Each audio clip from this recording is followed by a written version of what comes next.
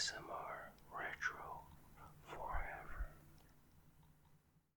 Hey guys, welcome back to ASMR Retro. Today I'm going to be eating some of these Goldfish crackers. I guess they're crackers.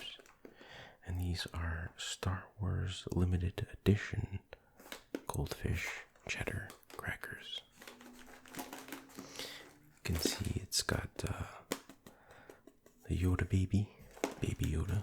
I know that's not the character's real name, but I forget what the real name is. From the Mandalorian TV show. And on this side, you can see it has the Mandalorian and a random stormtrooper, I guess. It says, an out of this world snack for all your snacking adventures. Well, I can tell you've been on quite a few snacking adventures in my lifetime. So yeah, pretty cool packaging, nice and crinkly.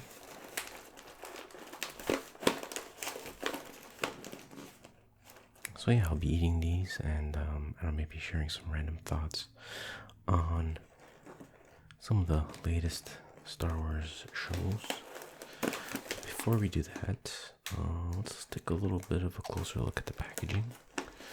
See, it expires on August 28th of 2022, so I better hurry up and eat these.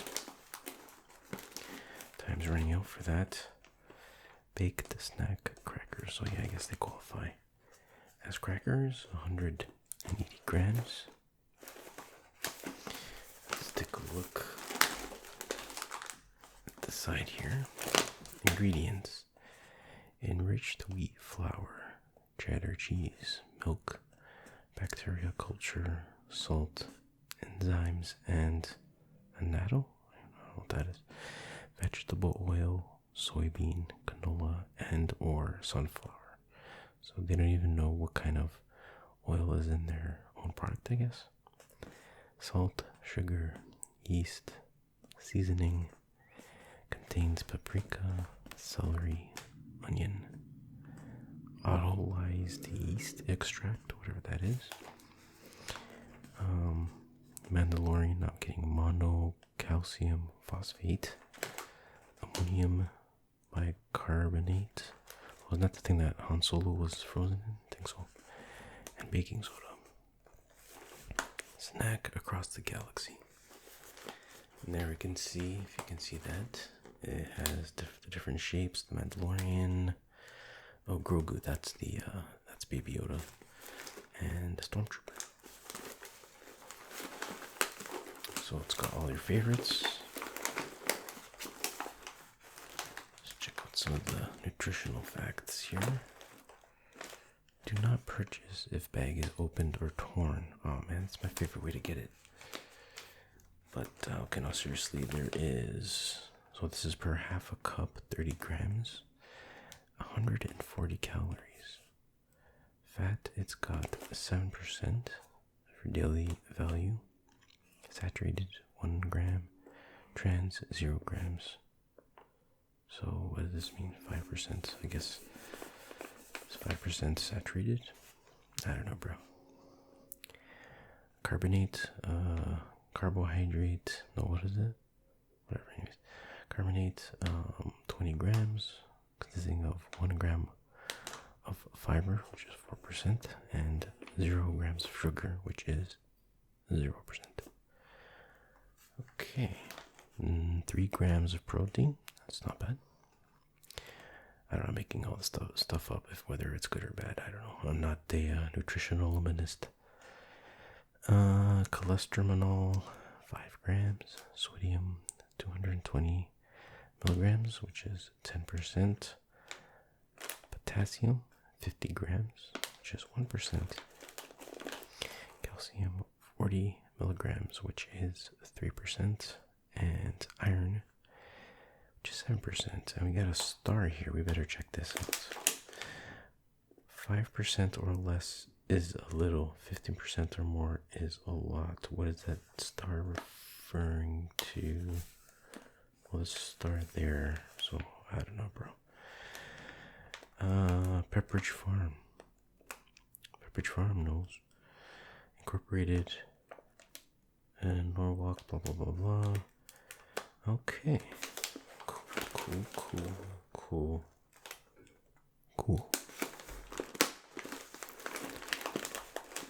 So this is a nice crinkly bag. I don't feel like the sounds of that. Hope you do, because I'm making a lot of them. Crinkle. That's why I decided to do a soft-spoken video, because, you know, if I whisper, then by contrast, the sounds of eating might be too loud in comparison. So let me know how you like it. Okay, now I'm gonna open up the bag and pour some into a bowl, and we'll dig in. Alright, here's our bowl. There's our open bag, so we'll just pour it in. Alright, that'll be enough for now. I got some water here. I was gonna drink pop, but it makes me like, gassy, burpy, and whatever. I don't wanna, not exactly pleasant for these kinds of videos, unless I may be like that kind of thing. I don't know. I'm not here to judge. So here we go.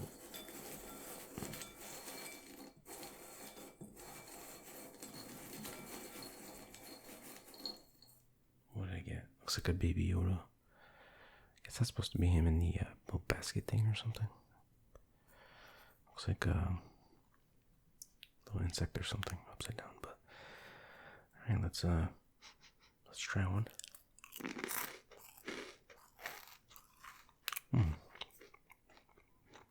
Alright. Oh, and they still got the classic Goldfish in here too.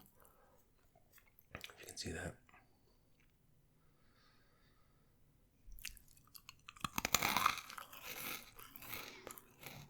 It's got a good crunch to it.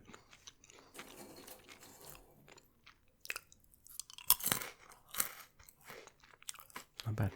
Nice snack. Here's a stormtrooper face. Yep, it smells different. I'm just kidding, they're all the same, taste-wise. Oh, I didn't see any Mando heads yet. Looking for a Mando head. Man, this is not good if you want to teach your kids not to play with their food. It's like, how could they not? Oh, here's... Wait, is that a Mando? Yeah, it's a Mando head. I don't know if you can really see that, but...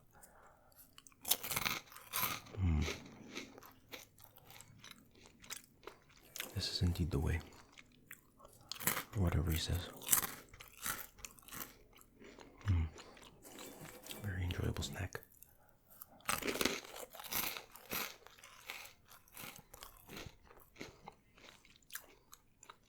Drink some water here.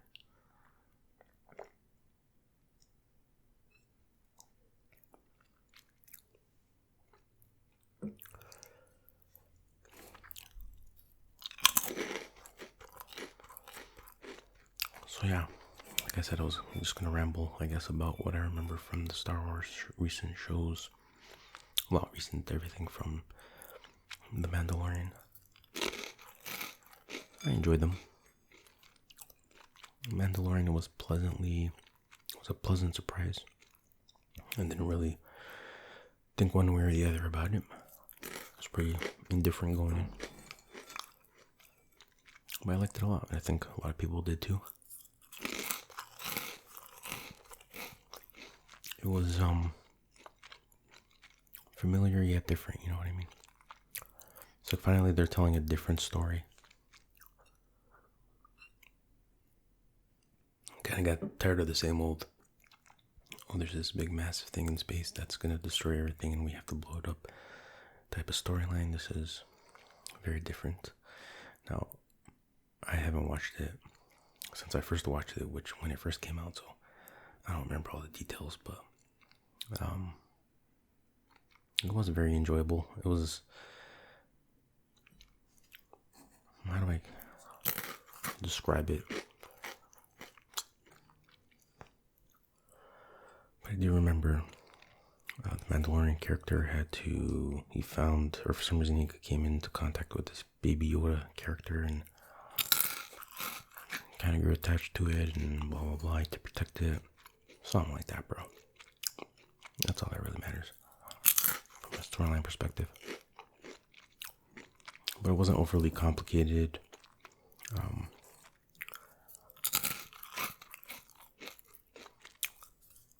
Cared about the character, the Mandalorian, learn more about their culture.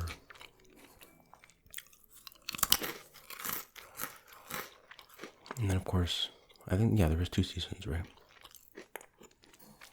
And then, at the end of the 2nd season, spoilers here. Yeah, this whole thing's gonna have spoilers, by the way, so I think everybody knows by now that Luke Skywalker makes an appearance at the end.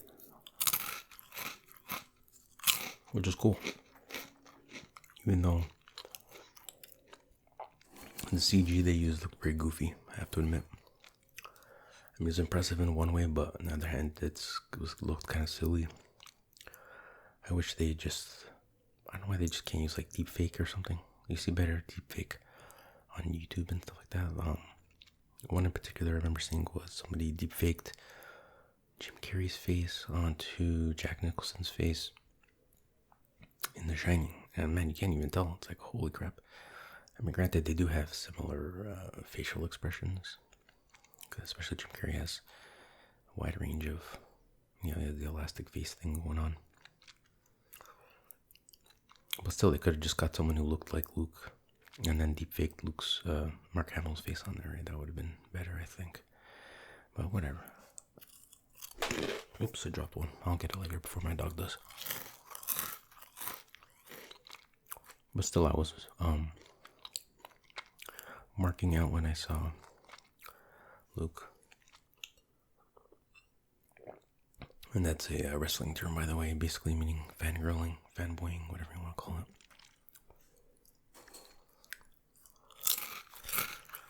I like the villains, and the main villain, I forget his name. It was good stuff.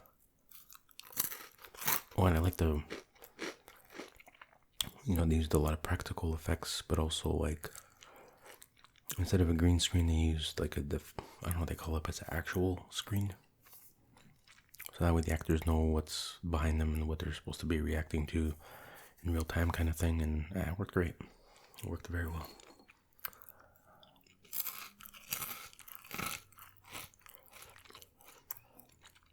And then there was, the Book of Boba Fett, which I watched it, I enjoyed it. I never really saw the big appeal of the character.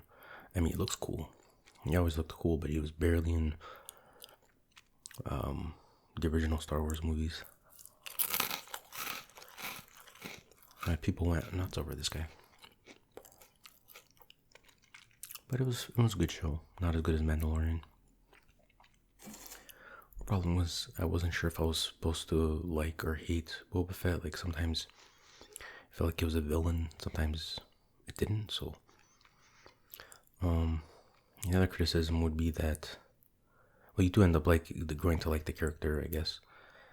But I feel like after a few episodes, and this is another spoiler, it basically becomes the Mandalorian show again. So it's like, this is kind of like Mandalorian 2.5 or whatever. Season 2.5. And then another spoiler, there was, Luke was in it again. And he did look a little bit better, the effect that they used, but still looked a little bit strange to me. A little bit jarring.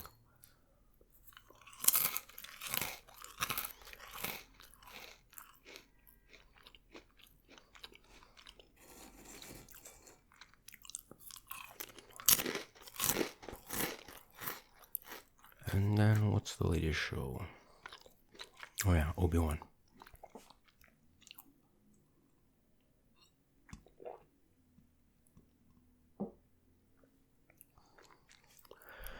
I enjoyed that as well.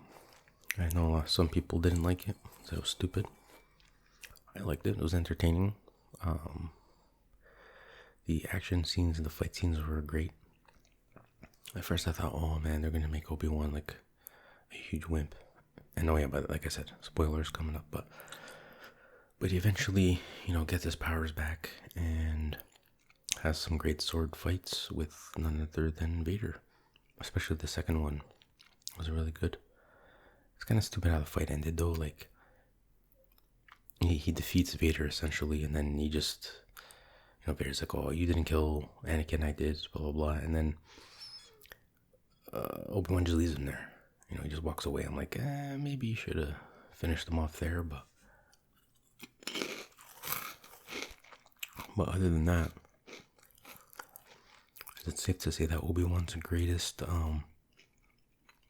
Jedi?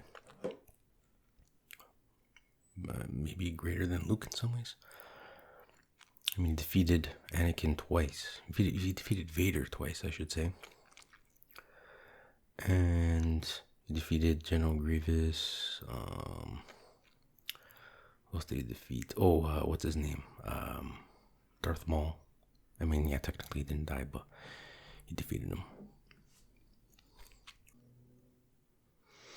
Yeah, so he's a pretty kick-ass Jedi. There's no denying that.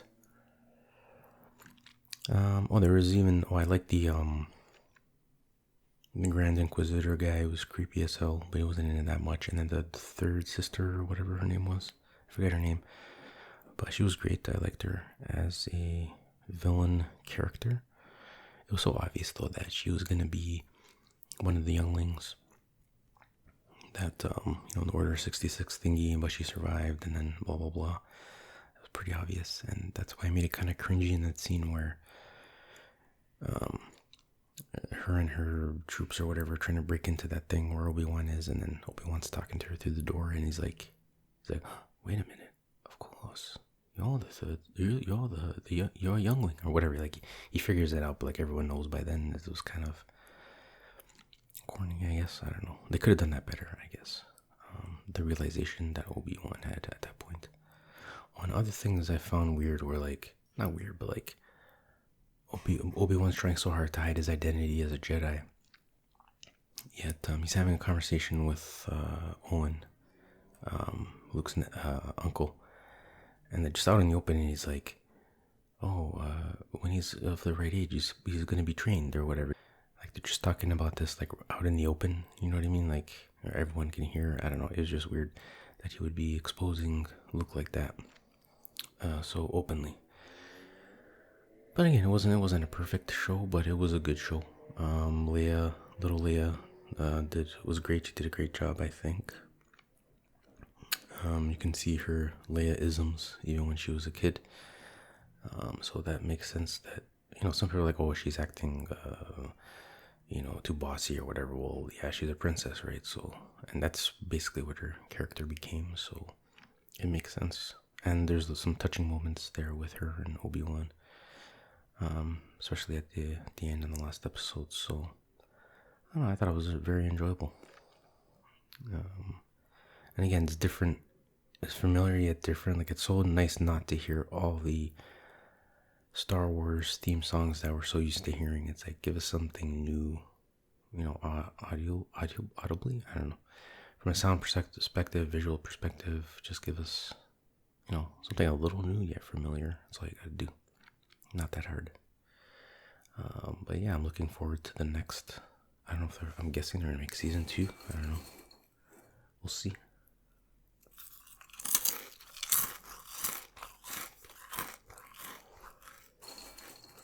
Grab a few more of these crackers. This is basically my dinner. No, it's okay. I'll probably eat something else. Just have a more well-rounded diet. Can't live off of Goldfish and cheddar cheese,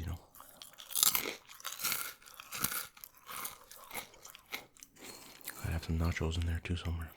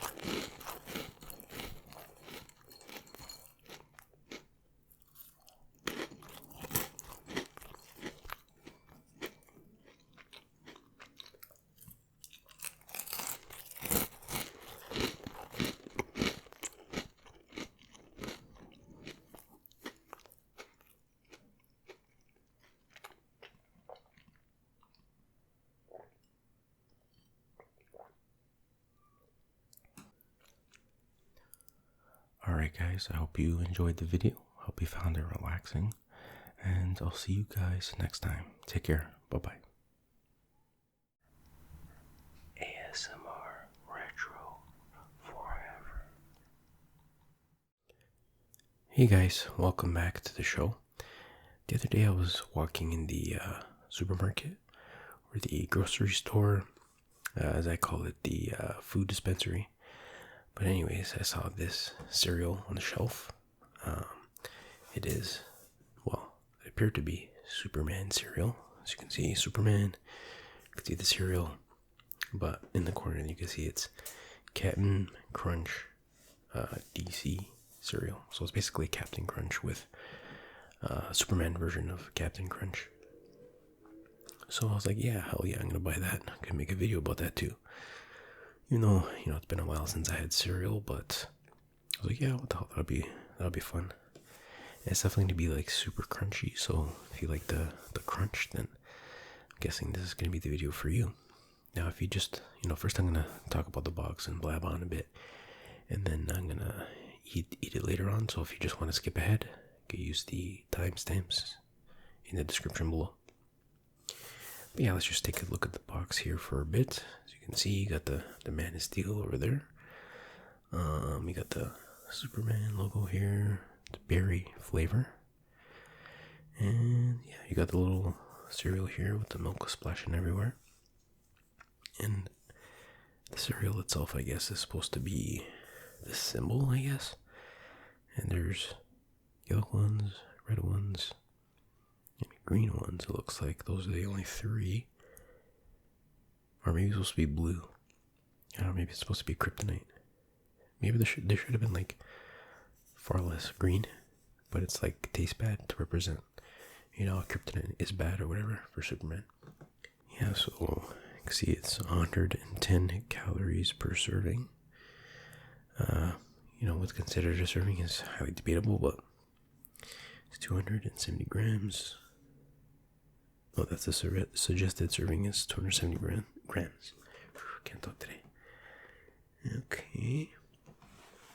And it says product enlarged to show the texture. Well, duh. So yeah, it's 1, 2, 3, 4, 5, 6, 7, 8, 9, 10, 11, 12, 13, 14, 15, 16, 18, 19, 20, 25, 26, 27, 28, 29, 30, 31, 32, 33, 34, 35, 36, 37, 38, 39, 40, about a million pieces of cereal there. Just had to count, And usually when I think about Captain Crunch, one of the first things that comes to mind is that Family Guy episode where, they have those cutaways or whatever you call them, and Captain Crunch is in, church, is in court, and he's like, my cereal does not cut the roof of your mouth or whatever. I thought that was pretty funny because, it totally cut the roof of your mouth. It's a pretty sharp cereal, so you definitely gotta be careful. But, pretty tasty from what I remember, but again, it's been many years since I've had Captain Crunch. Okay, so there's the front of the box. Pretty typical cereal box.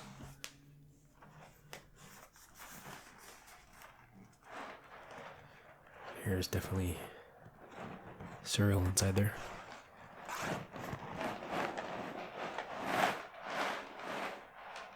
I don't know if you like that sound or not, but there it is. Okay.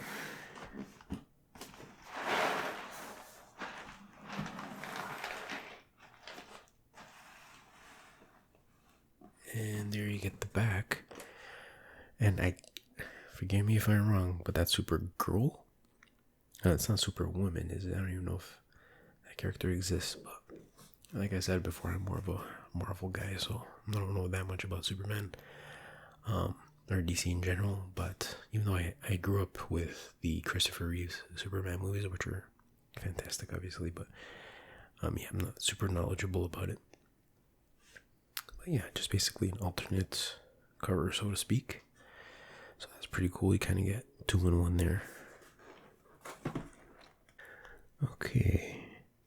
Tasty Rewards. Visit tastyrewards.ca for coupons, contents, and more. Contests, rather. Okay, nutrition facts. Per 1 cup, 29 grams. Calories 110. With milk 180. Fat is 1.5 grams, which is 2%, 5%. Saturated fat is 0.4 grams. Trans fat is 0 grams. Carbohydrates is 24 grams. 1 gram of fiber, 4%, 4%. Sugars, 9 grams, 9%, 15%. Very important. Protein, 2 grams. Cholesterol, 0 milligrams. Sodium, 140 milligrams, 6%, 9%. Potassium, 75 milligrams, 2%, 5%. Calcium, 10 milligrams, 1%, 12%. Iron, 4 milligrams, 22%, 22%. Thymine, whatever, 0.6 milligrams, 50%, 54%. Niacin, whatever, 1.5 milligrams, 9%, 9%. Vitamin, blah, blah, blah, blah, blah, blah. Okay, we get the point. We get the point. Okay, ingredients. This is what we can see here. The ingredients. Oat flour, sugar, corn flour, cornstarch, modified palm and or coconut oil, salt. What is that? Citric acid. It's good stuff. BHT, which is a preservative. Sodium benzoate, Allura red. Tarzine. Brilliant blue. FCF. I guess these are the coloring ingredients. I don't know. Natural flavor. Iron. Blah blah blah. Contains oats. May contain wheat.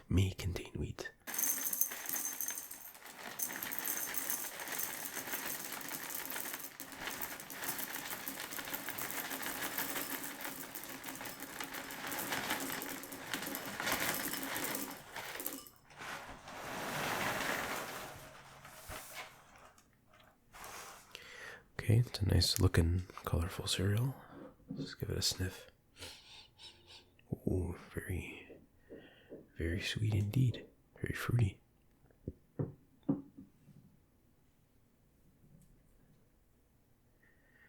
Grab some milk, 2%.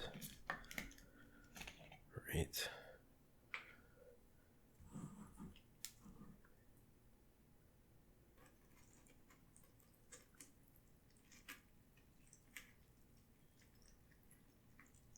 That should do it for now. Put that away.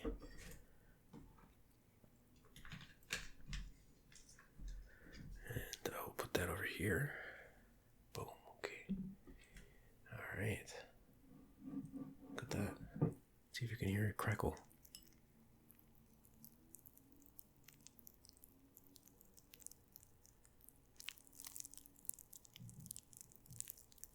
Yeah, a little bit. Okay, now, this might be unusual, but I'm going to use a wooden sauce spoon. There's a technical reason for that I won't get into, but maybe I need more milk. Should be okay.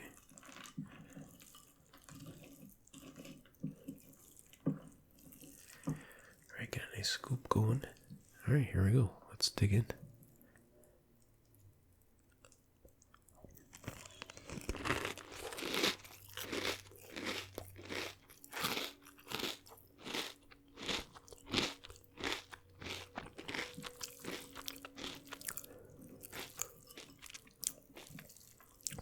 I think.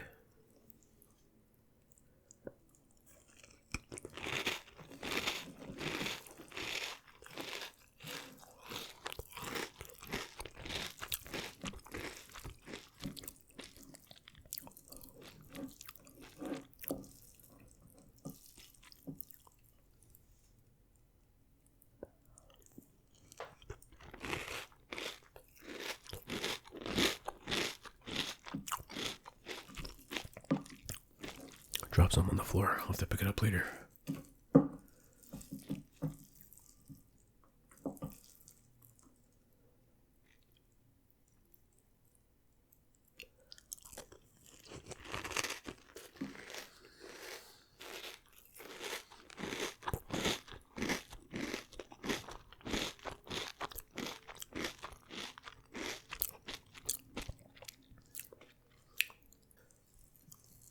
not as crunchy as I thought it would be. But the benefit of that is that it's not cutting out my mouth as much as it used to, so.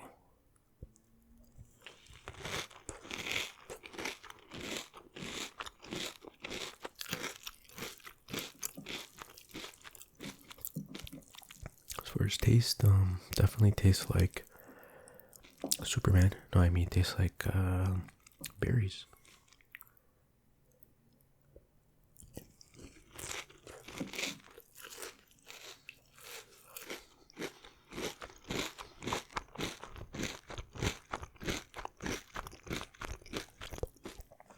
I'm spilling milk everywhere. Excuse my sloppiness.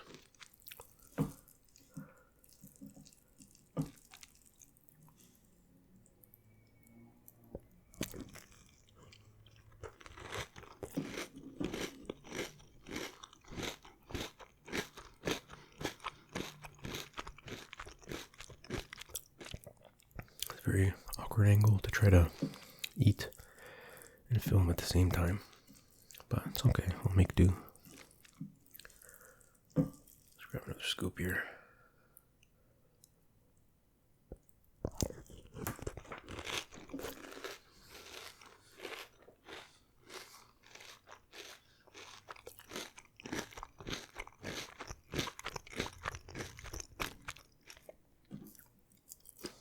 I make the biggest mess ever. Oh well. Alright, going for another bite.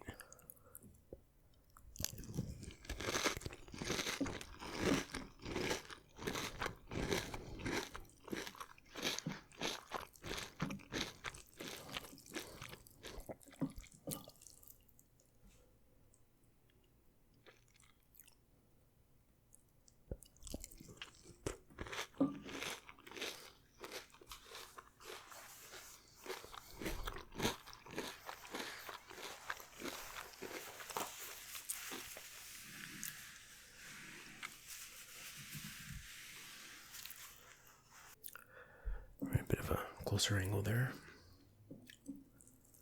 Yeah, maybe I should use the regular spoon. I think this spoon is what's making such a big mess. Oh well, lessons learned, you know.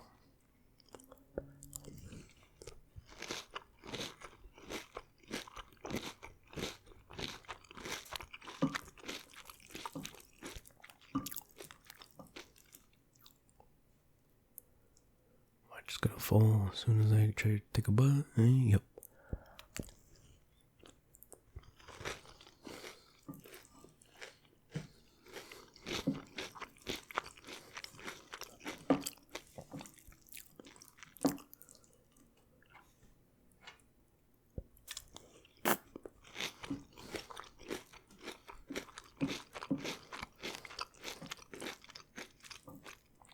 So now they're pretty soggy. All the crunch is gone. So much for Captain Crunch.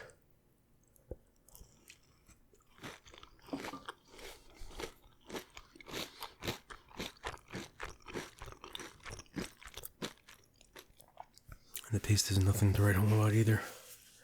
A little disappointed, but you know, it's just cereal. It's okay. Alright, grab some more.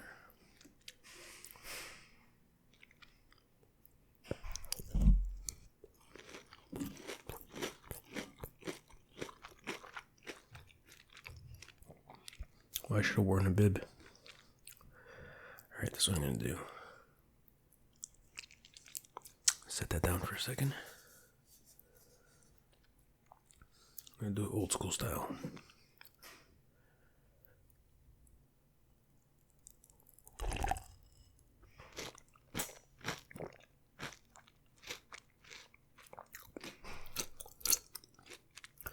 Just eating it straight from the bowl.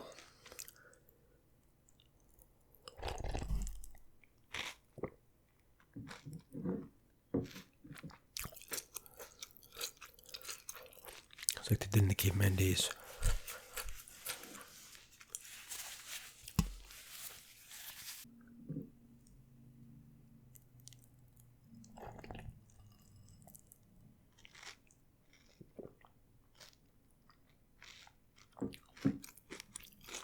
Oh, it's really sweet. The milk near the end. Well, not the greatest cereal, I'll be honest. A little bit disappointed in how easily or how quickly it gets soggy. The taste is just alright. Definitely a berry taste, but it's very soggy, so there's that. But it was fun to try a different type of cereal. I hope you enjoyed it. I hope you found it relaxing. And I'll see you guys next time. Take care. Bye-bye. Since 2014, the revolutionary force in retro entertainment. Hey guys, welcome back to ASMR Retro. Today, I'm going to be eating these Cheetos. It's a small bag, but it's a nice snack, so I thought you might want to enjoy it with me. So before I get to the eating, I'm going to just analyze the bag a little bit. If you want to skip straight to the eating, just use the timestamps or chapters or whatever you call them down below, if that's your thing. But yeah, anyways, let's take a look here. It's a nice crinkly bag. You may or may not like that sound.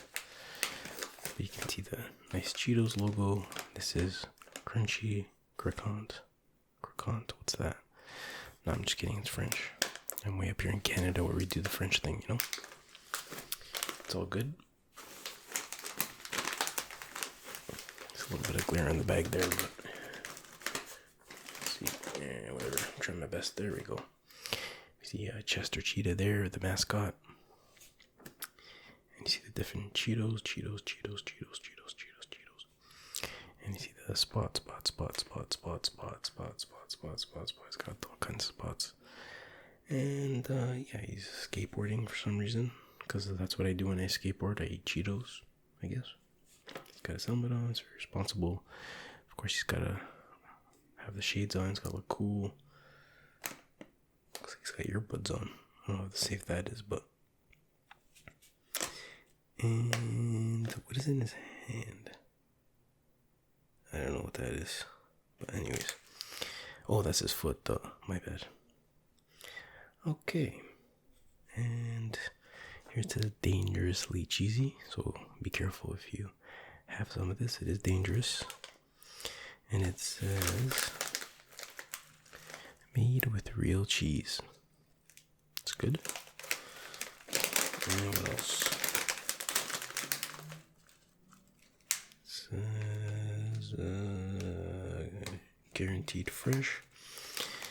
2023, April 11th, 219. Blah blah, it's 90 grams. Alright, get the idea. Let's look at the back.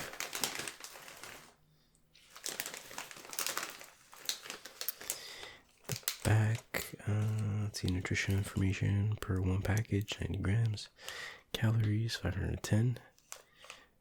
We got the fat / lipids, 32 grams. That's 50%. 50% of your daily intake is this one bag. So I gotta watch what I eat for the rest of the day, I guess. Cholesterol, 5 milligrams, which is 1%, not bad. Sodium, 790 milligrams, that is 33%. Carbs, 17%, that's 50 milligrams, or 50 grams rather. And that's 1 gram of fiber, 2 grams of sugar, and 5 grams of protein. So I'm gonna be ripped after this, basically, is what it's saying, I believe. And you got a whole bunch of vitamins and some ingredients down here. We won't go through all of that, but what's this say on this side? Cheetos. The great cheese taste in... what? The great cheese taste you love with added crunch. Cheetos Crunchy have been found to be dangerously cheesy. Alright? Okay, and deliciously crunchy. One crunch may lead to the following cheese-crazed behavior. 1. A joy for all things cheesy. 2. Never-ending thoughts of the cheesy crunch you love. So guys, you've been warned. Oh, and by the way, I also have some Coke Zero. Let's get this out of the way. I have my glass of too much ice cubes. I'll pop this open, might be loud. Ooh, I'll have to edit that. Okay, I'm gonna pour this. Gotta take your time, it's gonna overflow.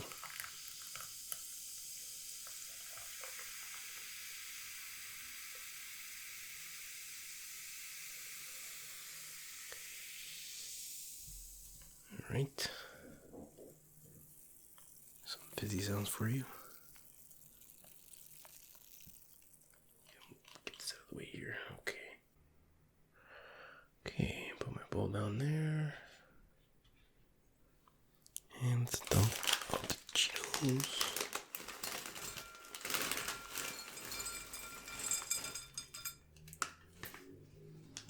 Sniff the bag. Don't pretend like you don't do that. Alright. Looks good, looks good. Let's dig in.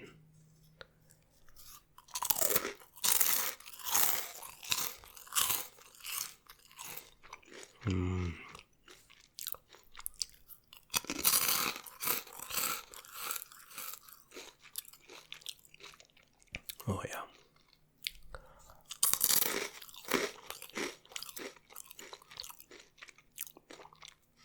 That is some good cheese, not gonna lie. And some good crunch too.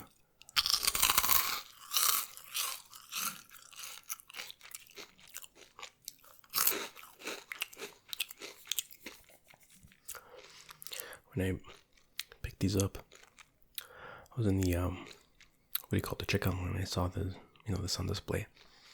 I'm like, do I really need Cheetos? Then of course I realized I absolutely do need Cheetos. But I thought these were the spicy ones, the flaming hot ones at first. But I'm kind of glad that they weren't, because I find those a little bit too spicy.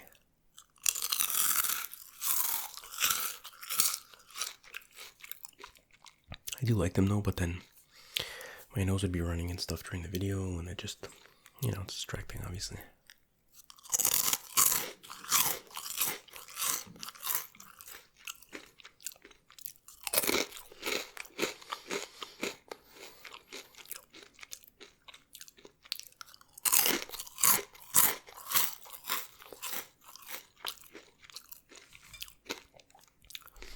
These are actually dangerously crunchy.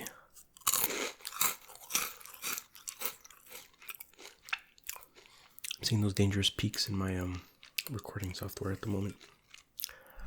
But, it's worth it.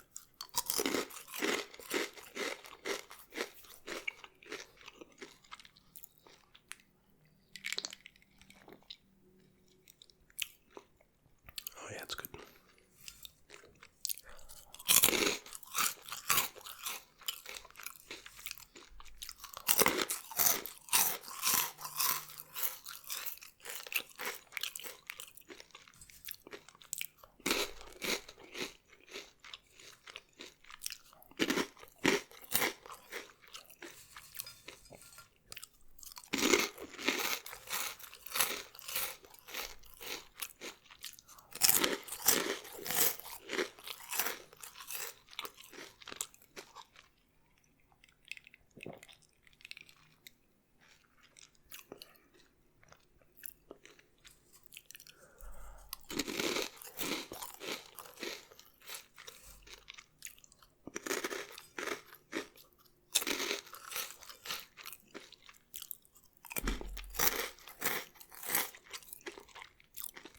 When I was a kid, I never really liked Cheetos that much.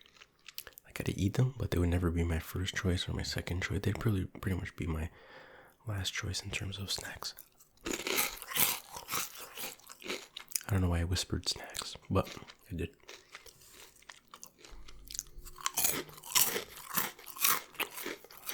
But I don't know, over the years I have more appreciation for them.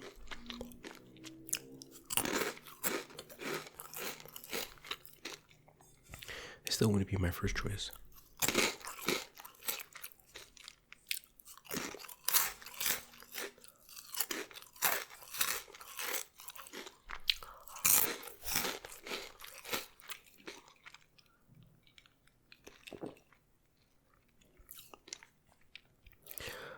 but I do pick them up from time to time. So I guess sometimes they're my first choice, you know.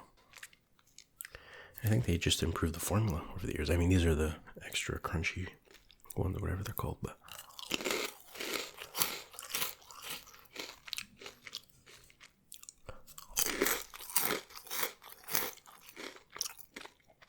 I also feel like if they're not fresh, I mean, that goes for anything. You know, if it's not fresh, it's not as good, but even more so with Cheetos.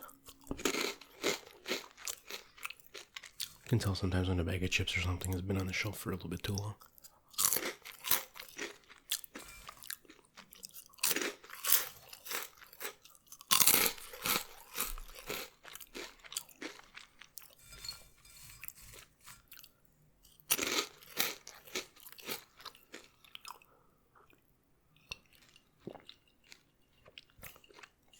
It's just like Chester Cheetah says in his catchphrase,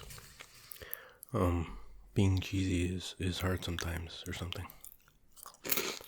Something like that. But it's always delicious. Just something about cheese.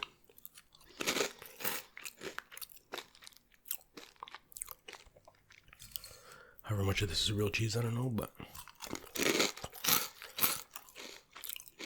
that's for the class action lawsuits to the side.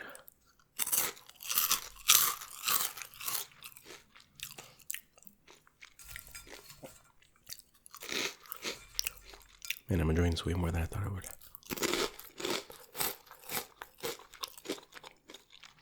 And for such a small bag, that's quite a bit of Cheetos.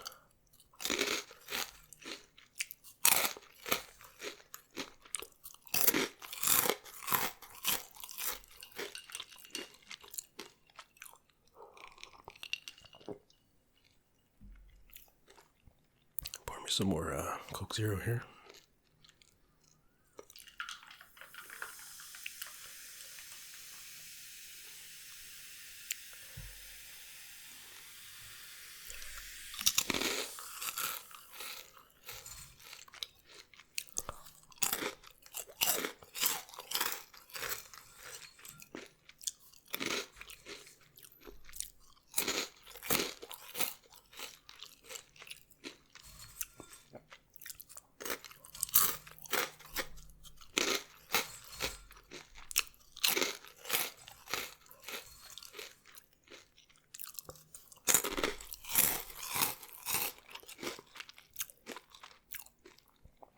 I remember the Chester Cheetah games they had for a while. It was like a super popular mascot.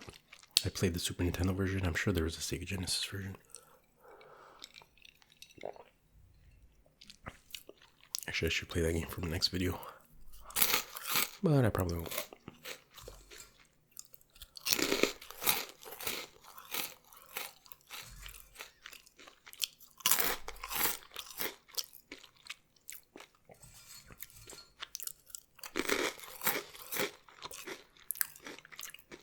Or maybe I'll do a food-based game video, or like I'll play the Chester Cheetah game and beating Cheetos, and then I'll play Cool Spot and have 7-Up, and what was the other one? There's McKids, Mickey McDonald's. What else? I could play Pepsi Man and drink Pepsi.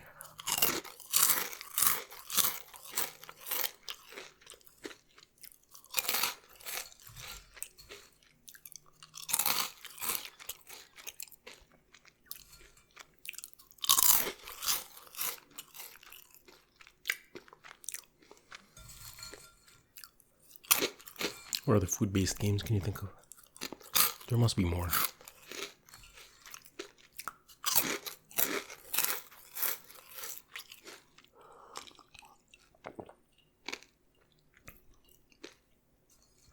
I mean, I guess it's Burger Time, but that's not a specific, like, franchise or anything.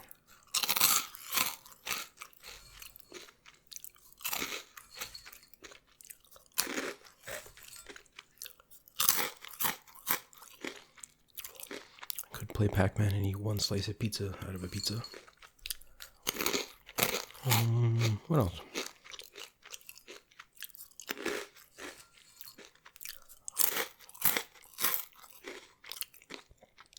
Wasn't there Another 7-Up based game with not Cool Spot, but the 7-Up guy. Wasn't it Fido Dido or something like that? I seem to kind of remember that.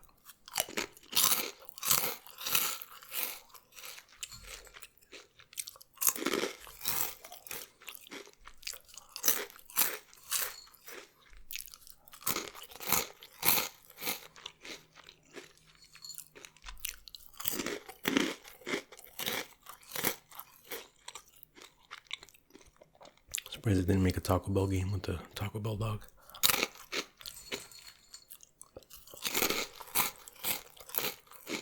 Did that dog even have a name?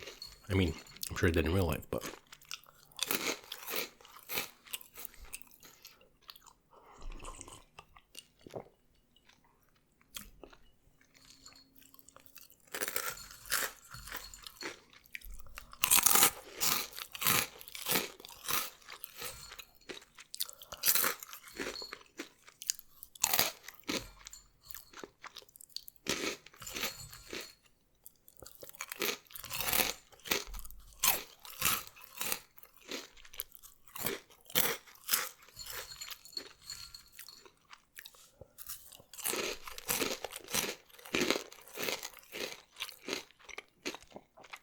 Reminds me of that show Married with Children. One episode they went to Al and his friends shopped at the Just store. They bought just Cheeto dust, just a bag of the the dust, and that's at the end of Cheetos bags, but it was just the dust.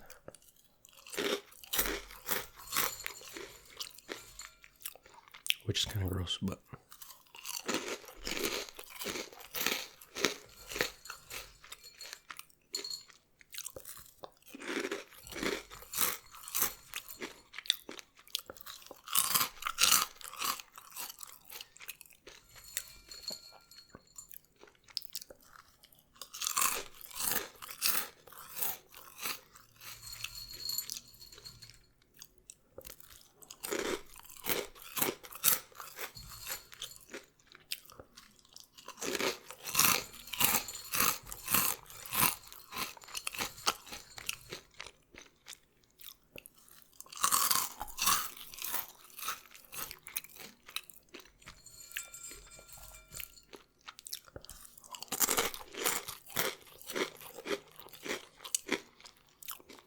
Anyways, I'd like to hear if you guys like Cheetos or any kind of chips or Doritos or whatever kind of crunchy, snacky foods you guys like.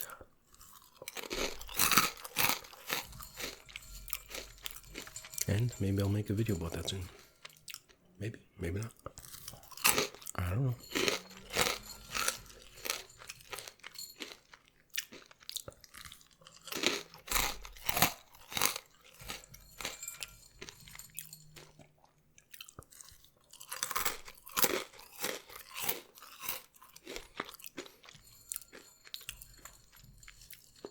It's hard to get the just Cheeto dust that's left at the bottom there, but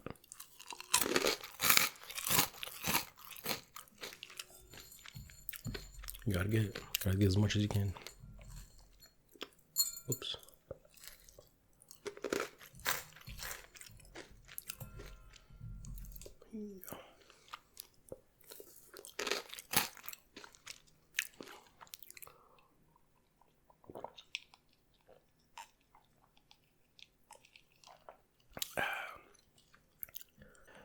Alright guys, that about does it. I hope you enjoyed the video. Hope you found it relaxing, and I'll see you guys next time. Take care. Bye-bye.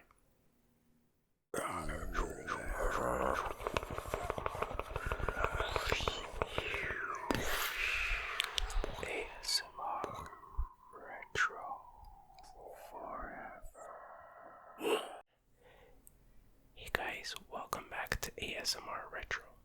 Today I'm doing a video for Nicholas, who requested that I eat cereal like I have a couple times in the past. So I got Count Chocula cereal with Monster marshmallows. I think that's appropriate for the season. So thank you, Nicholas, for the request. And if you want to make any kind of request like this, any kind of ASMR request, just check out my Patreon. The link is in the description. of this video. Alright, so in the past I would start off looking at the box and analyzing the box and then eating the cereal, but I think this time I'm gonna eat the cereal first and then check out the box. But there'll be timestamps, so you can skip ahead if you want. So let's crack this open.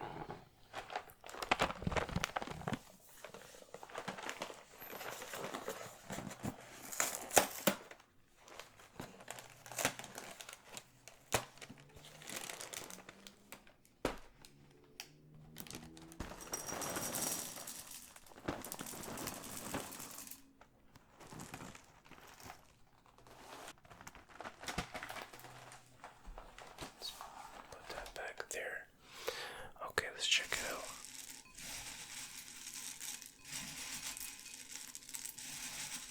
Makes a good sound, I think. I know you're not supposed to play with your food, but okay, so let's look looks like a little Pac-Man ghost. Let's try that. Very crunchy. And I guess that's supposed to be a bat. No, it's a ghost. It's a ghost, I see. I see it now.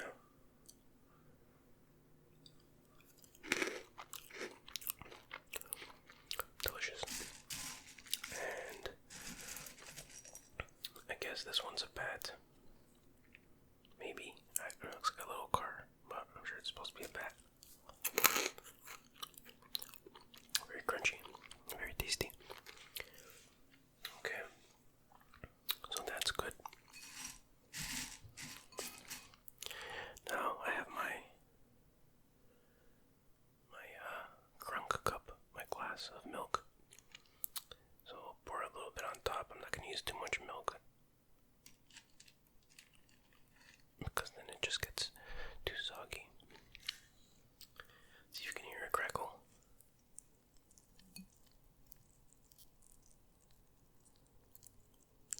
It's a decent crackle, but it's not Rice Krispies. Okay, I'll put that back there. Dig in. Okay. Grab a little bit there.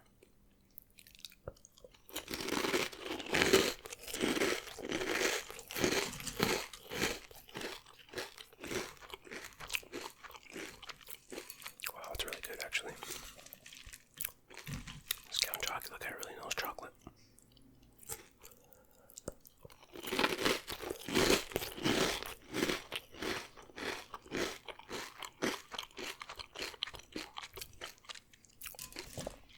Okay. Second bite was just as good as the first. Let's get in there before it gets too soggy.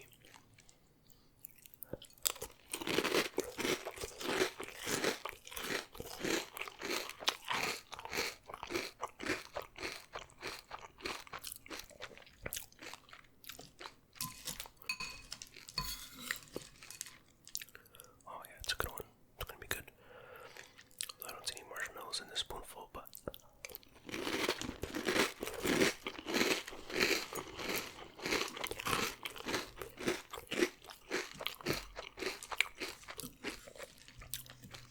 really good. Very chocolatey. It delivers what it promises. Okay.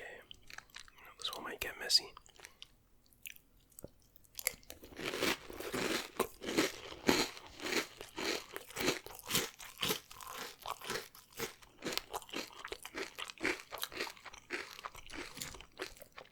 Oh yeah, it's good stuff.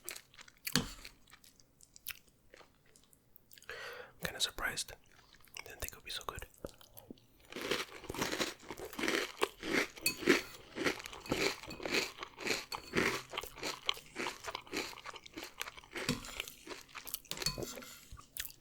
Might go for a second bowl after this one.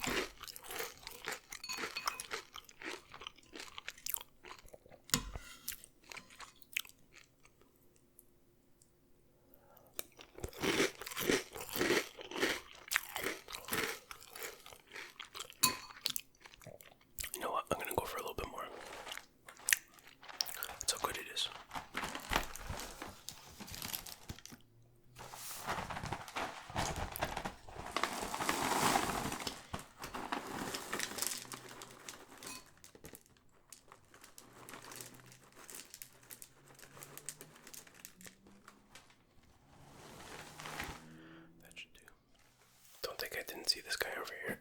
This ghost that's trying to escape his fate.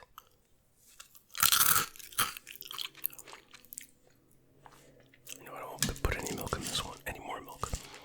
It's gonna be super crunchy, dude.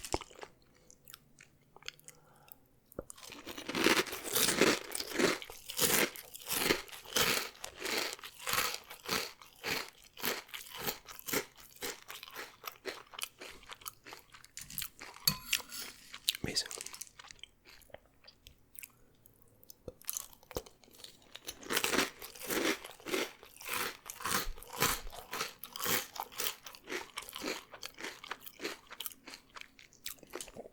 Guys, I ain't joking, this is some good stuff. You should go check your local grocery repositories, I don't know.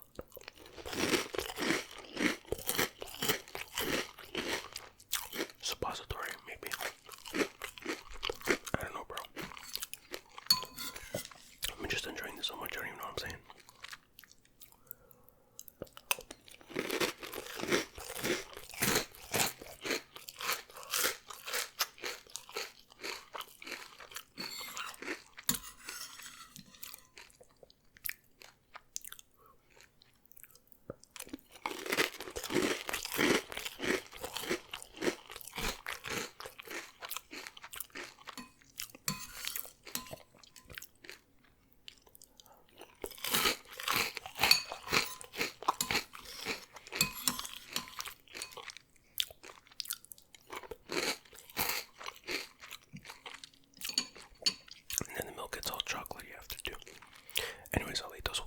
Once later, it's hard to get them without making too much noise with the spoon. I'll drink some of this milk to wash it down a little bit.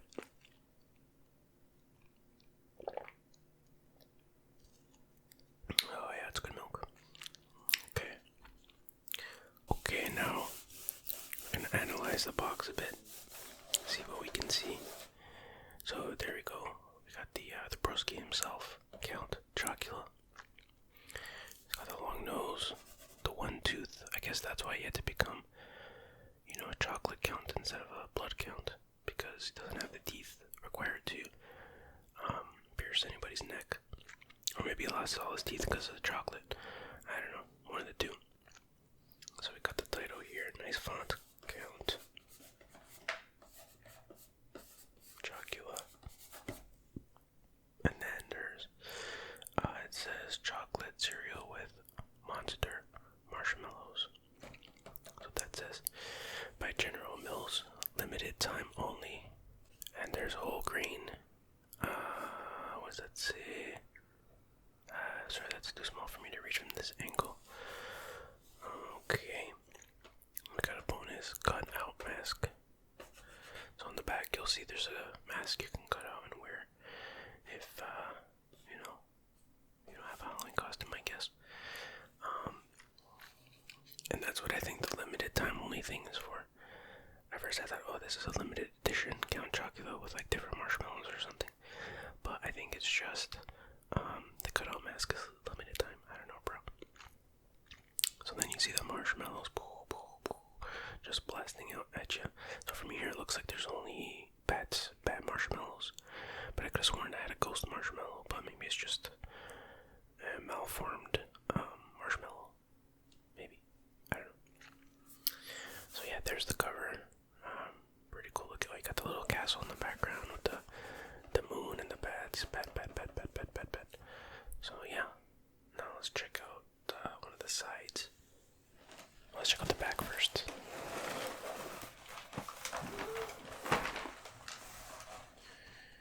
How about that for a terrifying Halloween costume, huh? So you got Count Chocula. Oh, he's got two teeth, I guess.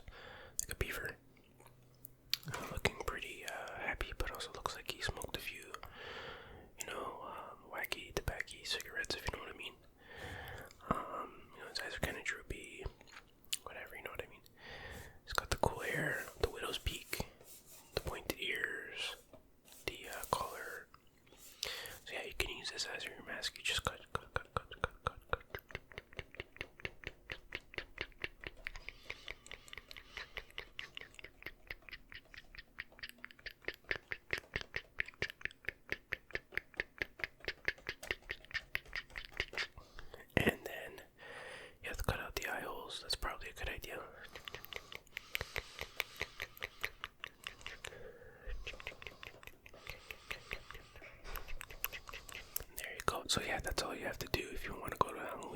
as a doped up chocolate fiend. There you go. Count the Chocula cutout mask. You gotta read all that. It's very important that you read all that. Somebody's gotta read it. I'm not gonna read it, but you know. Okay.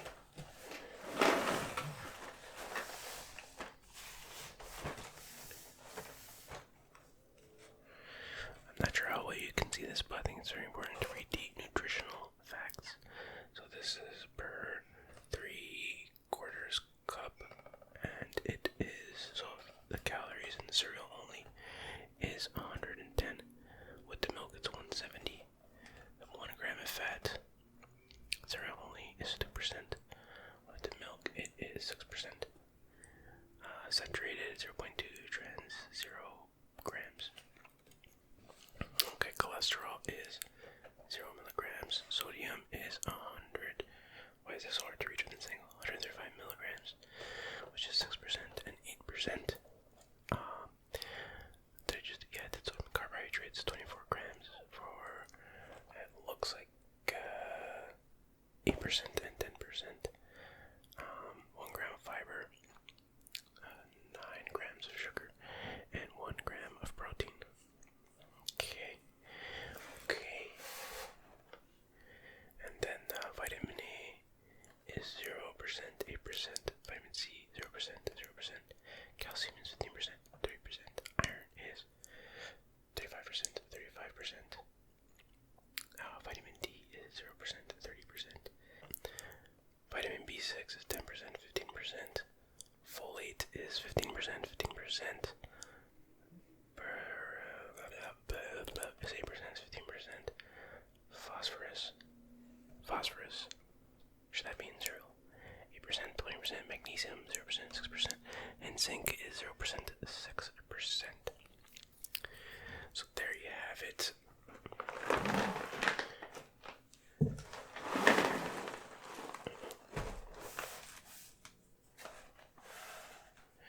And yeah, there's a bunch of ingredients on there. I'm not gonna go through that because it's written so tiny. I think I need glasses. But anyway, there you go. There is my cereal eating video of Count Chocula, and actually it's pretty good. I'm surprised. A lot of the other cereals I've been trying recently, I'm just like, but I don't know, maybe I'm just in a chocolate craving mood or something like that, but this was actually pretty good, so good job, Count. You just earned yourself another fan. Anyways, thanks again to Nicholas for the request. I hope you guys enjoyed the video. I hope you found it relaxing, and I'll see you guys next time. Take care. Bye-bye. Since 2014, the revolutionary force in retro entertainment. Welcome to ASMR Retro's Super Bowl Spectacular. Today we're going to watch, no, not the Super Bowl, but even better, the Tecmo Super Bowl. We're going to see the Kansas City Chiefs take on the Philadelphia Eagles, and I'm going to eat some of this delicious food you see in front of you. So let's just get started. Alright, here we go. You see the cool looking title screen there. It's pretty cool. Now I should say that I'm not actually playing this game. This is pre-recorded footage, and it's actually the computer playing against itself. So I could just sit back and relax and watch the game. And you see here I'm going to pick preseason, and that's because if I pick Pro Bowl, it doesn't let me pick the teams. So I wanted to pick, of course, Kansas and Philly to, mirror what's actually happening in reality. So there we go. See the team selection. Now I'm going to hold off eating until I see the kickoff. Just pretend that says Super Bowl. Here we go, and I can't wait to take that first bite. There's the coin toss, and alright. There we see the scoreboard, the awesome cutscenes, and here comes the kickoff, and boom, finally I can kick off with some food here. Alright, let's dig in.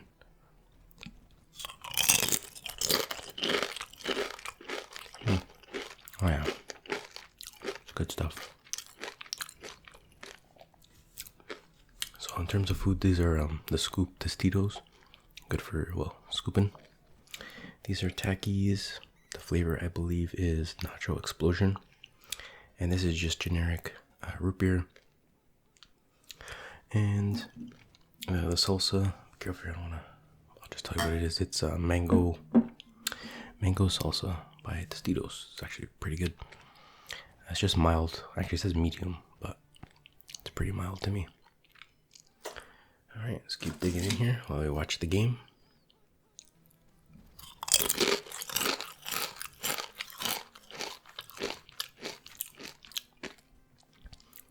I should say I don't know anything about football. Just to warn you, so yeah, I'm not gonna say anything intelligent or anything that makes any kind of remote sense as far as football goes.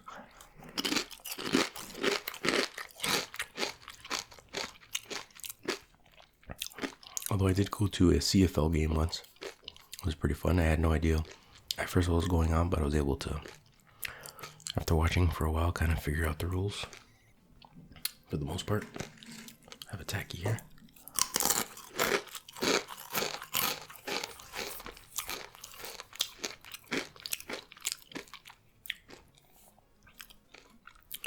Let's keep an eye out for the end of the first quarter. I heard there's going to be one of those super expensive Super Bowl commercials, Tecmo Super Bowl commercials. They went all out this year, so I'm looking forward to seeing that.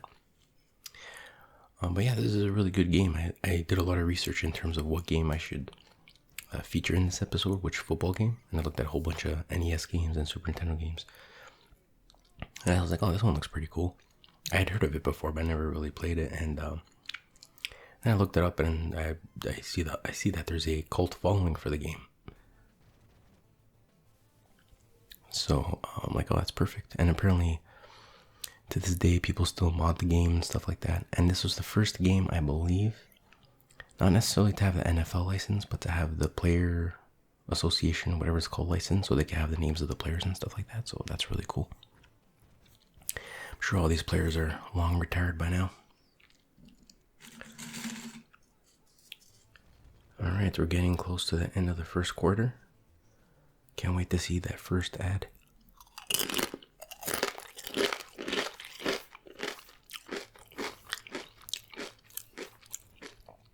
I hear they spent $10.5 billion on it. Let's check it out. Wait, yeah, it's almost over. Here we go.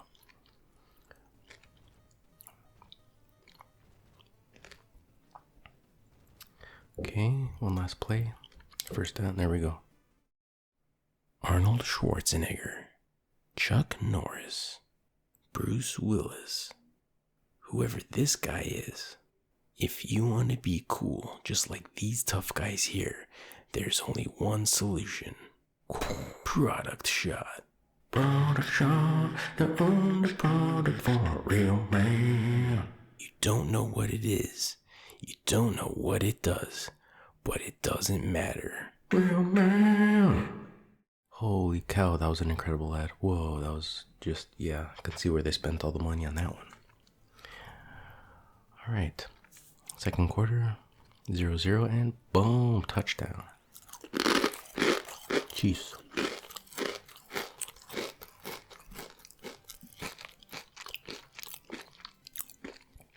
Of course, the Chiefs are the pink team. I'm sure that's their color in real life.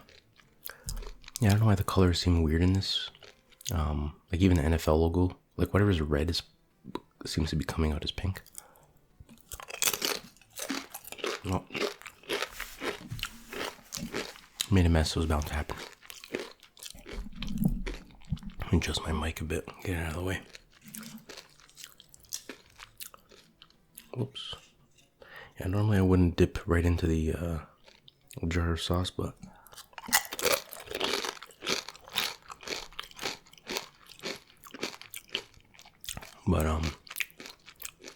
can't find my dip thing, my dip bowl. All right, let me grab some root beer. Whoops.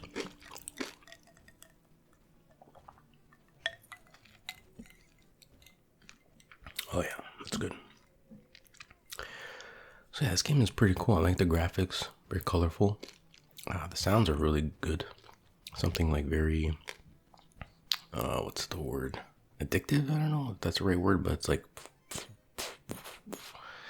really cool, hard-hitting, crunchy NES goodness. There's a lot of flickering, but you know, it's just how things were back then. And the guy just went flying into the stands. I noticed that happens sometimes here and there. Dip at Takis.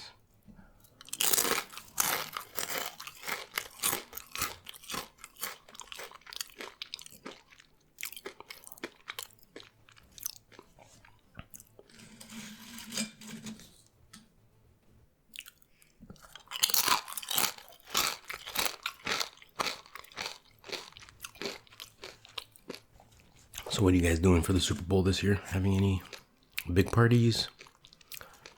What kind of food are you gonna get?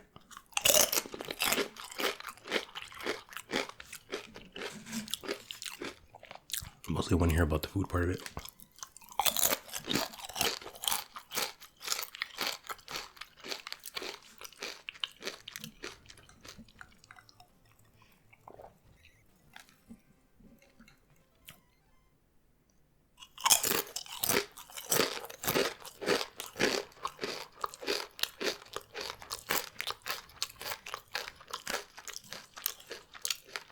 One time I went to a college football game. My cousin was playing in it.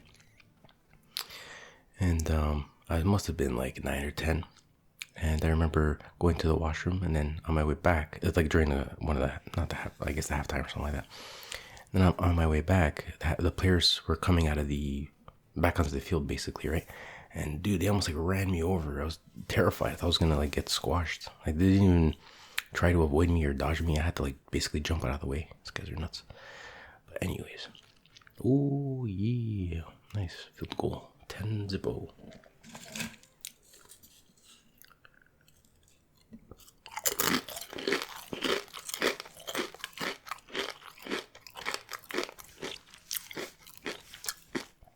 Wait, alright, here we go. Let's see what they're doing for the halftime show. It's gonna be pretty spectacular. Alright, some cheerleading, some high kicks, and somebody jumps in the air, and that was a little bit inappropriate, but you know. And we got an armpit shot. Alright, that was one of the best halftime shows I've ever seen. And one thing I noticed is that, I just noticed, so this shows you how little I know about football. So a field goal's worth 3, but I guess if it's right after a touchdown, it's only worth 1, I'm guessing. I'm just figuring this out on the spot here. Yeah, never really watched football much, if at all. Like I never watched it on TV ever. Other than those 2 games I went to, those are my only 2 experiences. But you know, I'm learning. And this game almost makes you want to get into it. Okay.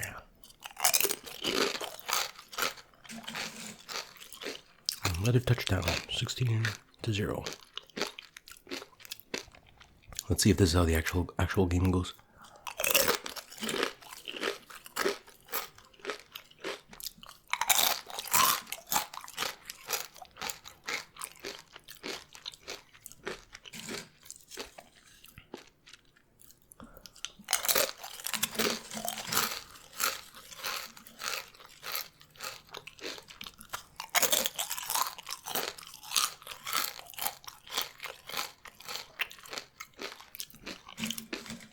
And seeing all those plays on the screen, like, really confused me.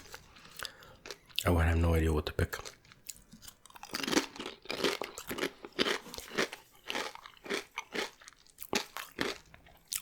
And I have no idea what to do once you pick them. So I'm like, I'll just let the computer play by itself.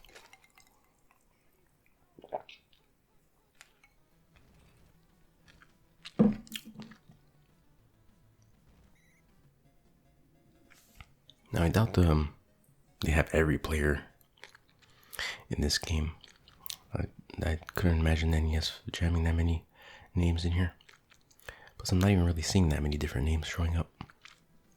But I don't know, could be wrong.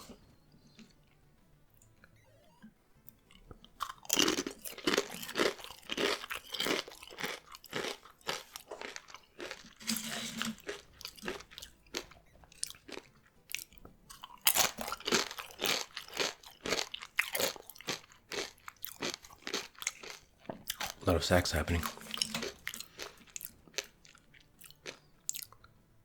Oh, it's no good.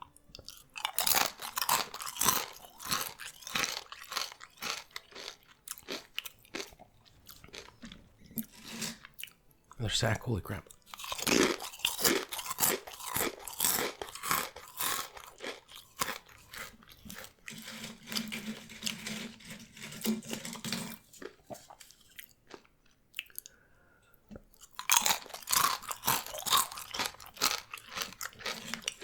Holy crap, non-stop sacks. Was this game sack or something?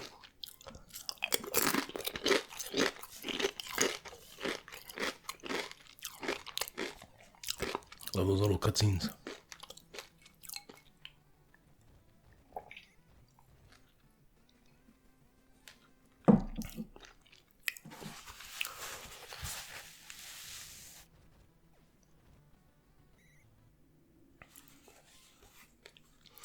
Okay, we're counting down the clock to the end of the third quarter. We're going to see another one of those super highly expensive Super Bowl ads. This one costs $33 trillion. I hear. It's just a rumor, more or less, give or take. So let's check it out. Do you suffer from chronic not being able to sleepism? If so, then you need to watch this video. It will change your life. I will teach you this one simple trick that the billion-dollar relaxation industry doesn't want you to know. It was invented by ancient doctors. Anyway, it works like crazy. And the best part is, it's absolutely free. All you have to do is watch ASMR Retro every day, and you too will learn the ancient secrets of relaxation. Did I mention it's free? Please have your credit card ready. Wow, unbelievable. That was incredible. Everybody's going to be talking about that one tomorrow at the water cooler.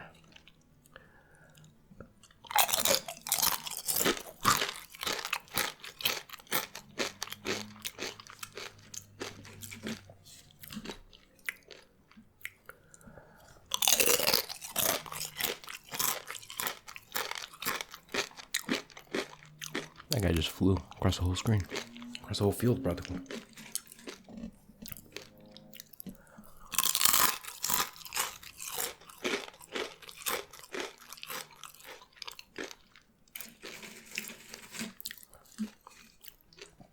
Okay guys, last chance to place your bets. Who's going to win this game?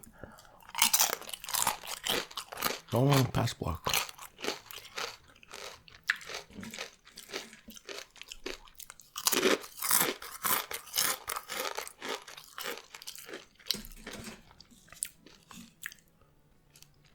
And it's no good once again.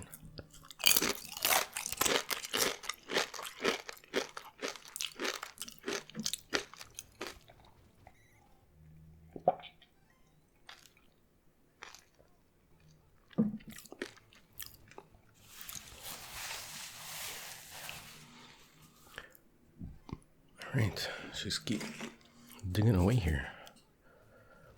Man, this salsa's going fast, but it's good.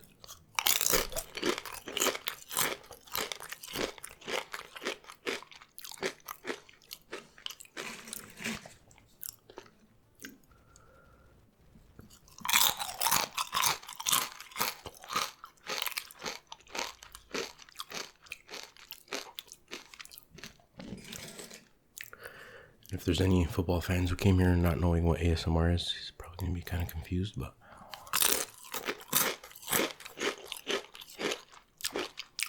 I'm sure they didn't make it this far into the video, so.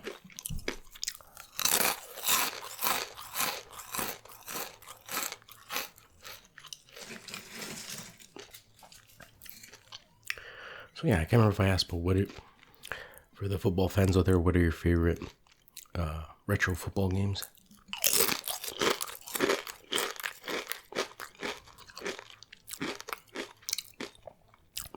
I like the old games like this because each one has a completely different personality and look and everything. Now you just get like NFL 2020, NFL 2021, NFL 2022. Even from different, different football games from different developers all kind of look the same because it looks so realistic. It's just like you feel like you're looking at the same game. You know what I mean? I don't know. Oh, nice touchdown. 23-0. Is that what the score was? Holy crap. Well, I doubt that's going to be the actual score. I'll make that 24. 24-0. Holy shnikes. Can Philly make a comeback?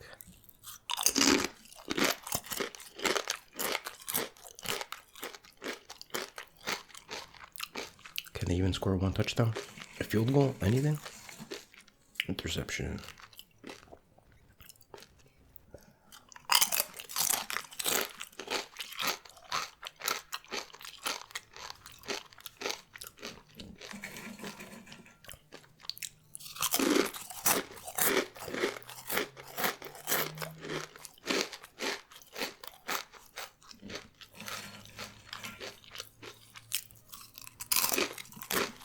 And the game's almost done. A few more plays, maybe one more, maybe two more. One more. And that's it. Oh, wait, do we get one more? No, not one more touchdown. And there you have it. There's the game. The Kansas City Chiefs will win the Super Bowl 24-0 against the Philadelphia Eagles, according to Boom Super Bowl. All right, and as we finish the last few of these chips here, closing thoughts, it's a really good game.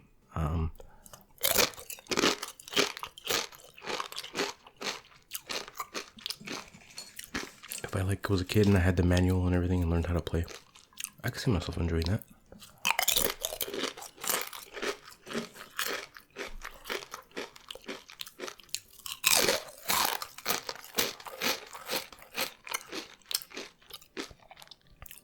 But I'd rather watch somebody play. Why? Because I can eat food while I'm watching.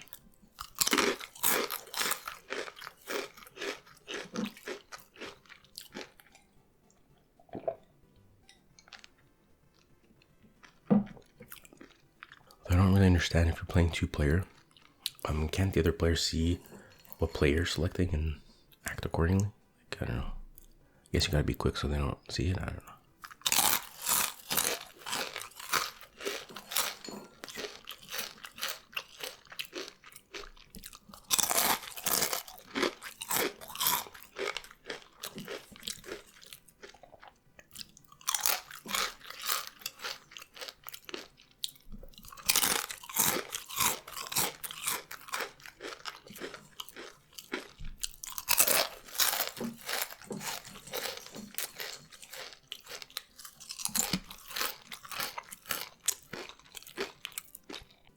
Alright guys, well that's the video. I hope you enjoyed it.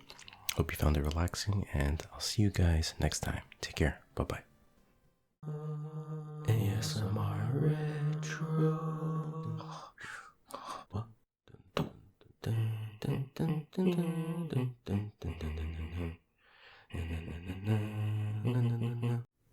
Hey guys, welcome back to ASMR Retro. Today I'm going to be talking about and eating this Butterfinger Chocolate Bar.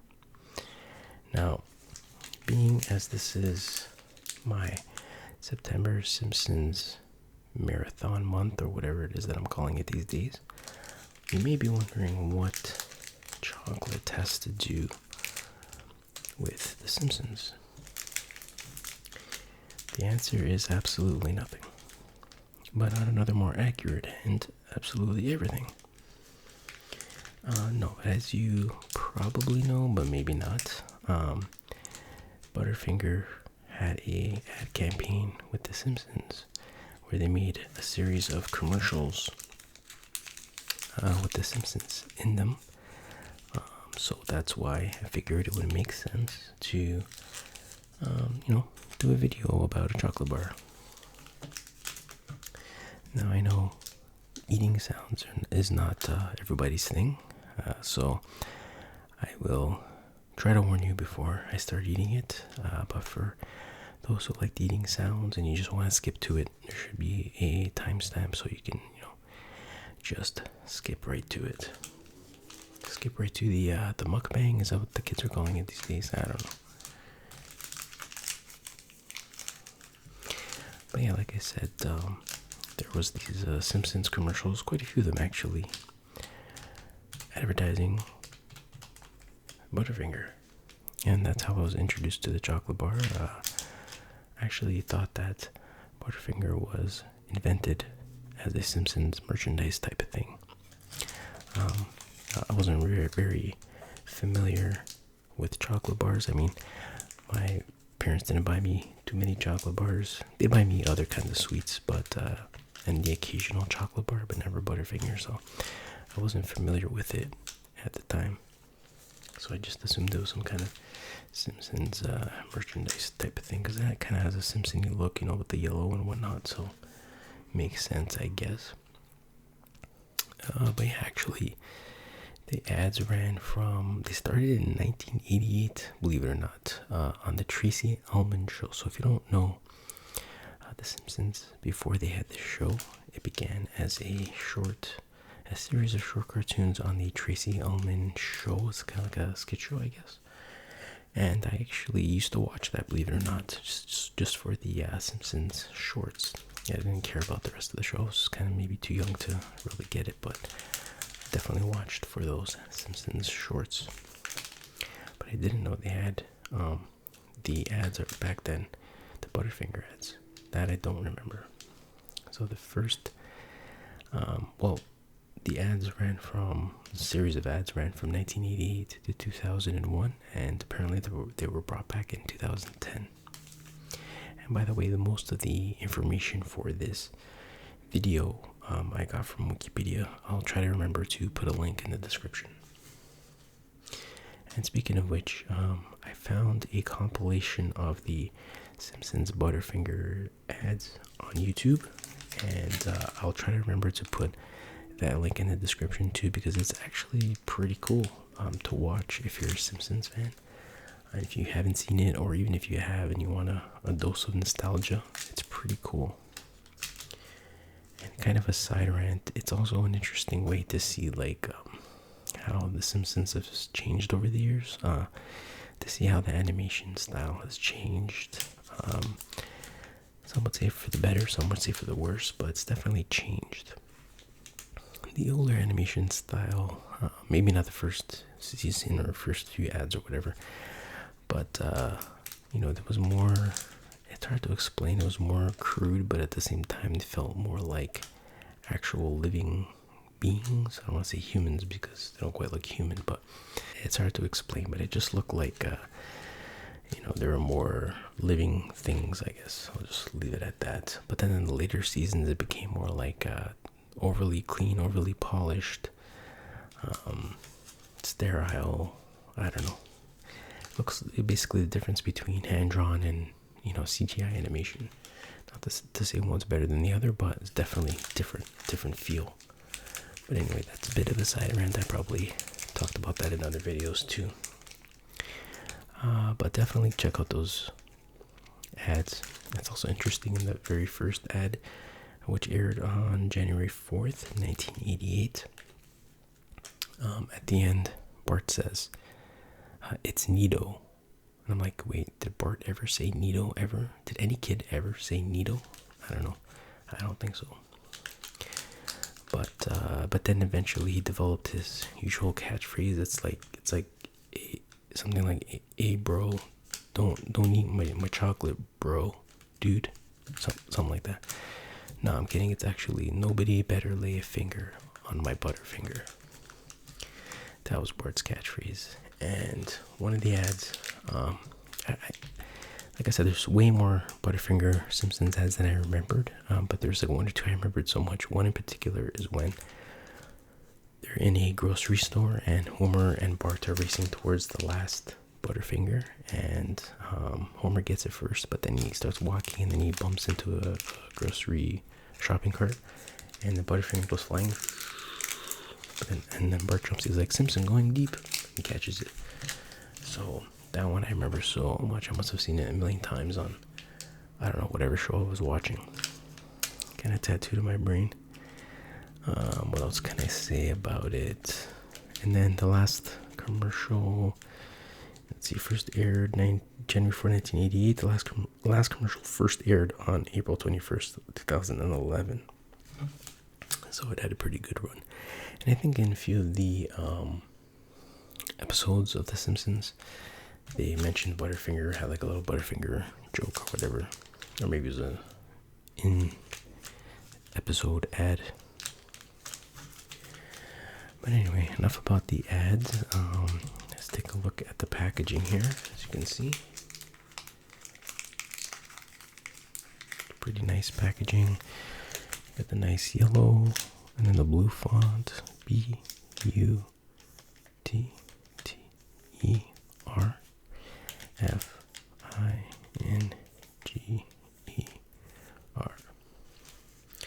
So I did some research, and apparently, originally, it was called, when it was originally released, and we'll get into the year and stuff like that a little bit later, but originally it was called Butterface, but the wife of the inventor thought that he was talking about her, like it was an insult towards her.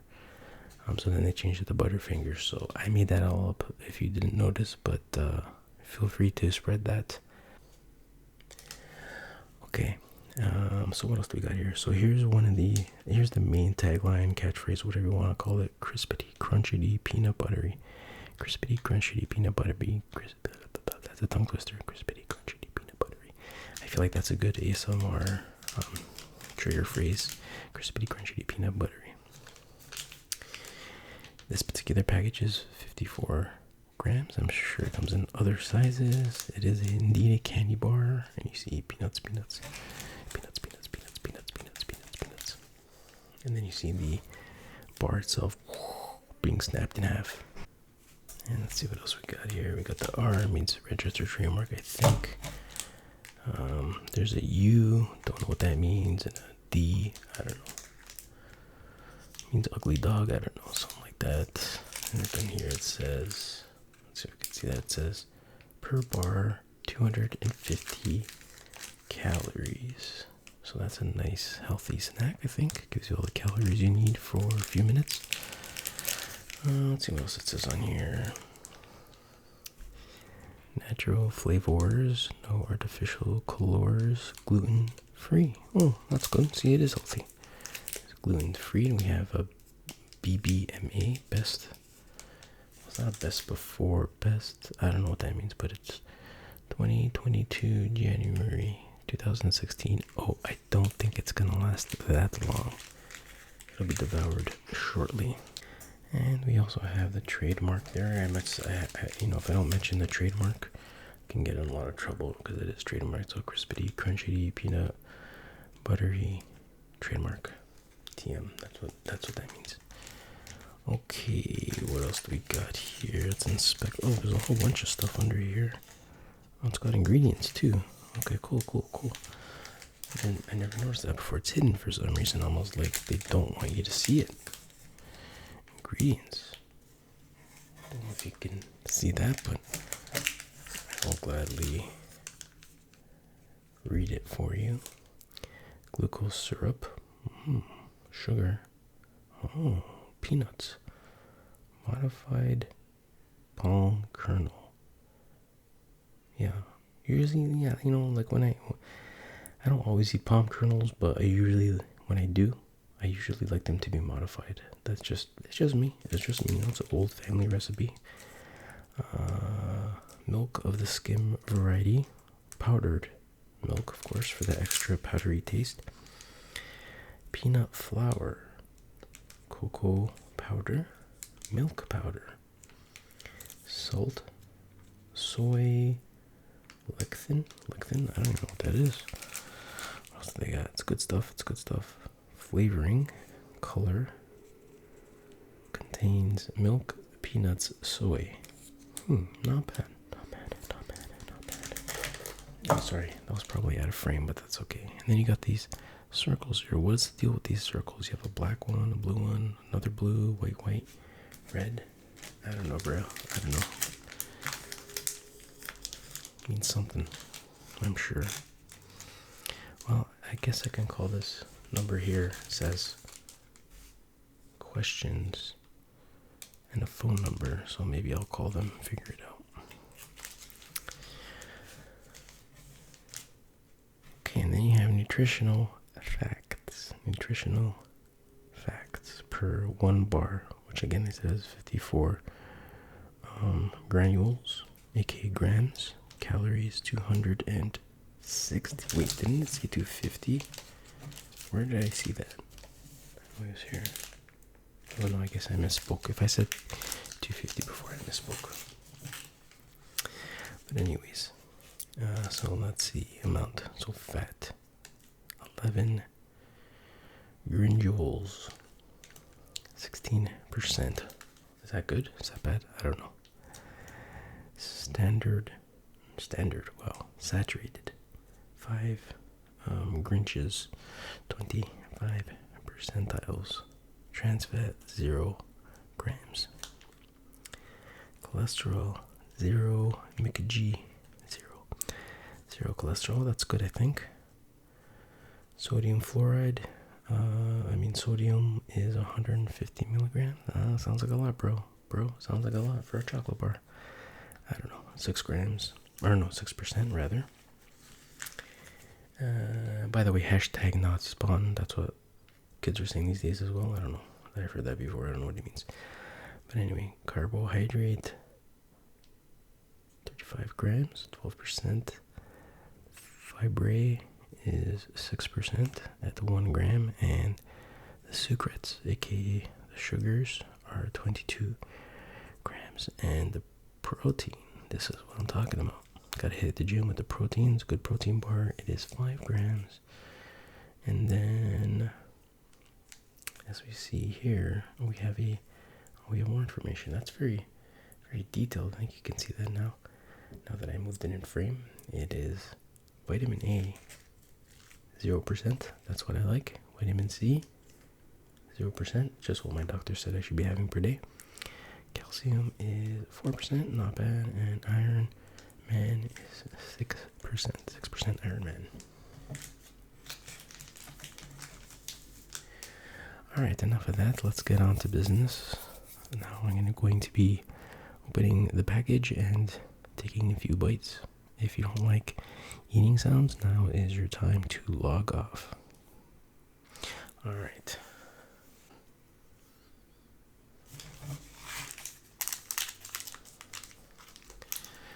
Alright, packaging opens relatively easily. There you go.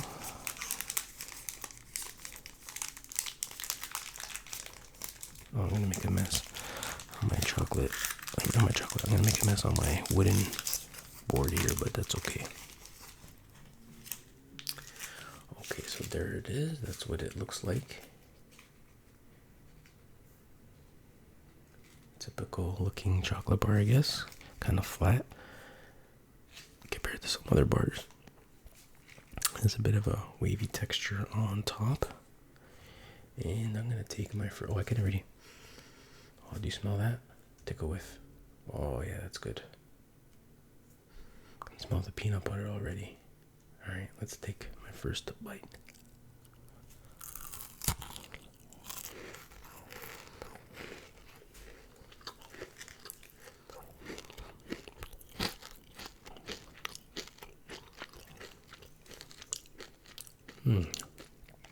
Well, definitely crispity and crunchy, or whatever it is. There appears to be peanut butter in there. Not too bad. It's a nice taste. I'll go in for another bite.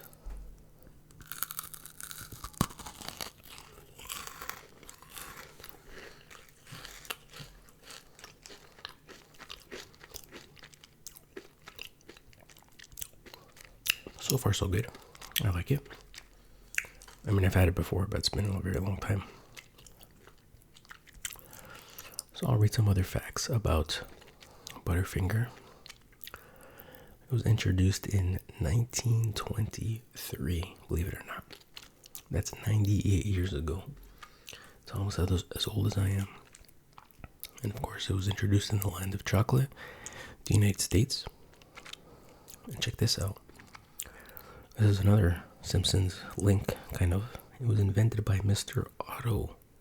Otto, get it? That's actually his name, Mr. Otto. And he was the founder of Curtis Candy Company. So that's pretty cool.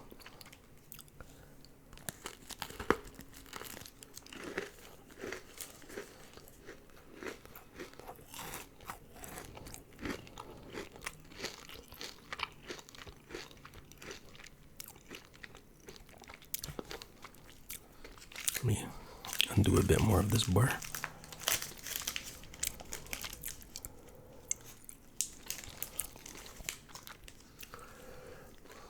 And, over the years, many companies have owned it, but most notably was Nestle, and that was between 1990 and 2018. But currently is owned by Ferrera Candy Company since 2018. I believe they're a subsidy of Ferrero Rocher or Ferrero Chocolate, whatever they're called, who makes the Ferrero Rocher chocolates, whatever they're called. I might be mispronouncing it. I don't know. All I do is I eat them, and I like them. And then there are several taglines, which I'll get to in a minute.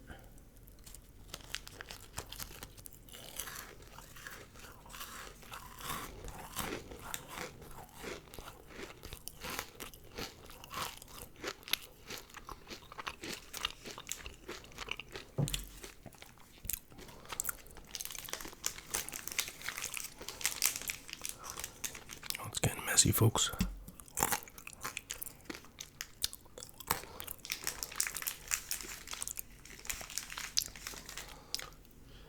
Here's the last little piece. It's gonna melt in my hands, but anyway. Yeah, there's so the Lagline Crispity Crunchity Peanut Buttery, which is on the packaging. Nobody better lay a finger on my Butterfinger, which was Bart's catchphrase, but then there was also Better Butterfinger, which I don't remember, and there was also Dig It, which is pretty lame, which I don't remember that either. But now I'm gonna go in for the last bite. It was a big one.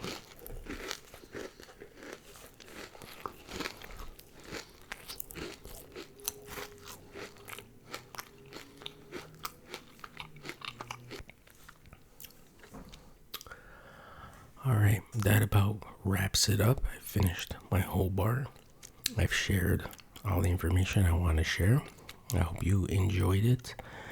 And I hope you are enjoying a nice chocolate bar of your own. But not right now, because you might be sleeping and then you get chocolate in your sheets and it's a mess, I know what it's like. So, but anyway, thank you for joining me, and I will see you next time. Take care. Bye-bye. Since 2014, the revolutionary force in retro entertainment. Hey guys, welcome back to ASMR Retro, and today I'm going to do another cereal eating video. This video in particular is about Minecraft Creeper Crunch cereal. It says cinnamon cereal with marshmallows by Kellogg's. So that's MINECRAFT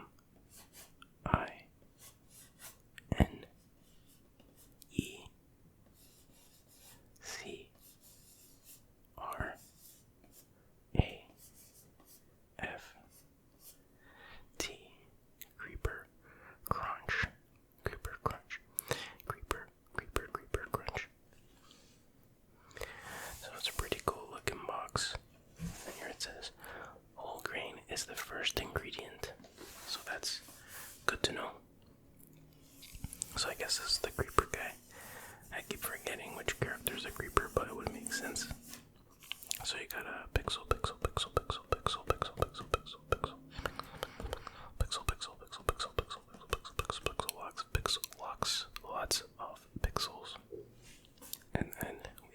says creeper bit marshmallows. So I guess the green ones here are the creepers. And it's enlarged to show texture. I guess that's something they always gotta say. Special edition. I don't know what makes it special, but okay. Suggested serving. I don't know. Okay, so then you got the regular bits here. I guess what, that's Minecraft Steve's head or something with a big hole in it. I don't know, bro. It's 110 calories per 30 grams. And the box, I guess, is 227 grams of cereal. Or is that this amount? I don't know. I don't know my measurements, bro. Okay. And you can, I can kind of smell the cinnamon from here through the box. So that's pretty impressive.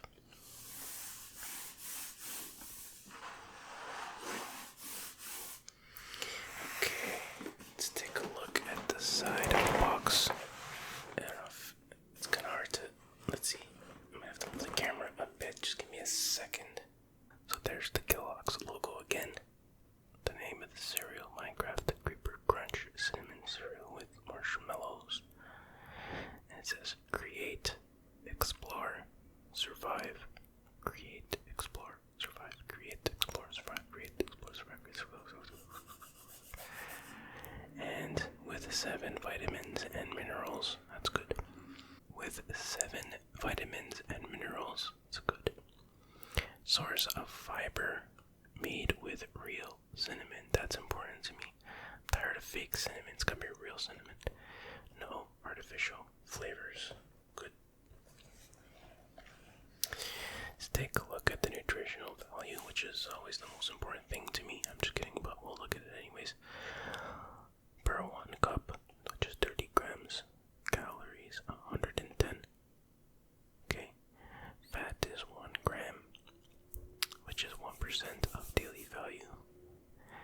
Saturated 0, trans 0. Okay. Carbohydrate is 25 grams. It's got 3 grams of fiber, which is 11%. And for sugar, it's got 9 grams, which is 9%. It has 2 grams of protein. Cholesterol is 0 milligrams. Sodium, 100 milligrams, which is 4%. Potassium, 50 milligrams, which is 1%. Calcium is 10 milligrams, 1%. Iron, 4 milligrams, which is 22%. Wow. Thiamine, whatever, 0.6 milligrams, which is 50%. Nicene, whatever, 1.75 milligrams, 11%. And then there's vitamin B6 is 0.175 milligrams. Wow, that's 10%. Folate 30, whatever that is, DF, blah blah blah blah, 8%. Pantothyranate is 0.5 milligrams, 10%. And 1 milligram of zinc, which is 9%. And there's a star here, whatever, we won't look at the start information. Just don't look. And then there is the ingredients list here. So, just like it said, whole grain. Wait a minute, it says whole grain. Okay, whole grain. Whole flour, I guess is the same thing. Whole grain, whole flour. Sugars, sugar, glucose, fructose, dextrose, corn flour, rice flour, oat hull fiber, modified cornstarch, natural flour, cinnamon, salt, baking soda, whatever, whole grain, whole wheat flour, grams salt, stevia leaf extract, tertazine, allura, red, brilliant blue FCF, sunset yellow FCF, PhD, vitamins and minerals, iron, blah blah blah, zinc, oxide, blah blah blah blah blah blah. Okay, get the point. Contains oats and wheat.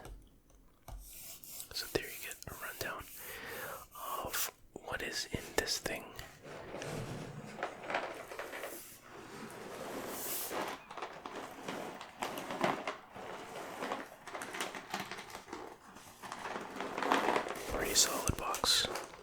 Okay, there you go. Get an idea for the box. Now I'm gonna set up my bowl and whatnot, and we'll dig in.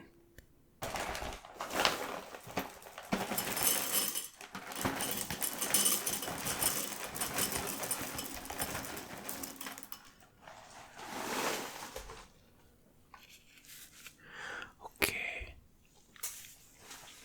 let's try one of these before I put the milk on. Oh, that's crunchy.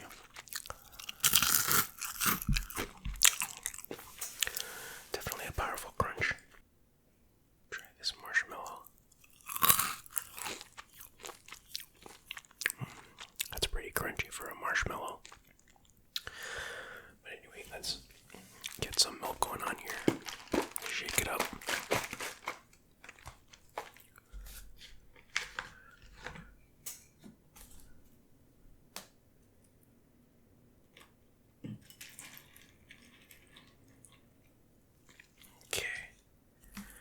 Let's see if you can hear the crackle, if there is any. Oh yeah, you can hear that. I hope. Yeah. Okay.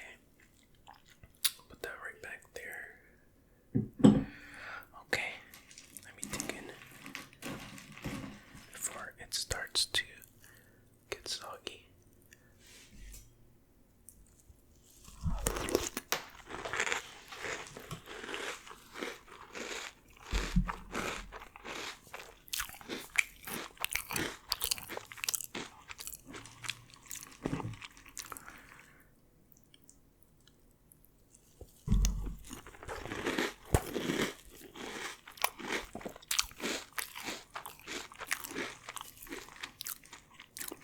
Pretty good. I'm enjoying it.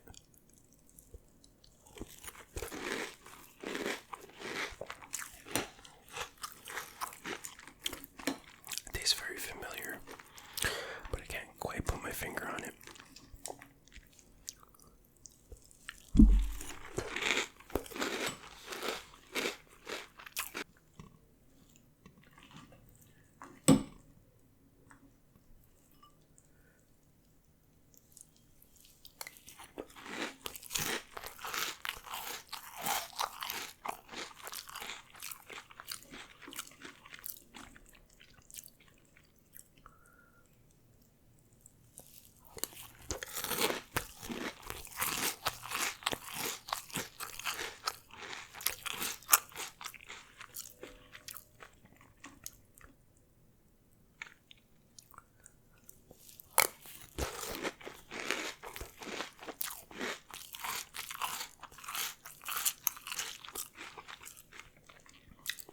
Yeah, definitely the crunchiness goes away pretty quick.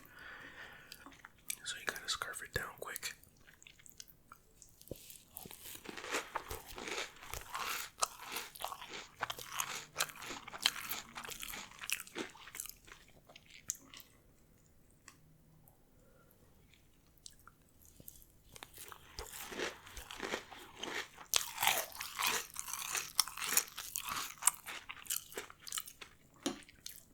But the taste is really good.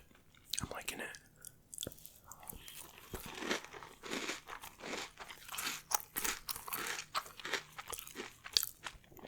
Much better, in my opinion, than the Superman cereal I tried last time.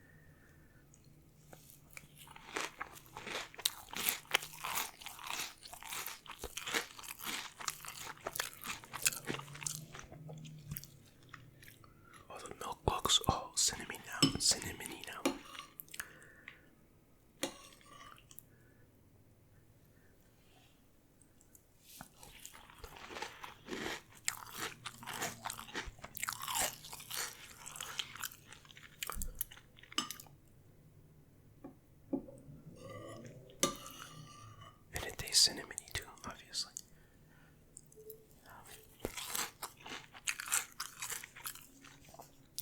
Okay, I'm gonna pour some more.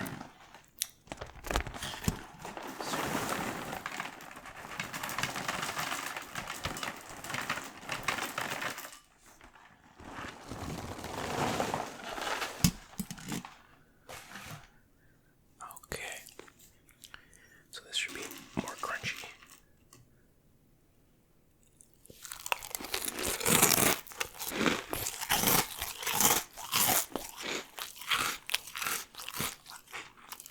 Yep, very crunchy indeed.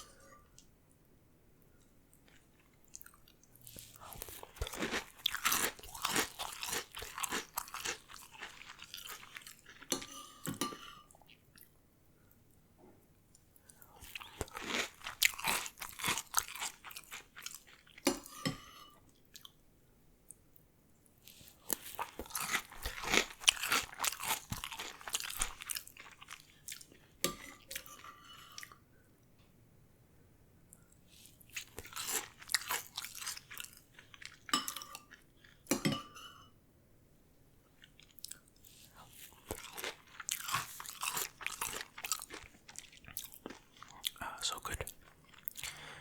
I remember it kind of reminds me of apple cinnamon, what was it? Apple cinnamon Cheerios, is that it? Apple cinnamon. Yeah, apple cinnamon Cheerios. Anyways, that was really good. I'm gonna drink this milk.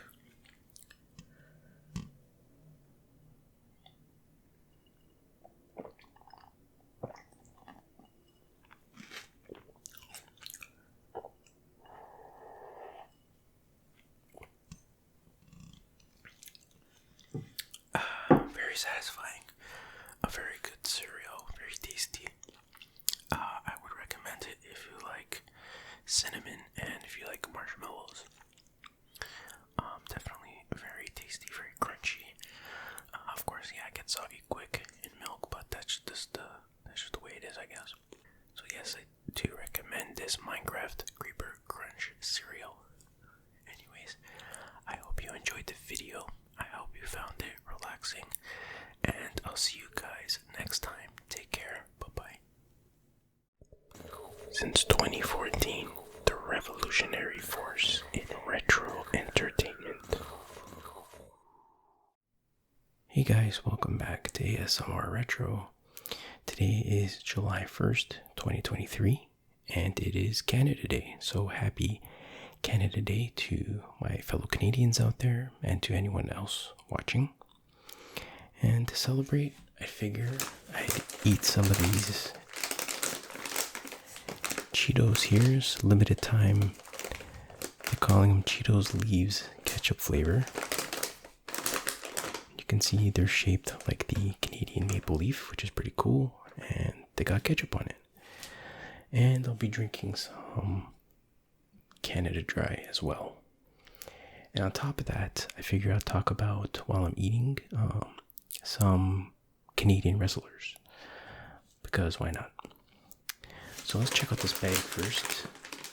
It's a nice little touch where they say, I don't know if you can see that, but it says, sorry, limited time only.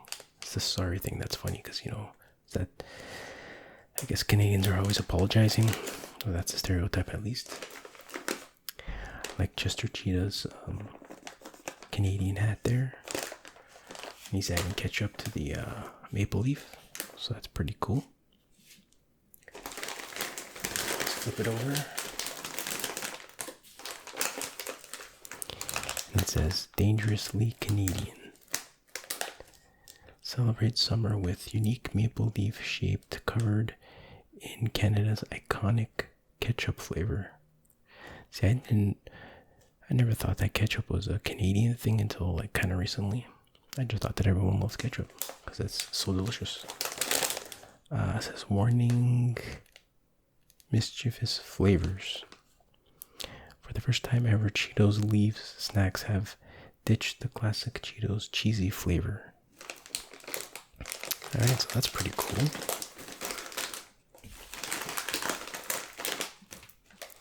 And of course, just good old Canada Dry ginger ale. Yeah, I know it's not owned by a Canadian company. Yeah, it probably was back in the day. I'm sure it was invented by a Canadian, but got bought out by God knows who. I'm sure I could find out if I really cared, but I don't. Oh, looks like there's a chance to win $100,000, so maybe I'll get lucky. Okay, let me pour out these Cheetos.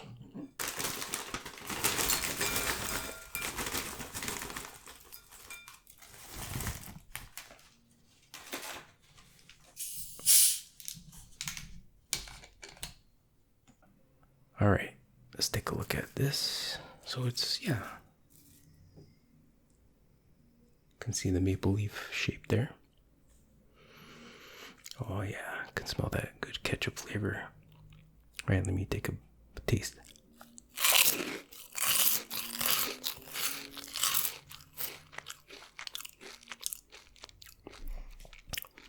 That's quite good.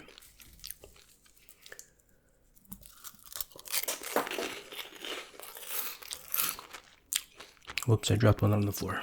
Don't worry, I'll get it later.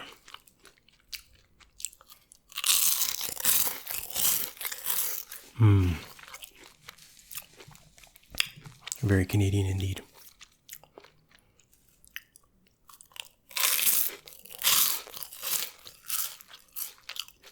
Right, I'll take a sip of my Canada Dry. I don't know if you can hear the fizzing. No, probably not.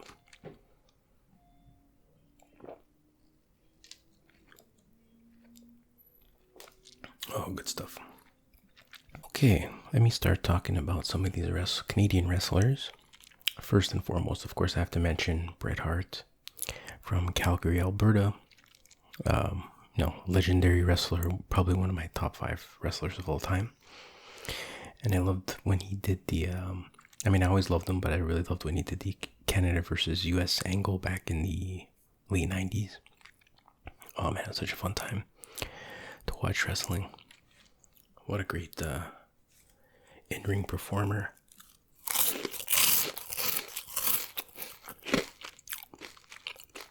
Some people say that he didn't have the mic skills, but I thought they were pretty good. Alright, next up is Owen Hart.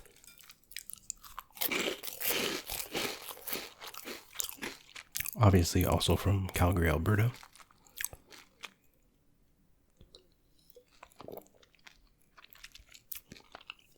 I enjoyed Owen Hart, not as much as I liked Bret Hart, but he was pretty funny, and apparently pretty funny backstage too. It's a real shame that he left us way, way, way too early, but what are you gonna do? And then of course I have to mention Stu Hart, their father, and the, I guess, reason why there is a million Harts in the wrestling business. And he was from Saskatoon, Saskatchewan. Saskatoon, Saskatoon. That could be a pretty good trigger word. It's kind of hard to say though. But yeah, I never seen him wrestle, obviously. But I always remember he would be at the big Bret Hart matches, and Jerry the King Lawler would just mercilessly make fun of him, which I guess Bret Hart said it was okay, but man, that was kind of harsh. Okay. Next up is a weird one. I learned something here. Chris Jericho, who, he's from Winnipeg, Manitoba, supposedly. Well, actually, this is what I found out, was that he was born in the USA. Both of his parents are Canadian. And then I guess when he was young, they moved to Winnipeg. But he has a dual citizenship, so he's a Canadian citizen, so he's Canadian. And his parents are Canadian too, so, not the biggest Jericho fan in terms of his in-ring work, but I like his promos. I think he's really funny, so there you go. Okay.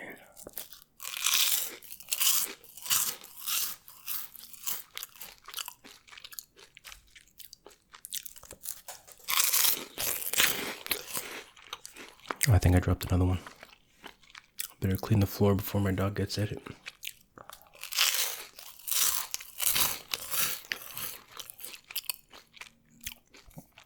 Okay, we have, this surprised me too.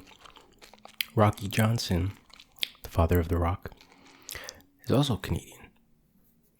He was born in Amherst, Nova Scotia, and I'm like, did I know that? I'm not sure if I knew that or not, but that's pretty cool. I guess the bloodline sort of extends to Canada. I don't know if that counts, but anyway, yeah, Rocky Johnson from Nova Scotia. Maybe that's why The Rock played for the CFL. Or maybe it wasn't good enough for the NFL. I don't know. I'm just kidding. Okay. These are really good, by the way. I should buy another pack and save it because it's limited time. Might be worth something in the future.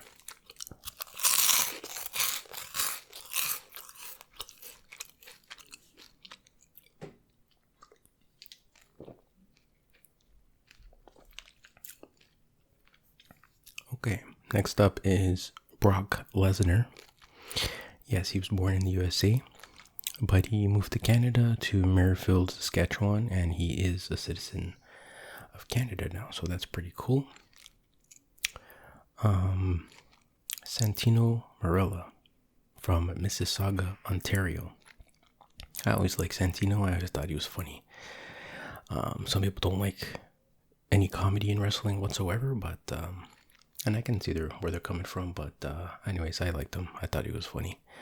I don't think he lives there anymore. I saw a recent shoot interview where he's like, he moved into the middle of nowhere, Ontario or some other province, I don't know. But yeah, he is Canadian.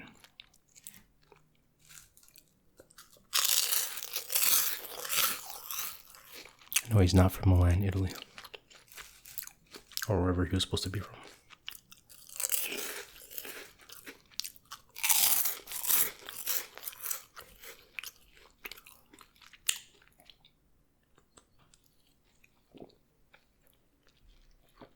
Alright. Next up is Kenny Omega from Winnipeg, Manitoba. I don't know too much about him. I know who he is. I've seen clips of him doing moves and stuff, but I don't think I've sat down and watched a complete Kenny Omega match. So, I've heard good things, I've heard bad things, but if anyone can recommend a particular match that really shows off his abilities, and that's available on YouTube or something like that, let me know. I'll definitely check it out. Then there's Kyle O'Reilly from Delta, British Columbia. I didn't know he was Canadian, but I remember watching him on ROH and then NXT, and now I believe he's in AEW. So, but yeah, that's pretty cool. And of course, Kevin Owens. I know I'm going to say this wrong, but he's from Saint Jean sur Richelieu. Sorry, I'm saying that wrong. He's from Quebec. I'll just leave it at that.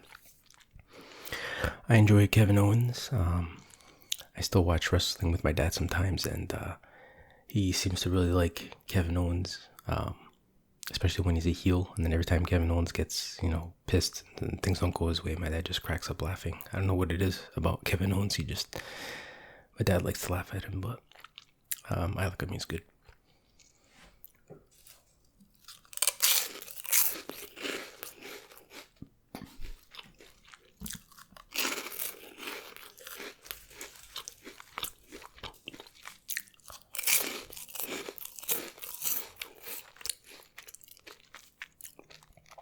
By the way, guys, let me know if the crunching is too loud in these videos. I never know if I'm overdoing it, but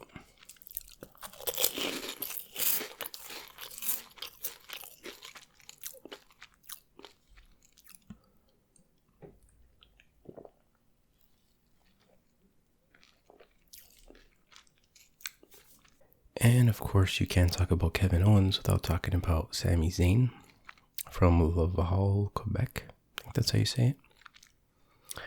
Sami Zayn is awesome too, especially with the whole bloodline angle and stuff like that. He got super over, so I'm proud of him for really making it. It's really cool for him. And then there is Trish Stratus from Toronto, Ontario.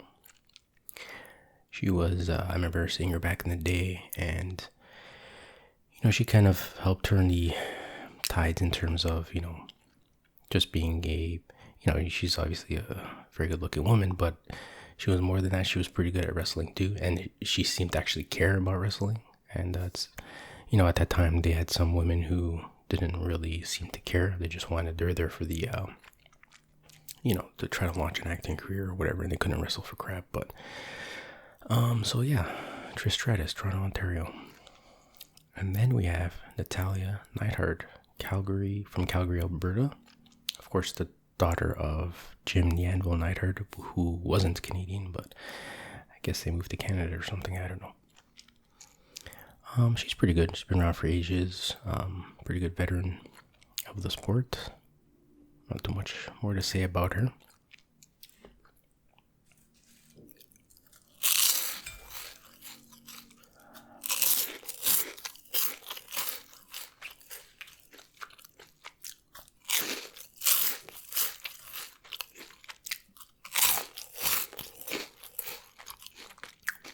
They're really good. If I didn't say that already.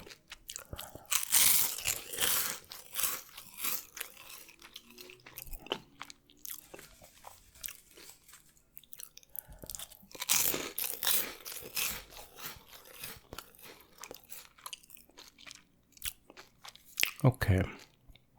Next on my list is Bobby Roode from Peterborough, Ontario.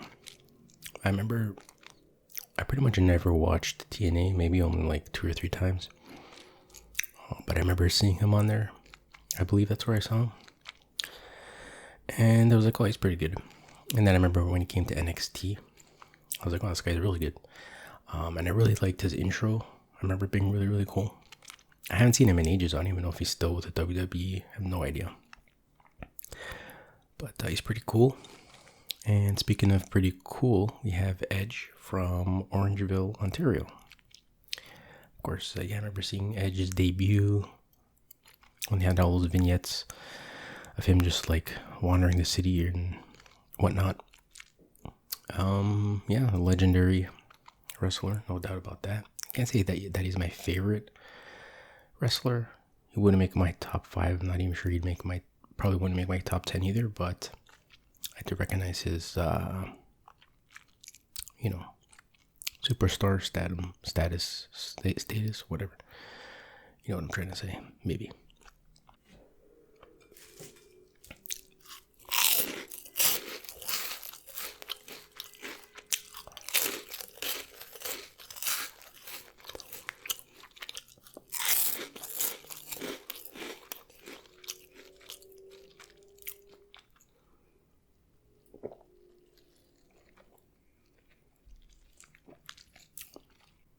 Okay, next up, as you might predict, is Christian Cage from Kitchener, Ontario. And I was never really sure if he was really Canadian or not. I thought they were just saying that he was Canadian because at first he was supposed to be Edge's brother. Maybe he moved to the States when he was young or something like that. I don't know. But he was born in Canada, I believe. Correct me if I'm wrong, anybody. And then there's Roddy Piper, another legend from Saskatoon, Saskatchewan. And I remember him from back in the day, of course. And for the longest time, they were saying that he was Bret Hart's cousin. But I think relatively recently, it was, or maybe in Bret Hart's book or something, they said that they weren't really cousins. They thought they were for like a long time, but then they realized they weren't really cousins. Something like that. I don't know, bro.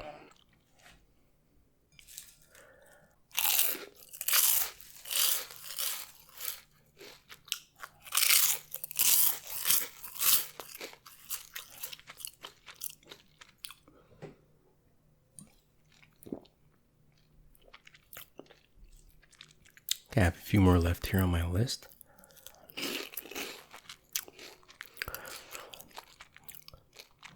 Next up is Lance Storm from Sarnia, Ontario, Canada. Now that's weird because it wasn't his thing. He would always say from Calgary, Alberta, Canada. He had a specific way of saying it. I guess he moved it there, so I'm not 100% sure. Most of this info is from Wikipedia, so I'm not sure if they mean like that's where they were born or that's where they currently live. One or the other, it's close enough. As long as they have some connection to Canada, they made my list.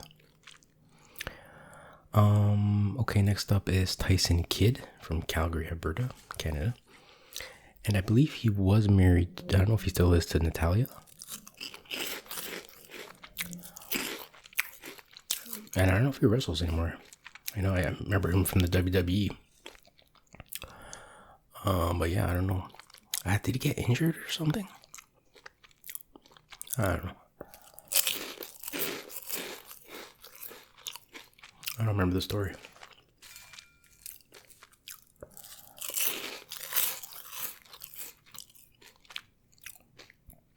And then there's Davy Boy Smith Jr., the son of Davy Boy Smith, who is the British Bulldog. And he is from Calgary, Alberta, Canada. Of course, his dad was from England. I don't know exactly where, but yeah, so I remember him. Again, I don't know if he's still wrestling or not, or he just said, screw it, I don't want to be a wrestler, or I don't know.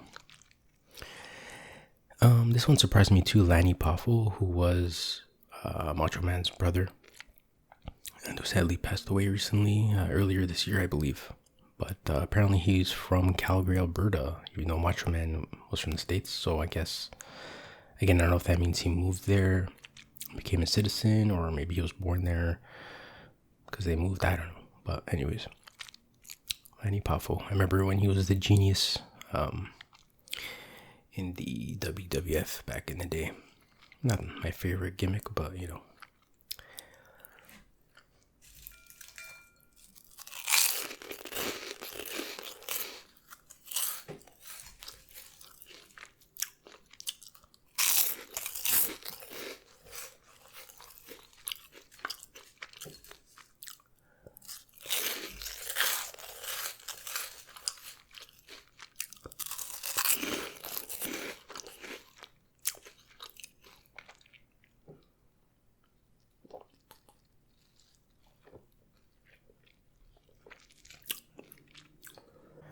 And last one I have on my list is Steve Corino from Winnipeg, Manitoba.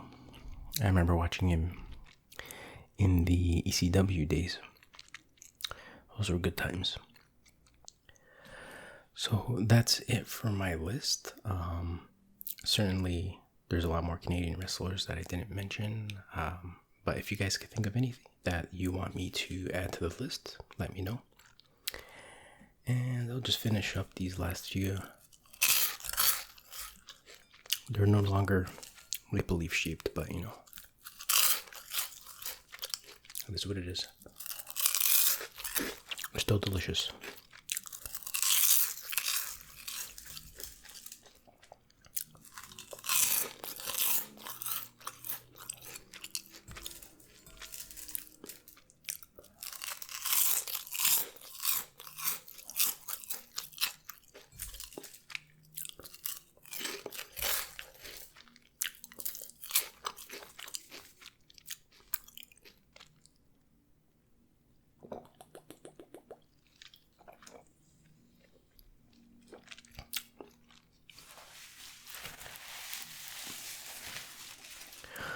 Alright, so I think that'll wrap things up. I hope you enjoyed this video.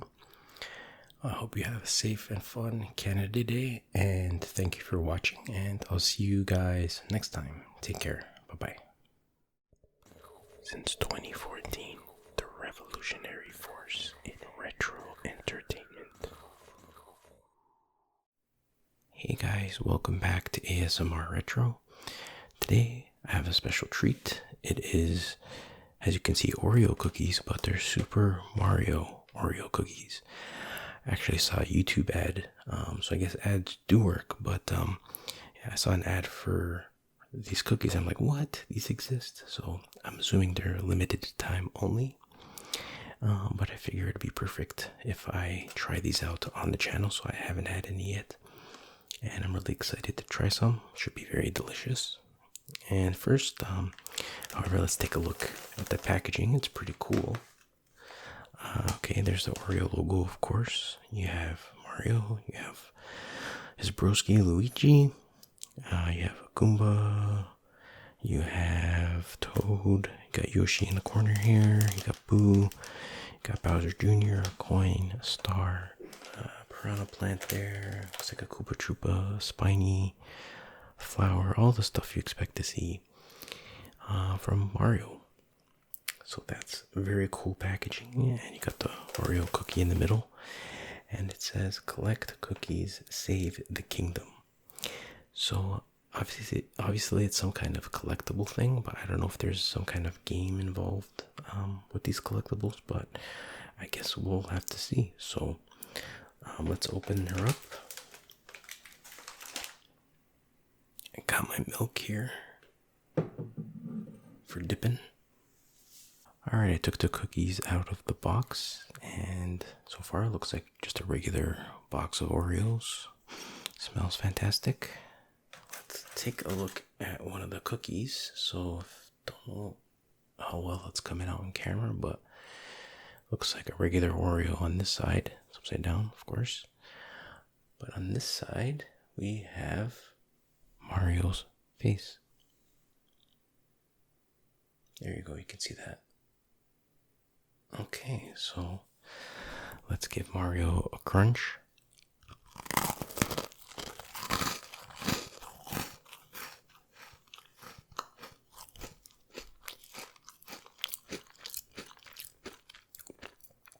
Yep, tastes like Mario.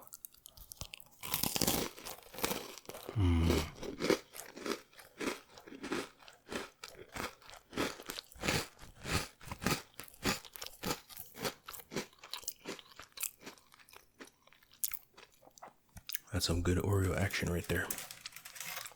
They should have called them Morios. Like Mario, Super Morios, that's it. Oh, this looks like, what? Oh, it's a coin. Okay, so let's taste the coin.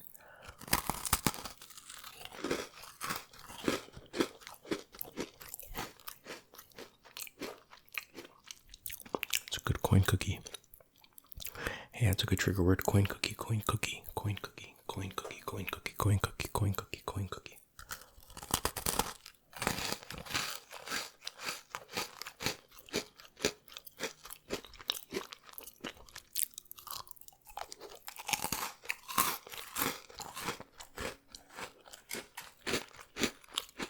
Okay. Let's see what we're gonna get now. That looks like a piranha plant. How ironic, I'm gonna eat a piranha plant instead of it eating me. And I'm gonna dip this one in milk. There we go. That should do it. I don't want it to be too soggy.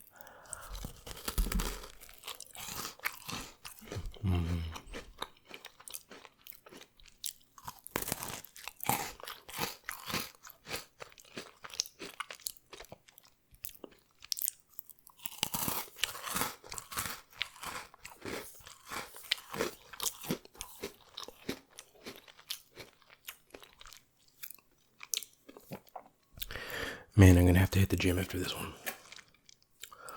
Okay, here we got Toad.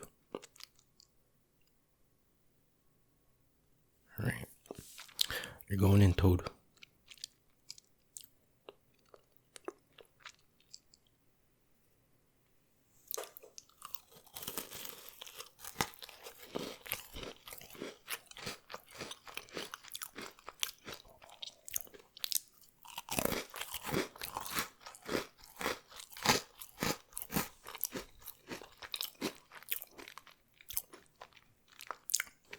Alright, I'm gonna go in for some milk.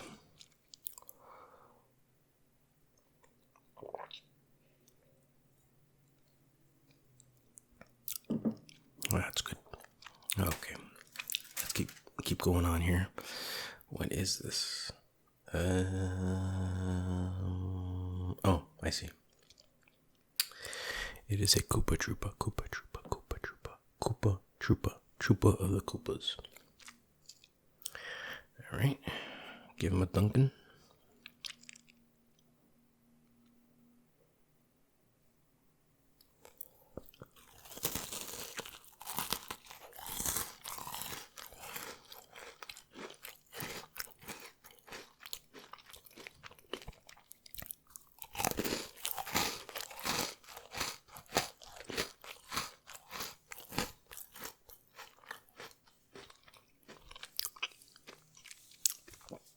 Not bad, not bad. Oh, look what we have here. It is Yoshi in cookie form. Okay. Dip, dip, dip, dip, dip, dip. Okay.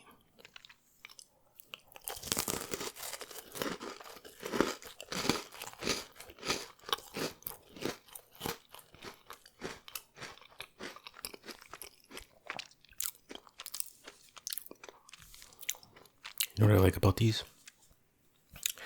Is that they're nice and fresh. Because you can tell they were just manufactured recently. Haven't been sitting on the shelf for too long.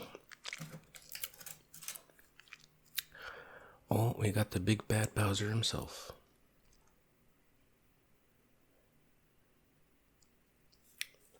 Alright.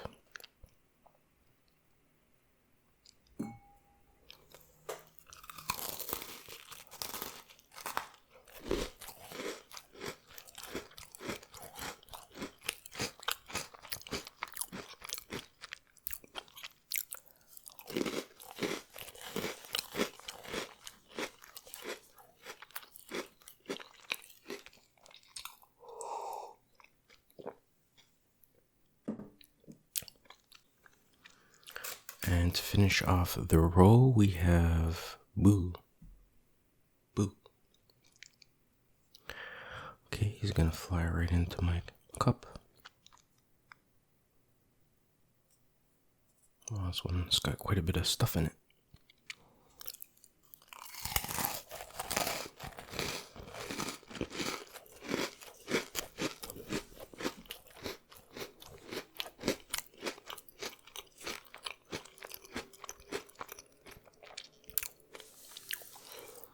Wow, I can't believe I ate a whole row of Oreos. Not sure if I can continue, but I need you guys to do me a favor. If enough of you guys hit the like button right now, I'll keep going with another roll. So go ahead, go on, click it. I'm watching. Alright, let me see. Thank you, thank you. Yep, thank you too. Okay, enough of you click the like button, so I'll continue. Just for you guys. What do we got here? Hey, another Boo. I thought it was going to be a whole...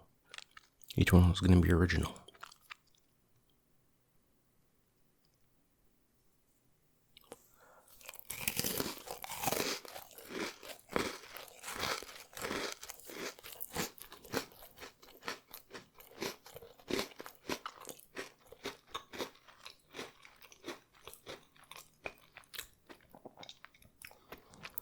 By the way, please eat Oreos responsibly. Don't eat as much as I'm eating in one sitting. And then we got another Toadski.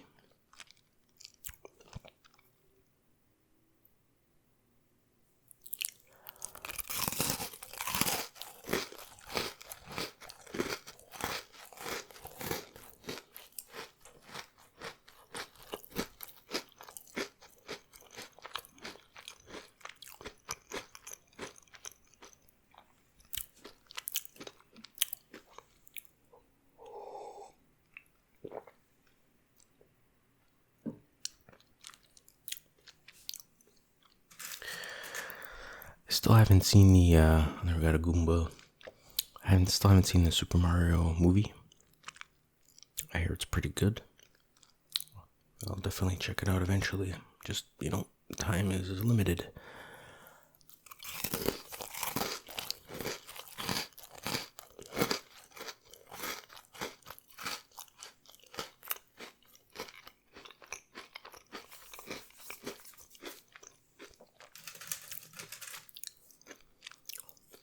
We got the fire flower thingy.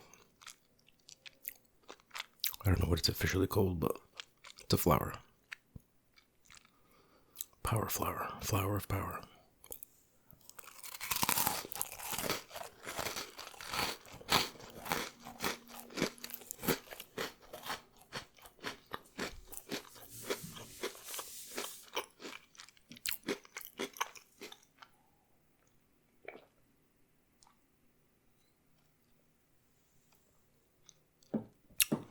Alright, I don't think I'm going to eat any more cookies because I have half a box already. I think that's my limit. But out of curiosity, I'm going to check the rest of these to see what we got. See, we got a Luigi. Put it here. We have another mushroom.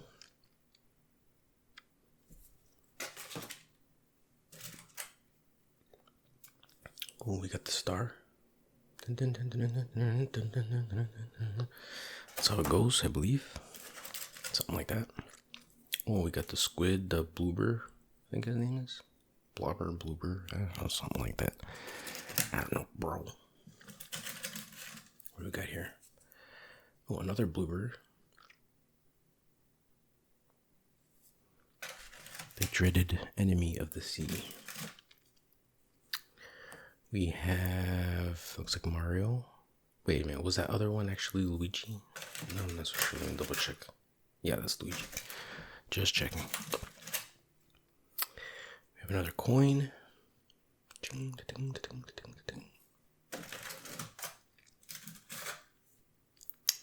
We have another piranha.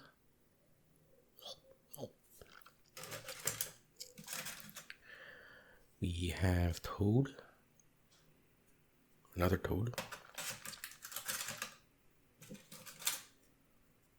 What is this? Oh yeah, the Koopa Troopa. Another Yoshi. And another Bowser.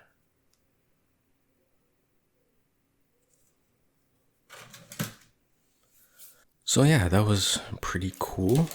Here's the packaging again. I was expecting some kind of like collectible something in the box or bag or whatever you call it, but I guess not. But it's just Oreo with Mario characters on it, which is cool and delicious. But once again, eat it responsibly.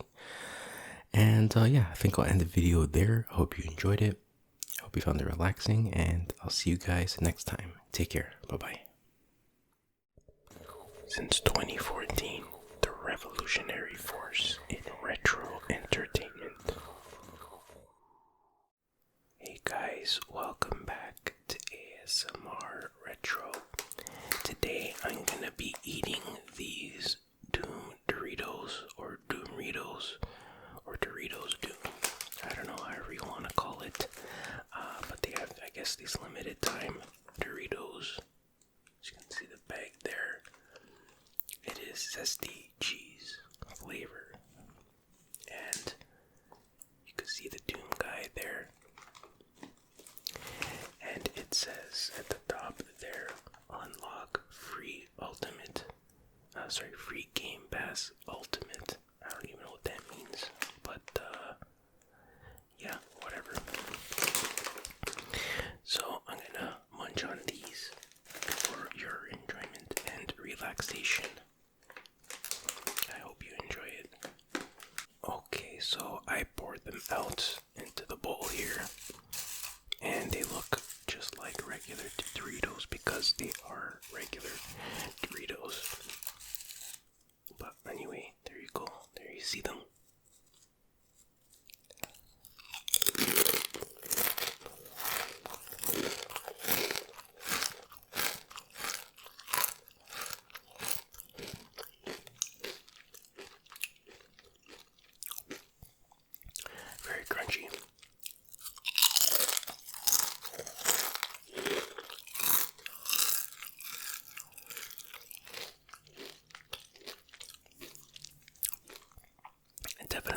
like Doom.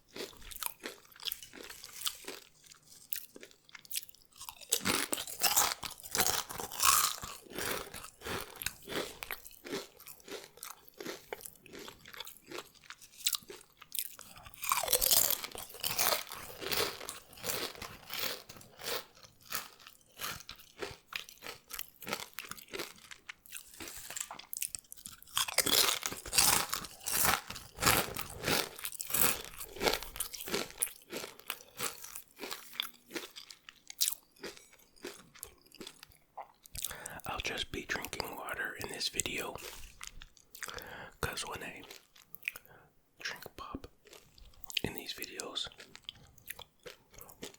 I have to burp, and that's not a pleasant sound.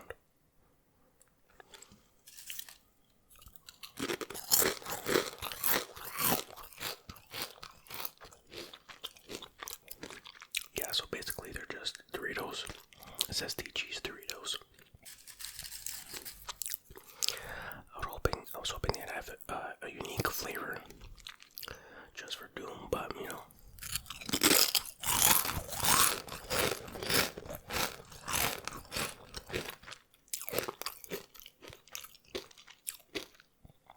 I think they had other ones too for like Star Wars or something, I can't remember.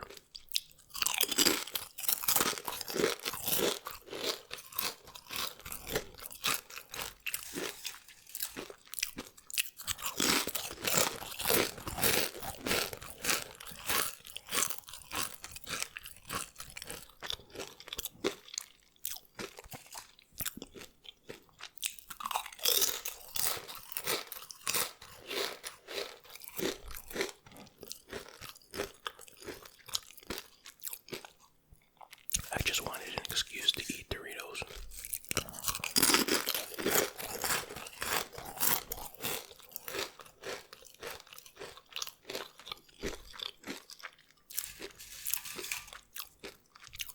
That's a perfect Dorito right there.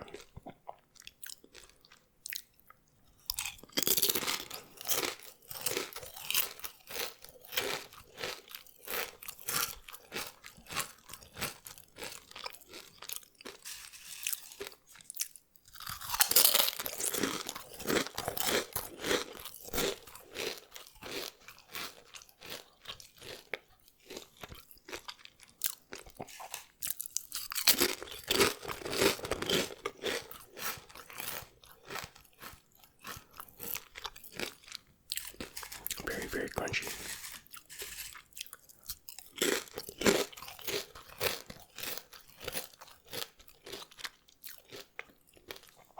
I believe Doritos is the preferred snack of Doomguy. Might be the source of his powers.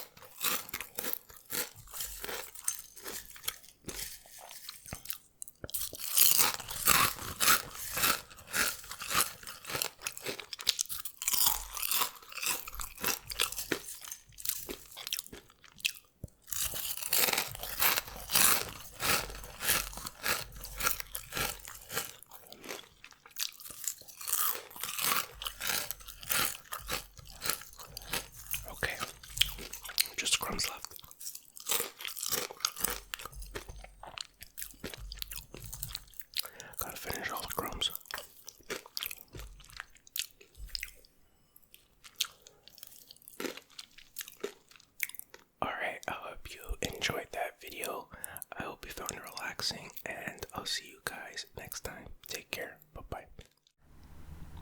ASMR Retro forever. Hey guys, welcome back to ASMR Retro, and happy Thanksgiving, everybody. Today's video, I'm going to do a watch along of two classic Thanksgiving specials from back in the day. It is the Charlie Brown Thanksgiving and the Garfield Thanksgiving animated specials.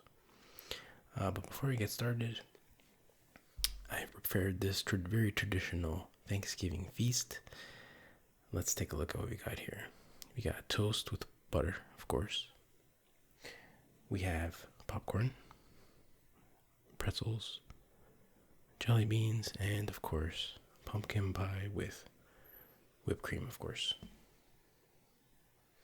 So I'll be feasting on this and watching the specials, and of course, as you may or may not know, this is what Charlie Brown is gonna serve on his Thanksgiving in the special we're about to watch. So without further ado, let's get started. We're gonna start off with the Charlie Brown Thanksgiving. This is from 1973. Wow, that's awesome. Okay. So I'm going to count down and press play, so you can watch along if you want. It's up to you. 3, 2, 1, play. All right, here we go.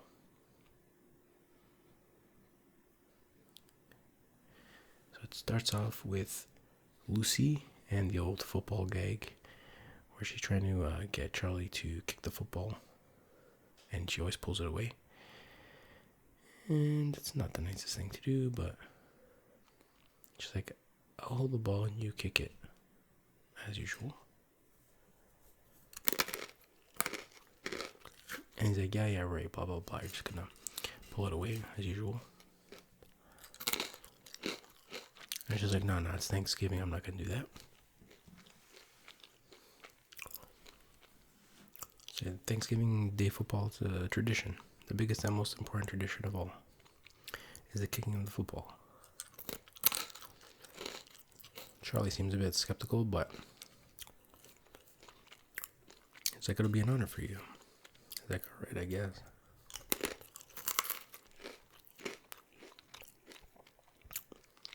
So Charlie's like, all right, if it's an honor or whatever, he's like, maybe I should do it.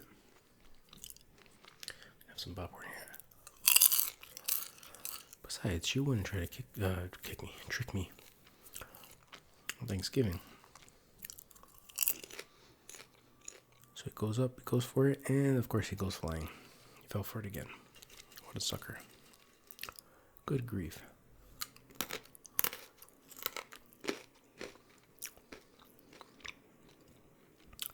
Isn't it peculiar how some traditions just slowly fade away?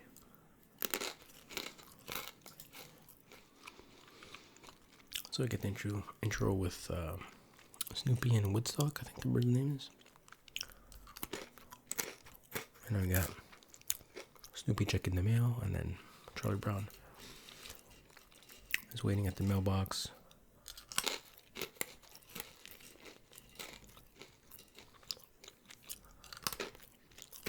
As the holidays always depress me. Well, Charlie's always kind of depressed, but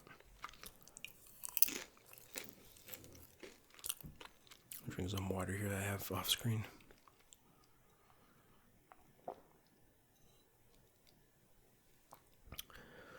So his sister, I forget her name. What is it, Sally or something? Like, why should I give thanks on Thanksgiving? She's like, do you know what we have to do now?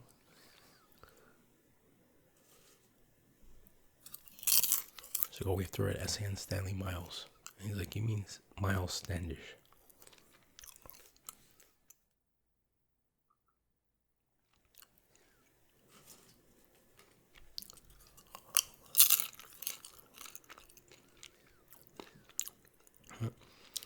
Until it's like I haven't even finished all my Halloween candy.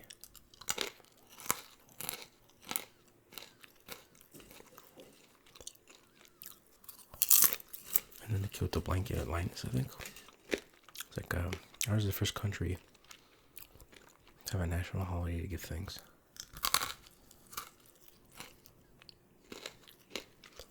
Charlie explains how they're all going to their grandmother's house for Thanksgiving. Tally wants Linus to come along because she has a crush on him.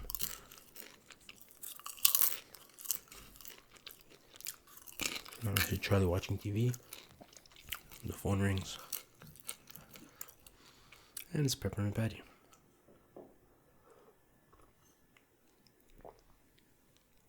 I think she has a crush on Charlie.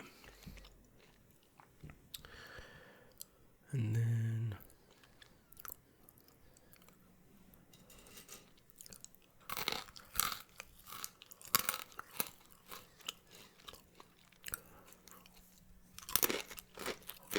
so she's like, I have a treat for you. My dad's been called out of town, so I can come over for Thanksgiving. Charlie's like, well, she's like, oh, you sly devil, what's the date or whatever. I was like, oh, brother. So then Sally comes over. She's like, now what? It's like, oh, Peppermint Patty's gonna come over for Thanksgiving, but they're not even gonna be there. So now she calls back and she's like, I have greater news.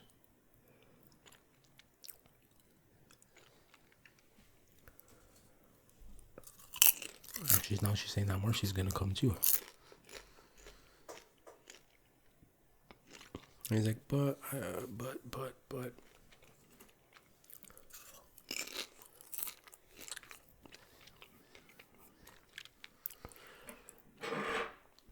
I'm gonna take a dive into some of this.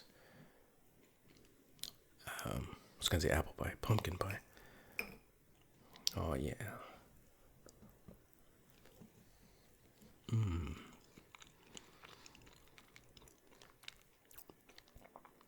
Sally's like, it's your own fault because you're so wishy-washy, which is true. And now she's saying, oh, now Franklin's coming too.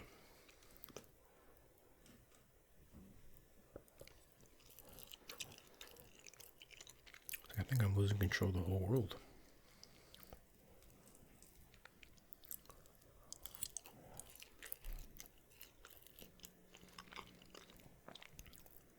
Get some of this whipped cream. Cool whip.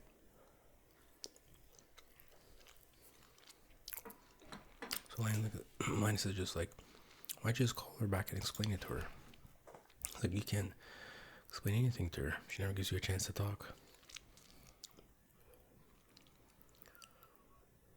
Peppermint Patty will hate me for the rest of my life. Grab some more of this pie. So good. My goodness.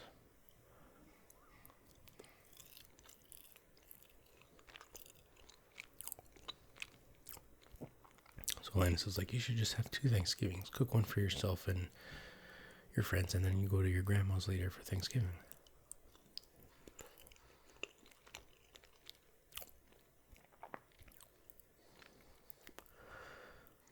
So he's like, oh, I can make a cereal and toast. And Linus is like, yeah, I've seen you make toast. You can't butter it, but we'll help you with that. So he's so helpless, can't even butter his own toast.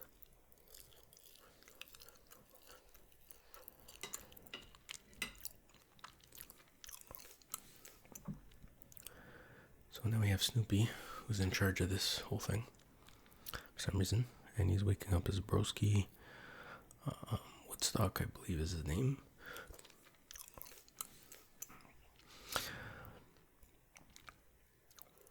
Now there's this song playing in the background. It's like, little birdie, blah blah blah. So now they go to the garage and they open it, and Snoopy goes flying into the basketball net. He's like,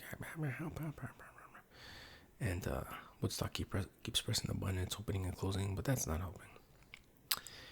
And then Snoopy sees the ball and he starts basketballing and starts bouncing it. Such a dog. Reminds me of my dog so much. Oh, and now Woodstock is getting rolled over.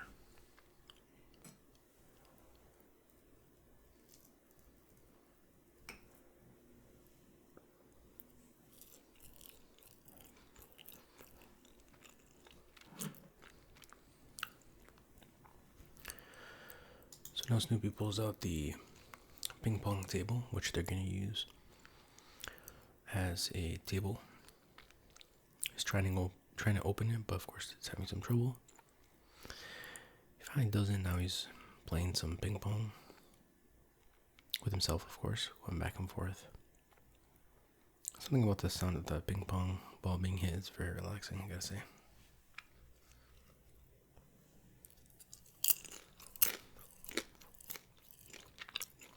Now, my initials, I was like, we don't have any time to play. Just get back to work. Of course, Snoopy, being a loyal dog, is like in the salute. Gets back to work. Grab some folding chairs. Another chair. While I grab this toast.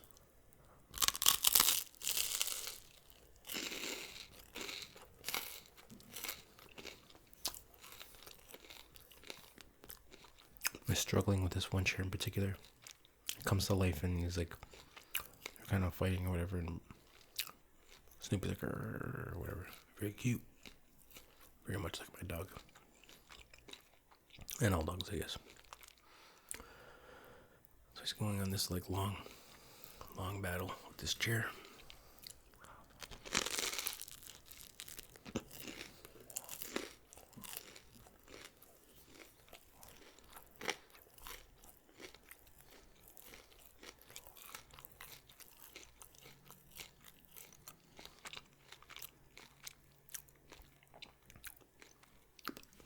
Very good toast. Very good butter.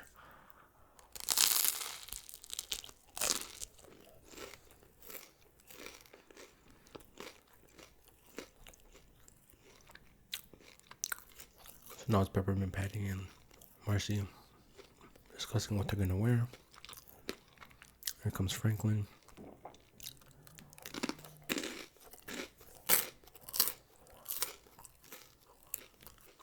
Like, do you think I should wear a tie? Like, nah, Chuck won't mind.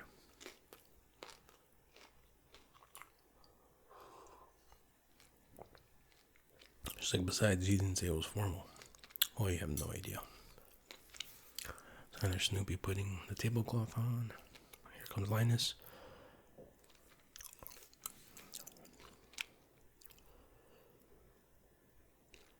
It's like, okay, come inside, we need help with the food. So now they're preparing the food. And there's like a million toasters set up. And there's a montage of toast popping out, and Snoopy's got the little, I don't know what you call that thing. And he's buttering it, it's popping out, he's grabbing it, it's buttering it. Rinse and repeat. And it's playing the classic Peanuts song.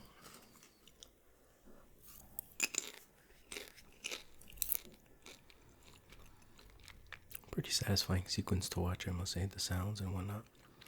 So now he's, what's he doing? He's making popcorn. Shaking it up. Oh, there it goes. Alright. Even Woodstock is helping.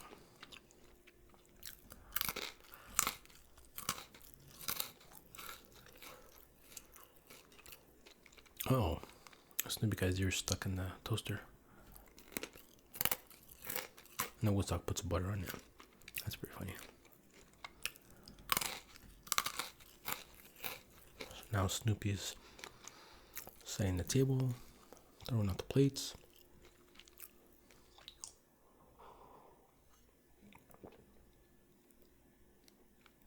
He's folding up the napkins, placing them on the table.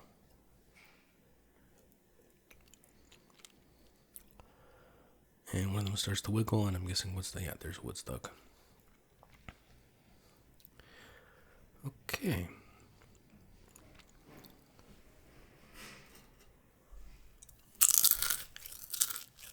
Now they're going into Snoopy's crib. His infamous doghouse.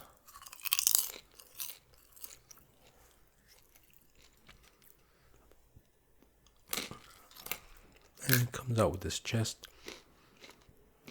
Looks pretty heavy. Opens it up.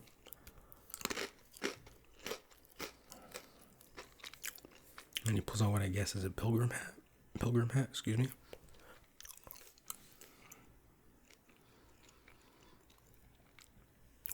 So I'm Canadian, so I'm not very familiar with the whole pilgrim stuff, but we actually have our Thanksgiving in October, so we've had ours already.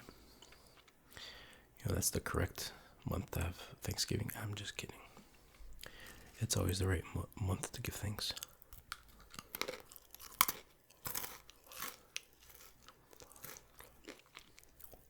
The music on this scene is very like early 90s DOS music. DOS video game music, that is.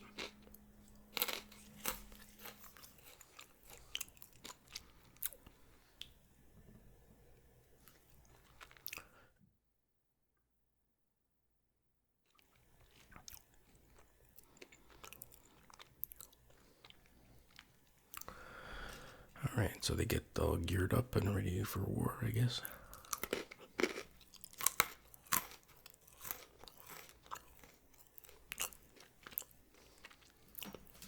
Dig into some more pie before all the whipped cream melts. So good.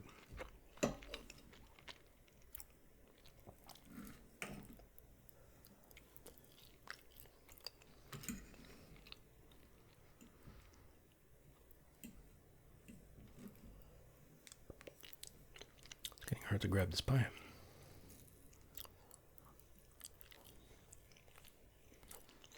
But don't worry, no pie has ever escaped my grasps.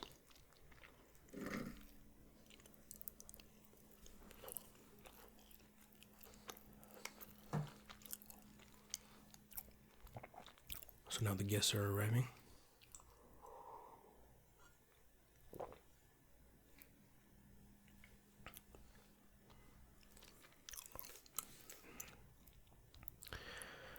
They arrive, you're like, hey, how's it going? Blah, blah, blah. Let's go straight to the backyard because usually you have Thanksgiving dinner in the backyard outside. And they all take their seats.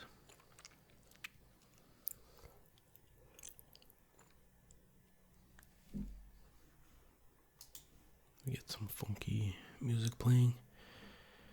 And here comes Snoopy with the food. Everybody's like, are we going to have a prayer? We should say grace.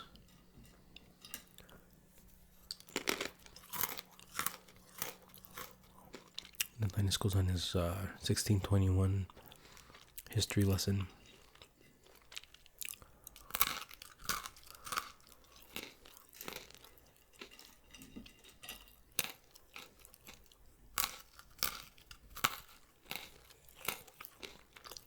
And I don't know anything about this stuff. I'm Canadian, so you know, that's my excuse.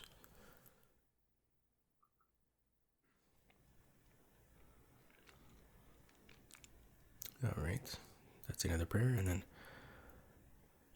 Snoopy reveals the feast.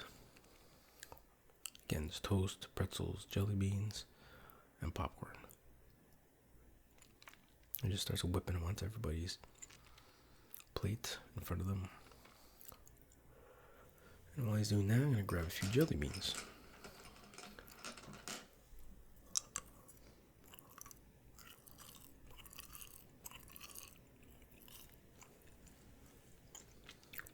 Pretty good.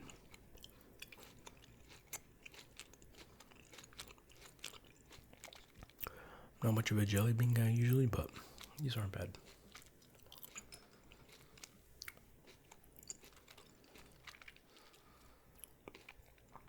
So now, Peppermint Patty starts losing her shite. It's like, what is this crap? This isn't Thanksgiving. You don't serve this stuff at Thanksgiving. Snoopy's kind of embarrassed. Don't you know anything about Thanksgiving? Where's the turkey? Where's the mashed potatoes? Where's the cranberry sauce? Where's the pumpkin pie? It's right here.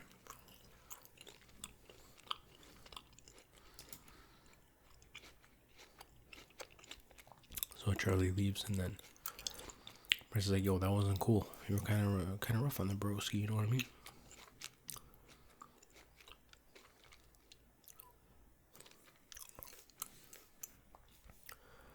Peppermint Patty's like, "We're supposed to have a real Thanksgiving dinner." Bryce is like, "Yo," she drops some truth bombs. She's like, "Yo, did he invite you, or did you invite yourself?" She's like, "Oh, I didn't think of that. I guess I hurt his feelings." He's like, "Yeah, no duh."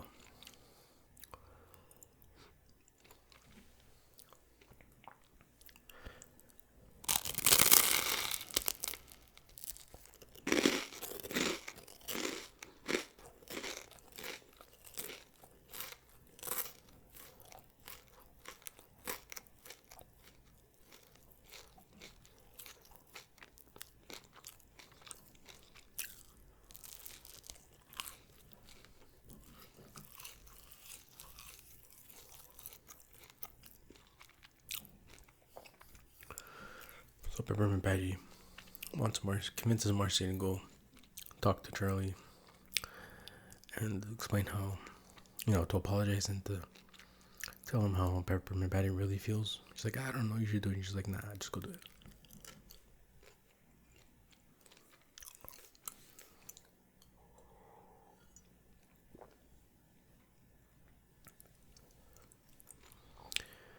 So Trevor's like, I don't feel bad for myself. I just feel bad I ruined everyone's Thanksgiving.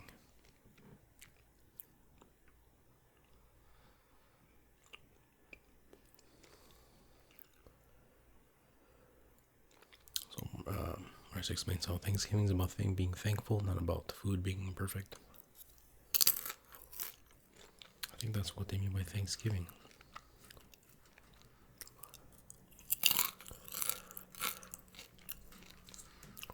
And she's like, see you later, Charles. He's like, Charles?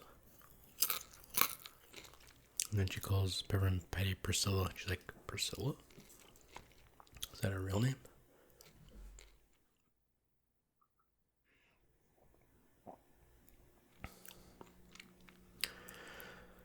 Now Peppermint Patty and Charlie Brown shake hands. Peace is secured once again. It's like, you're holding my hand, Chuck, you sly dog.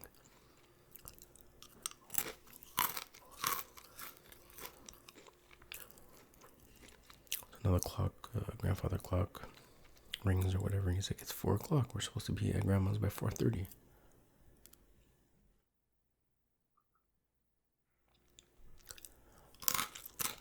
He's like, I better call grandma and explain what's happening. He's like, this is Charlie Brown. It's like, yo, we're gonna be late. I have some friends and they're still here. Blah, blah, blah. I can't kick them out. And she's like, mwah, mwah, mwah, mwah, mwah, mwah.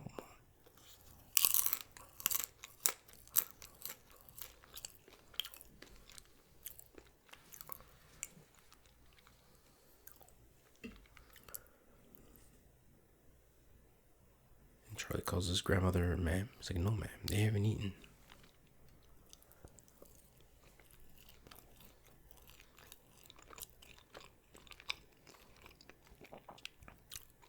Grandma's like, yo, just invite him over to my crib. We'll have a party. So they all get excited. They're all invited. Alright, the plot thickens. So they're all piling into the old station wagon. I'm assuming their parents are driving them, but I know they never really mention the parents. And they leave Snoopy and Woodstock behind. Which at first I felt kind of sad about that. But I think they get the better of the deal. We'll see.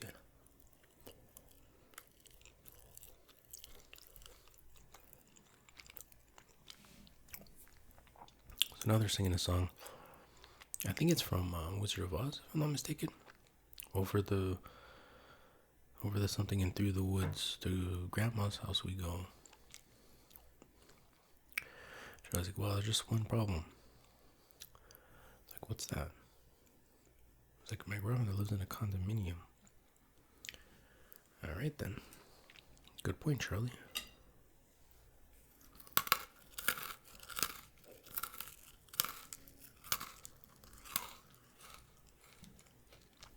So now Snoopy and Woodstock go back to Snoopy's house. Looks like they're doing something in there, making all kinds of noise, and then got all those watercolor backgrounds. So Woodstock comes out with like I guess a little table or something.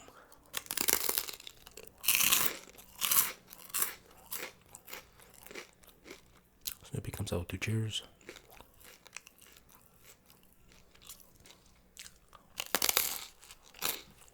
Comes out with a massive platter, and boom! Massive turkey with all the fixins.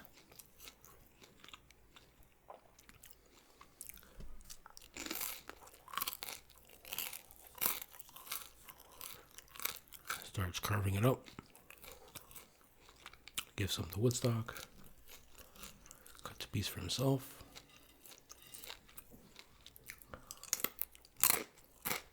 Got some nice jazzy music playing. And they just dig it. Yeah, they didn't say Greece. Of course, they can't really talk, but.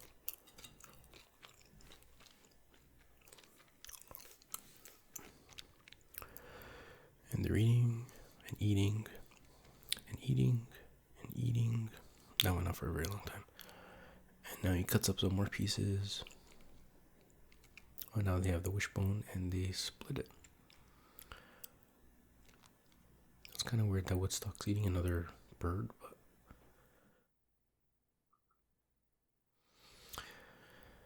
And now the end credits roll as Snoopy is cutting up pumpkin pie with whipped cream. Speaking of which, oh, we got one right here.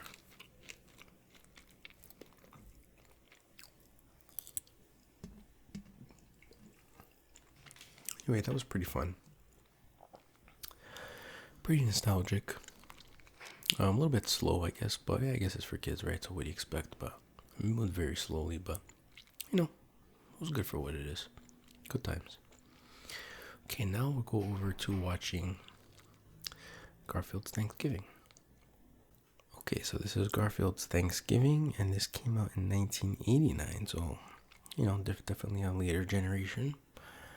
But here we go. So, 3, 2, 1, play.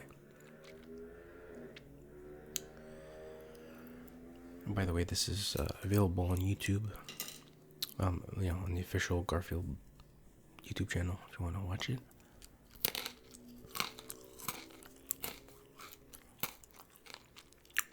Well, there are ads in this one, so I'm gonna have to like edit out the ads, so I might screw up the synchronization, but hey.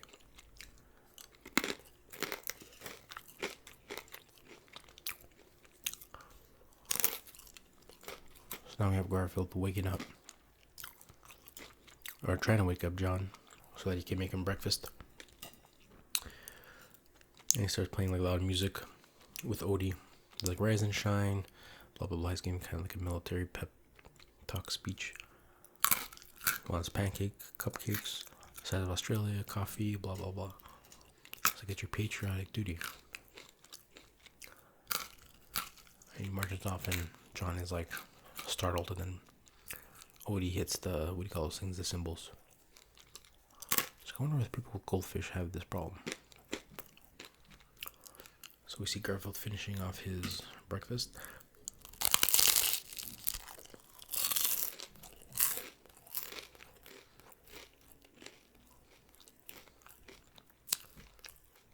So he wasn't too happy with the pancakes, but he does look pretty satisfied.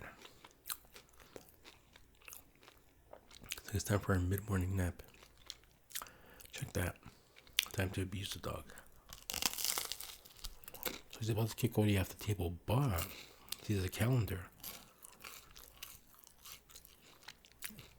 And what does it say? Wednesday. Take Garfield to vets today. Vets? Weird. I was like, oh no, not the vet.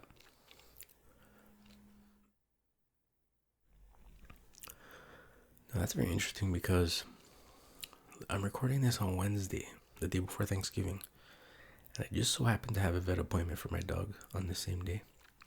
And the next day is Thanksgiving. I'm like, what are the odds of that? But anyways. So he takes a note as a cuff. She doesn't see it. If he doesn't see it, it's not our problem. But then he sees underneath that, it's Thursday, it's Thanksgiving.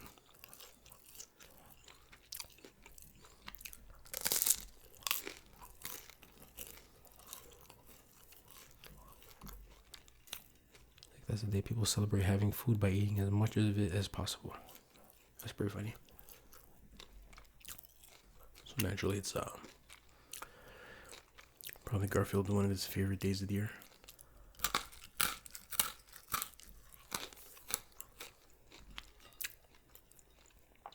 So he's showing John the calendar. He's like, look. He's like, yeah, I know it's Thanksgiving. So which reminds me, we gotta go to the grocery store and get some things to eat. He's like, that's alright with me. So now we get the intro. The intro song. And it's John and Garfield walking back and forth with a shopping cart full of food. like overflowing with food. Sounds like the more you eat, the more grateful. Something I missed it, but anyways, you get the point. So they're coming back from the grocery store. Car's absolutely overflowing with food.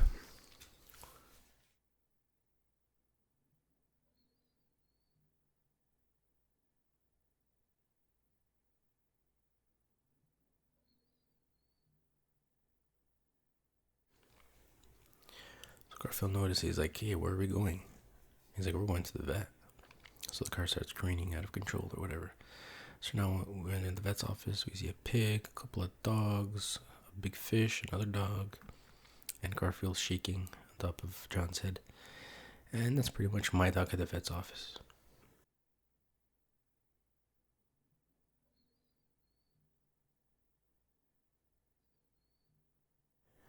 He's not too bad in the waiting room, but once he gets into the actual doctor's or the vet's room, he starts like shaking like crazy. So now he goes into the vet's off like examining room, and the vet's name is Liz, and John had a long time crush on her.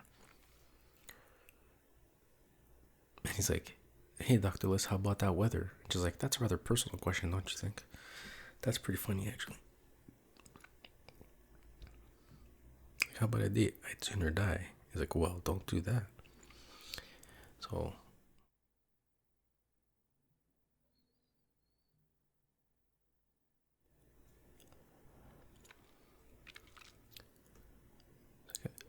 it's pretty funny. There's a pretty quick exchange between the two of them, which I can't really keep up, but it's pretty funny. It's kind of like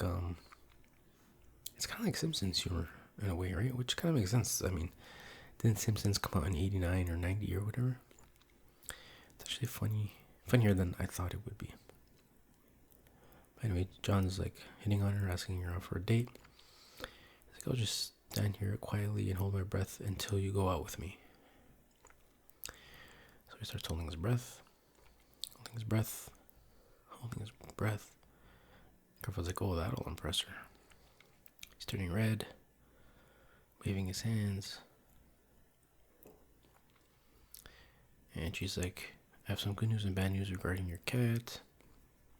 It's like, he's healthy as a horse. I was like, she's a great physician. She's like, but he's also as big as a horse, enough to go on a diet. He's like, she's a quack. And John is still, of course, suffocating because he's still holding his breath. It's very interesting also how they're like talking over each other on this part, which is not the usual thing to do for them, for cartoons back then.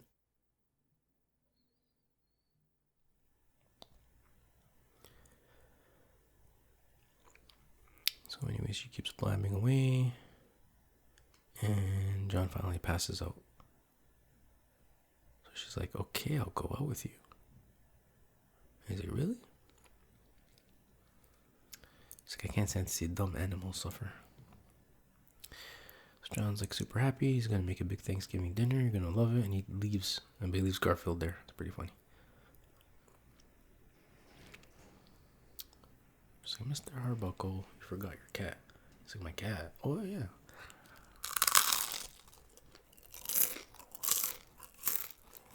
All right.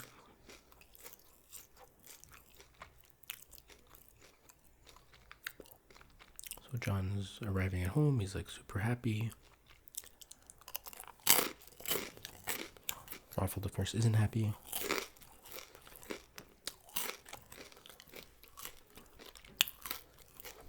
So he's like, here, Garfield, since you're on a date, here's your food. It's like a piece of lettuce. He's like, oh, I'm sorry, that's not right. He's like, you get half a leaf of lettuce. Garfield's like, that's better. Couldn't cats really survive on lettuce? I don't think so.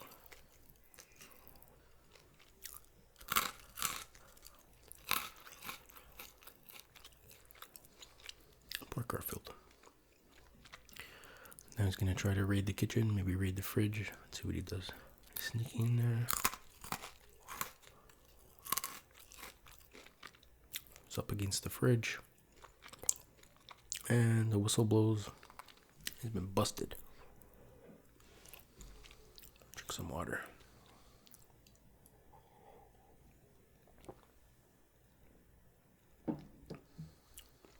So Odie comes in and he's Garfield's diet monitor, so he blows a whistle every time Garfield's about to cheat.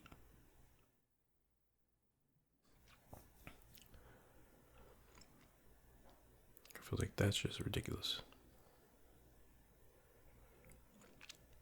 So he's about to like hit Odie, but he blows a whistle again.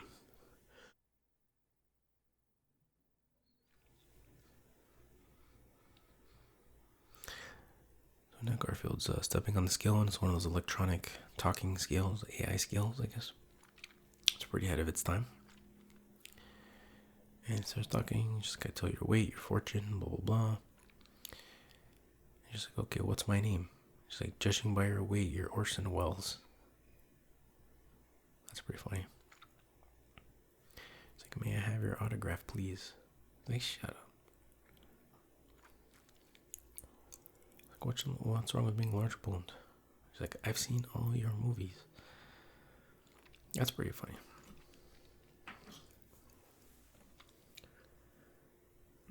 Grab some more pie here.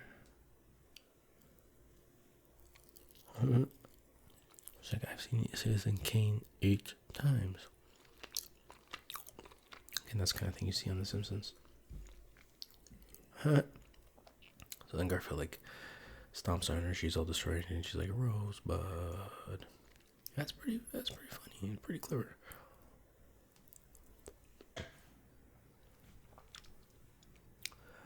Okay, now we have Garfield raiding the kitchen again. And there's like a cookie jar, a flour jar, a salt jar, and a sugar jar.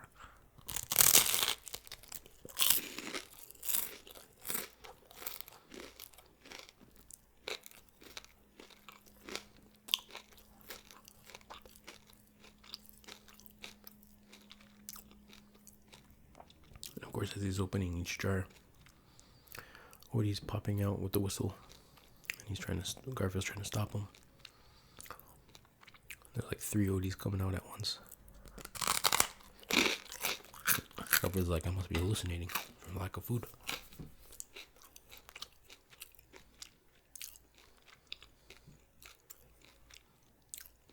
So now it's the morning and Garfield's all cranky.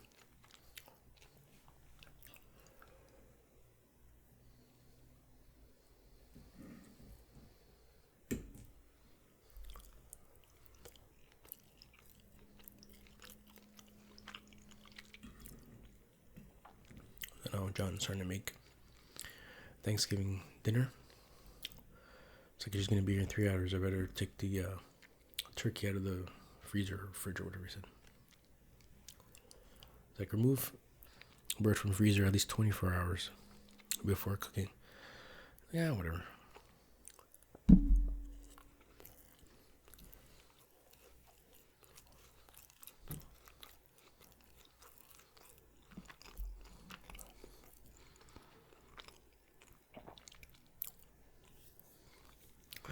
They're reading instructions like rub skin with butter.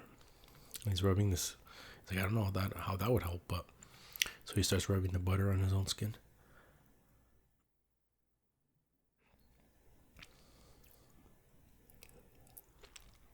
So he puts the oven up to 500 degrees. Corn, Brussels sprouts, blah blah blah. Add water and done. I don't think that's how anything works.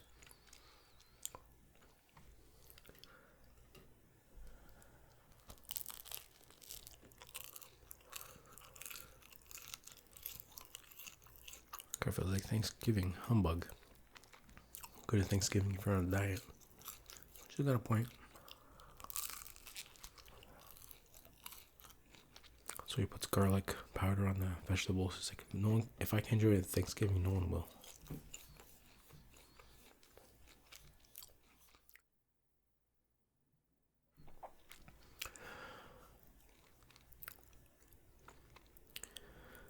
Now we have John shaving, and he's talking to himself in the mirror, trying to give himself a pep talk. And of course, Garfield is responding with his smart alecky response. Responses.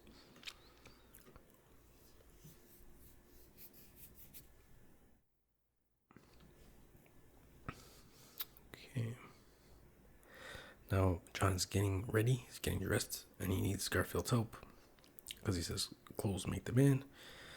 So now he comes out of the closet in different outfits, and Garfield's doing to each outfit.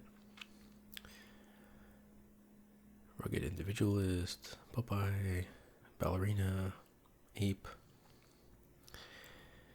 It's like I'm running out of clothes. Like, try that dressing as yourself. So now he comes out in just a regular suit and tie, but he forgot his pants. He's got his polka dot boxers on. And doorbell rings.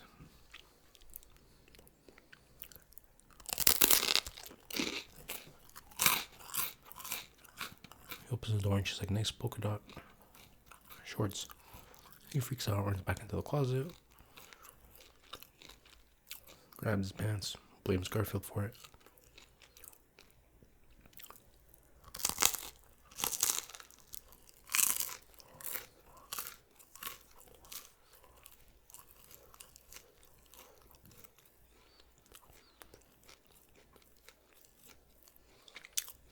Or was it come in, dear, or whatever? Are you fond of indigestion? Pretty funny.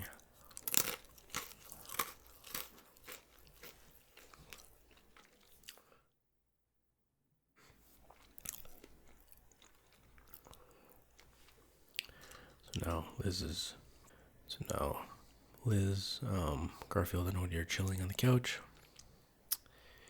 She's cracking some jokes on behalf of Garfield. She's saying some people who have vitamin deficiencies become listless, irritable, nervous, and as she's saying this, Garfield is acting out all those symptoms, I guess. It's pretty funny.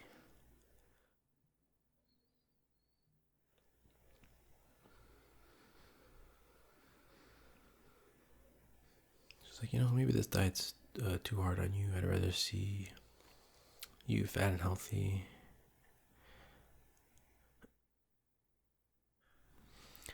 Basically, she's like, oh, maybe you'd benefit from some wild exercise instead. Garfield's like, I'm free, I can eat. So he's like super happy about it.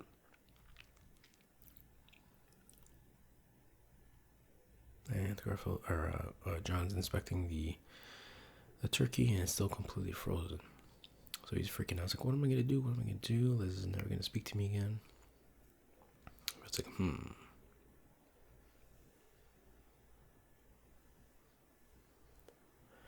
So Garfield grabs the phone, and John's like, I can't feed Liz this. And that reminds me a lot of like those old point and click games. Like when you try to do something that your character can't do, it's like, I can't do that, or I can't use that here, whatever. That reminded me a lot of that.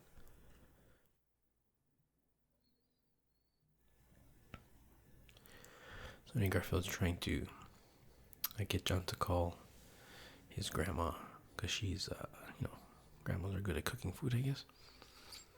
So John finally gets a clue. And now we see Liz just chilling with Odie, and now John's calling grandma. And it looks like she's gonna come over.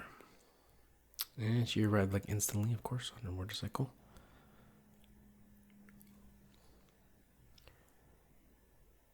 She's like, having cooking utensils will travel. She's like, alright, I go in there and talk to the lady. I'll take care of the kitchen.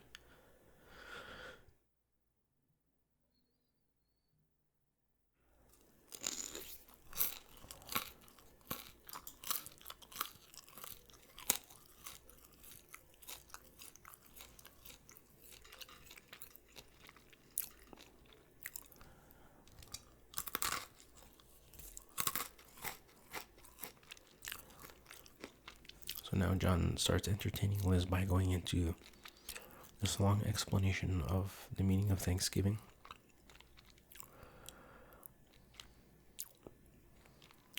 Now,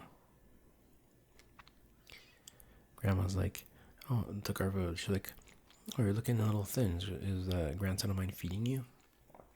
It's classic grandma behavior. It's like my mom, when she sees my dog, she's like, oh, he looks underweight. Are you feeding him? I'm like, Mom, he's perfect weight actually for his age and breed. She's like, no, you gotta feed him more. I'm like, that's not what the doctor says, but.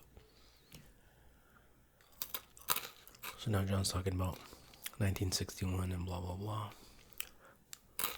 And Liz is falling asleep.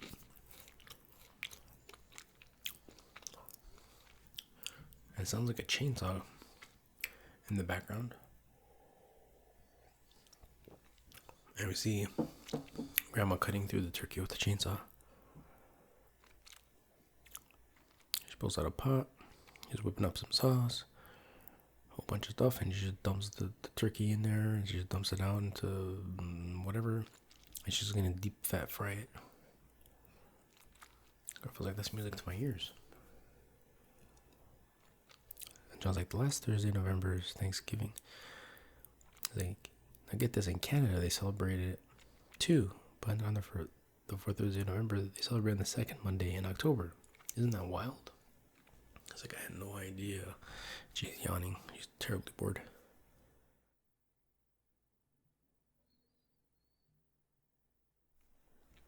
So we see Grandma putting butter and marshmallows and these weird things on top of whatever it is that she's making. John keeps going on about Thanksgiving in Japan, and apparently they call it Labor Thanksgiving Day. Alright.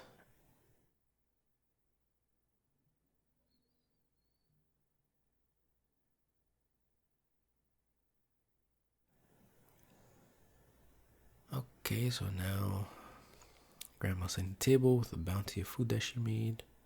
And it's all sparkling. Grandpa's like, a nice touch. So I'll just slip quietly out the door, Garfield. You tell the young lady of his that she couldn't find a better man than John, and she better not blow it, or she'll have to answer to me. Garfield, eat a piece of pie for me. He's like, alright, Captain. Garfield's like, they just don't make him like that anymore. So now Liz is like totally passed out.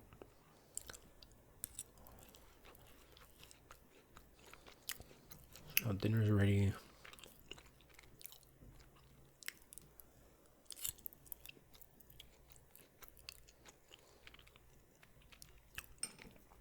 And Liz is impressed. She's like, I'm so impressed, and I was like, so am I. So now they're saying grace. Some corny song is playing.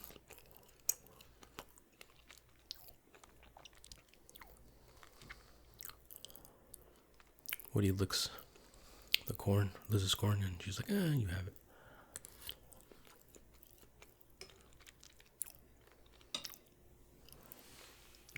And they're all just chomping away on their food.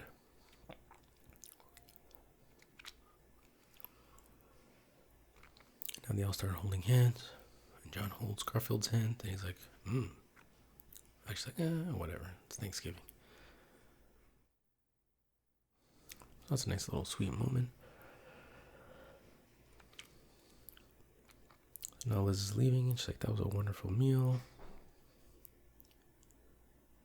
John's like, same time next year. It's like, next time I'll be there before the meal, but after the history lesson. So we see Garfield and Odie looking very satisfied on the couch. Definitely look like they've grown a size or two in the belly. And they're all thankful for Grandma. And it's like, let's take a walk to burn off some of this food. And they're having trouble getting up. Especially Odie. He's panting. Poor Odie. He just collapses on the couch. Like, come on, boy. Like, oh no, not you too. It's like, I'm gonna have to put Odie on the diet too. And he's like, So now we have Garfield blowing the whistle, getting some revenge on Odie for the whistle stuff before. And he starts getting Odie to do push-ups, although those are the weakest push-ups I've ever seen.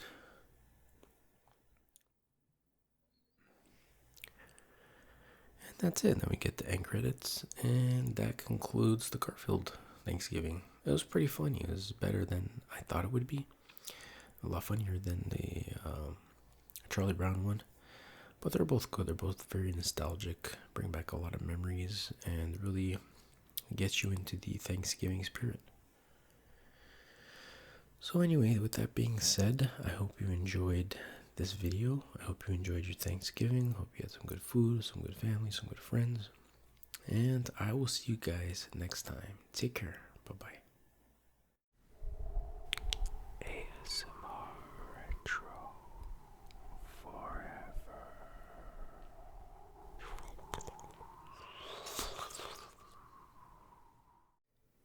Hey guys, welcome back to ASMR Retro.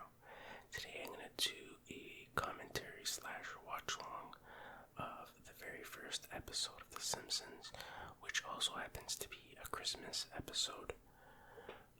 So I'll let you know when I press play if you want to watch along, but you don't really have to. And this is, like I said, season 1, episode 1. It's called Simpsons Roasting on an Open Fire. And it was released, first aired December 17th, 1989. Directed by David Silverman and written by Mimi Pond, not Mini Pond, that's a different thing. And the description on Disney Plus is Homer's Christmas bonus is cancelled and the rainy day funds are needed for Bart's tattoo removal.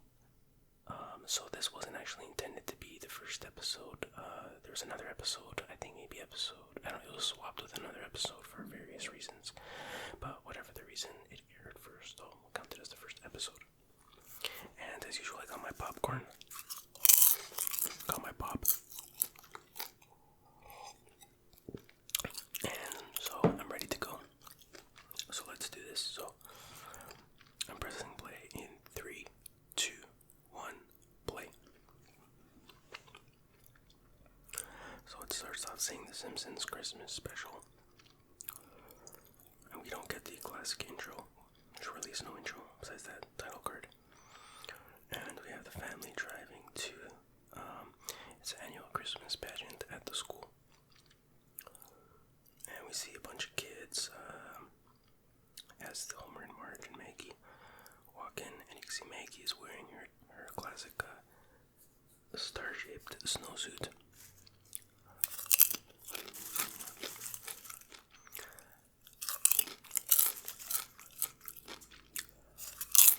So that song finishes and then Seymour comes out. Like, wasn't that wonderful? And now they're gonna do Santas of Many Lands. So it's like the second grade class is doing Santas of different cultures, I guess. So you got this German Santa Claus.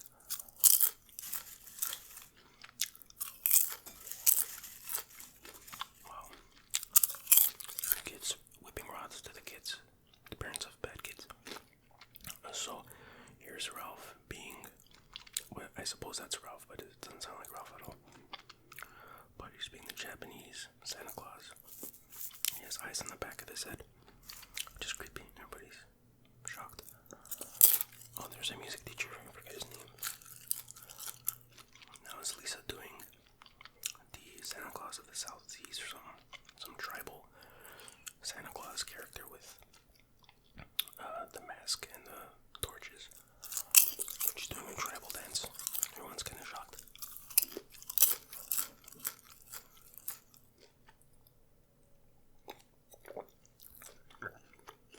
Oh, that's a bit of a gurgle. That was the 4th grade class singing Jingle Bells, I guess. And you pan through the children, and then of course you're gonna see Bart singing his own version. It's the Batman Smells, Jingle Bells, Batman Smells, blah blah blah, which is pretty cutting edge humor back then. But then he's gonna get yanked away by, I guess, yeah, Principal Skinner. Looks like his arm. So that ends his singing debut. And then now Skinner is announcing the 5th grade class singing something from Charles Dickens. That's a nice little delay he did there. It's kind of funny. So this is my favorite scene, kind of. setup because Martin is writing a letter to, the rest of the family, like a Christmas letter. And everyone's in the living room or whatever with the fireplace. And Homer's setting him the Christmas gifts. And it's a nice introduction to each character, so it kind of makes sense as the first episode, even though that's not the intention. Just like Lisa got straight A's and Bart, well, we love Bart. And then Homer's getting upset because he can't find, what is he looking for? The extension cord. And then he's like, oh, I'm sorry, Marge, I'm just a big kid. And I love Christmas so much. So he opens the drawer and like, oh, the extension cord's all tangled up. He's like, no.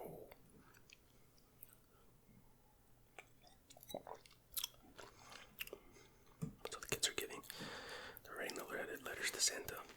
And Lisa wants a pony. And she's like, well, that's not gonna fit in Santa's sleigh or whatever. Coming up with excuses for not to get a pony. So then Bart has a much more reasonable gift request. Let's see what Bart wants. A tattoo. He's like, yeah, they're cool. They last the rest of your life. Marge's like, you will not be getting a tattoo for Christmas. And Homer's like, yeah, if you want one, you gotta pay for it out of your allowance. Good old Homer. So now Patty calls Marge's sister. And Homer's talking to her on the phone, but he's not too fond of the gruesome twosome, as he calls him. So basically they tell Marge that they're coming for Christmas Eve rather. Can you imagine how thrilled Homer is about that? Okay. So we see where this is going, and now Homer's setting up the lights on the roof and he falls off into a slow snowbank there, and the kids are laughing. Or no, they clap. So that's pretty funny. It didn't even phase him, it seems. So Marge turns on the juice, and there's like 2 or 3 lights flickering. And then they look over to the Flanders, and Flanders hooks up his Christmas lights, and it's like all fancy, and there's like a robotical Santa on the roof being like, oh, oh, oh. And they're like, whoa. And Homer's like, it's too bright. So Flanders kind of showing off a bit, which I kind of feel like in the new episodes, Flanders wouldn't have that kind of a display. You would find some reason why it's against his beliefs. But anyways, so now what's happening? Oh yeah, Marge takes out her jar of, it's like the Christmas money, the money they're saving for Christmas gifts and stuff. And she was hiding it in her hair. So now they go to Springfield Mall. And it's pretty packed. And Bart's looking in the tattoo parlor. And he sees a mother tattoo. Like a heart mother tattoo. And he's imagining what it's going to be like if he gets it. And he thinks Marge's going to be all happy. So he's like, I'm sold. So he goes in and the guy's like, wait a minute, how old are you? He's like 21. He's like, alright, get in the chair. Doesn't even check his ID or anything.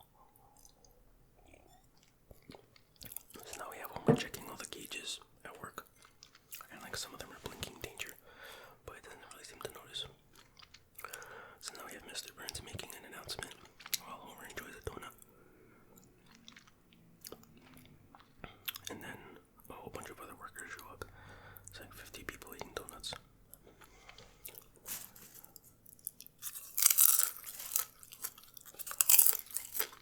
So for the semi-skilled workers, there will be no Christmas bonus. And everybody's pretty upset. And Homer's like, oh, thank God for the big jar that Marge has. So now we're back at the mall with Marge and the kids. And she walks in on Bart getting the mother tattoo. But it's unfinished, it just says M-O-T-H. Off. And he's like, I thought you like it. So now they're at the, I don't know, I guess it's a dermatologist office or whatever. And he's like, oh, we can take that off with the laser or whatever, but it's going to cost a lot of money. So Marge's like, she's like, thank God for Homer's Christmas bonus, because she has to spend the jar money on the laser. So now they're he's turning it off. And the technician guy's like, you don't want to get this sucker near your eye or groin. You know, I pronounce it cringe. It's weird. So now they're at home, and Maggie and Lisa are poking Bart's wound. And he's like, ow, quit it. And then Homer does it, and he's like, ow, quit it. And then this is interesting. He says that it used to be a boss tattoo, which I never really heard. I mean, I thought the word boss was a more recent type of slang word. This episode came out, what did I say? 1989. I didn't know the word boss in that sense was used as a slang terminology. But I guess it was.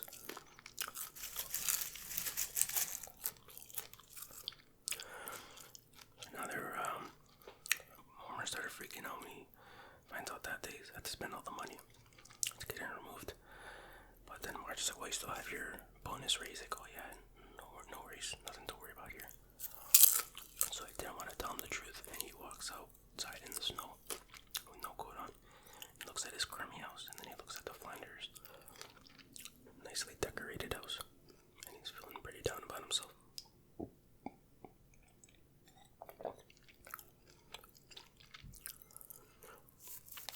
And then so now Homer and Marge are in bed, and Marge is like, yo, I get the feeling that something's wrong, blah blah blah. And Homer looks like he wants to tell her about the Christmas bonus thing, but he doesn't end up doing it. He ends up just saying, I'd like to do the Christmas shopping this year. But you can see he's mega stressed.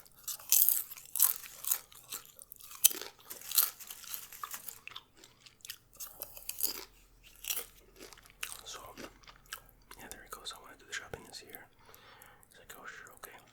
And she closes the lighting because he's super stressed though. So now he's at the Circus of Values buying cheap stuff for the family. He buys a pack of pantyhose for Marge. 6-pack. Only $4.99.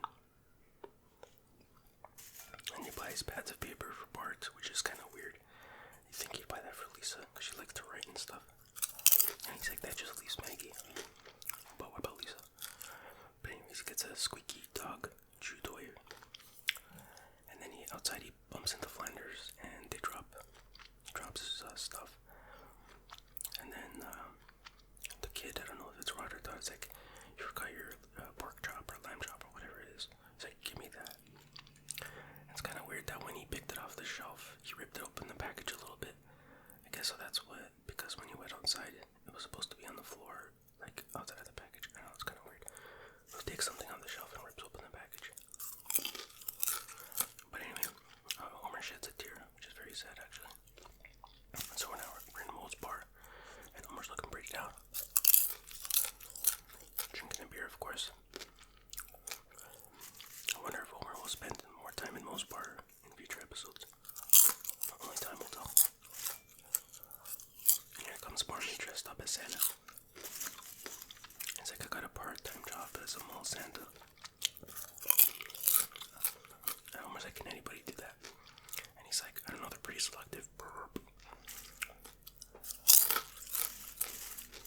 So now we have Homer applying for the Santa job. And he gets hired, but he has to go through the training program. So now he's in the class with a whole bunch of other Santas practicing their O's. And Homer asks a question. He's like, when do we get paid? And the teacher's like, not until Christmas Eve. Now from the top. Oh, oh, oh, and everyone said. So now we have Homer trying to name the reindeer. Dasher, Dancer, Prancer, Nixon, Comet, and Cupid. Donna Dixon. And the teacher's like, sit down. So now he's role-playing with the teacher. Pretending the teacher's a kid. And the teacher calls him fat or whatever. And he gets upset. He's about to like punch the kid. He's like, whoa, whoa, whoa, whoa, relax. So that's pretty funny. How quick he was to anger. So Homer comes home 7 hours late and he's beat. And he's heading straight for the tub, but he's like, my scissors are here. And he shudders. He's like, ooh, ooh, ooh.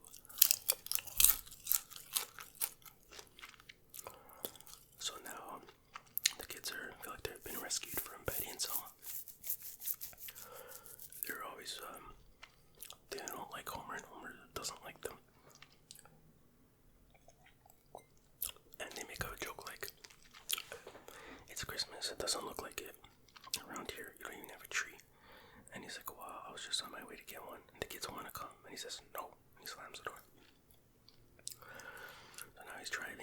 Christmas tree place, and he has to keep driving further and further to get a cheaper deal.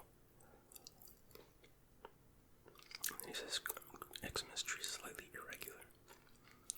Now he's walking in some forest that says no trespassing, and he's cutting down a tree that he obviously shouldn't be cutting down. And then somebody in the distance is like, hey, what are you doing? And you hear like gunshots and dogs barking and stuff. And he takes off, so he stole a tree. So now he's at home. I was like, so what do you think? I'm like, wow, way to go. And Marge says, there's like, why is there a birdhouse in it? He's like, oh, it's an ornament. And then the other one's like, do I smell gunpowder? Pretty funny. So now we see Homer at the mall, doing the Santa thing, and the kid's asking for presents and stuff. And Homer's like, you don't need that stuff. All you need is family, blah, blah, blah. And then he ends up eating the kid's donut that the kid's holding. And then we see Bart with Milhouse, and the other kid is Louis, I think. And they're looking at the Santa, and Bart doesn't know it's Homer, but Milhouse dares him to yank his beard off.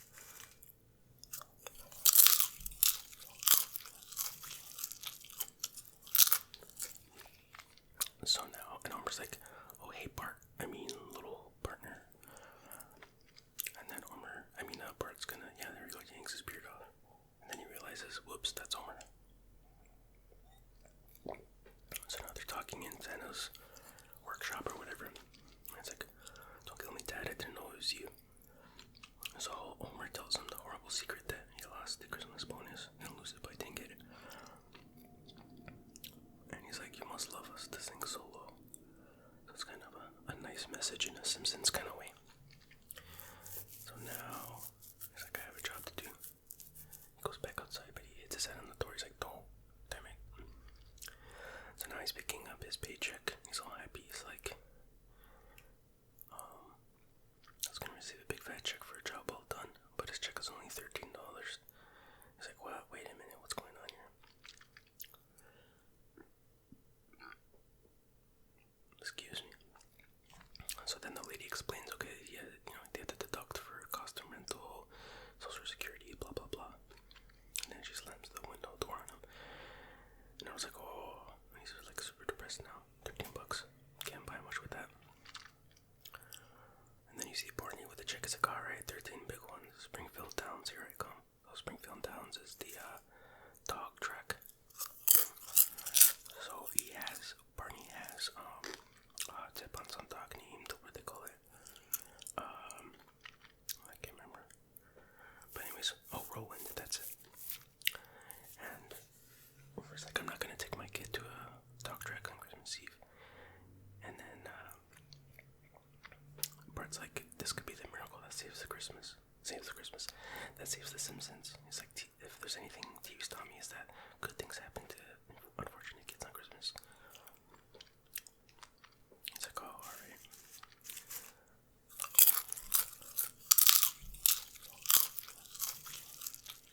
So now back at home, the family, including Grandpa's, watching the Little Elves Christmas special, I guess. And Lisa's very enthralled. And the sisters are asking, where's Homer? It's getting late. So now we're at the Springfield Downs, and Barney and Bart are sure in Christmas spirit. But Homer's still pretty depressed. This guy sounds exactly like Carl.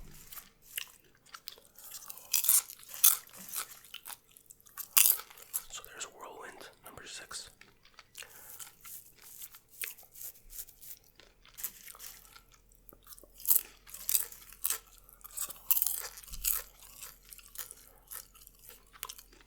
Alright, so there's a new racer replacing another one named Santa's Little Helper. And Homer thinks that's a sign. He's like, did you hear that name? It's a sign we have to bet on Santa's Little Helper. And Bart's like, it's a coincidence that, well, if Bart really learned anything from TV, you would know that that was a sign. But anyways, so the odds were like, I missed it, but it was like 2 million to 1 or something, or not that bad, but so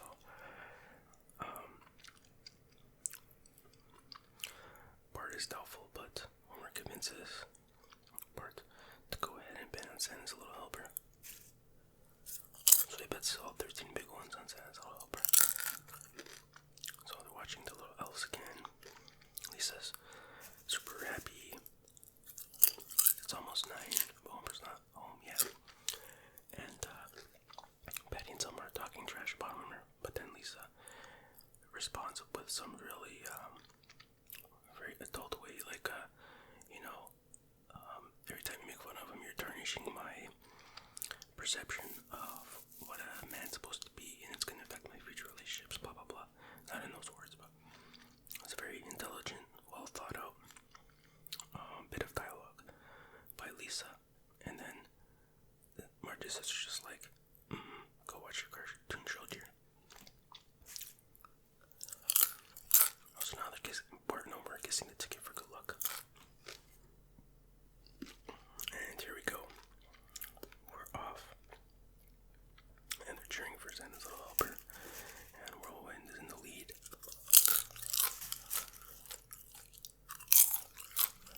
And they just keep cheering and cheering and cheering. One of the dogs' name is Dog War. That's pretty cool. And then last, there's Santa's little helper who's in the not the lead, the last place, I guess. But the race ain't over yet. And Bart's like, maybe this is just for suspense, as if his life is a TV show or something. And Roland wins the race. And Homer's pretty upset, banging his head on the pole. And Bart's like, doesn't seem possible, but looks like TV has betrayed me. And Homer's like, I don't want to leave until our dog finishes the race. And like 5 seconds later, he's like, forget it, let's go. So they're outside looking for a winning ticket on the floor, but not finding anything good. And then he sees Barney drive by in his car with some woman. And he's like, I told you Whirlwind was the way to go, or whatever exactly he said, and he burps, of course. So Barney's living large for a while. And then you see a man chasing Santa's little helper. I guess that was his owner.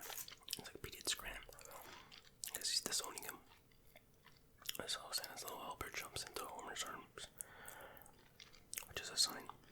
Of course, because Homer's Santa. And Bart's like, can we keep him, Dad? He's like, but he's a loser, he's pathetic. The dog licks him, and he goes, a Simpson. So that's the origin of Santa's little helper. So we're back at home with the rest of the family, and they're still waiting for Homer. And he comes home, and Homer's looking all sad and defeated. And he's like, I have a confession to make. I didn't get my Christmas bonus. And he starts going on a spiel. But then Bart comes in with Santa's little helper. He's like, look what we got. And the whole family is happy. And they're like, oh, Doc, that's the best gift of all. And Bart's like, God bless him. And Bart's like, if he runs away, he'll be easy to catch. Because obviously he's a slow dog. And they're like, what's his name? And Homer's like, number 8. I mean, Santa's little helper. So that's pretty funny. And now we get the final shot there. And the snow falling down.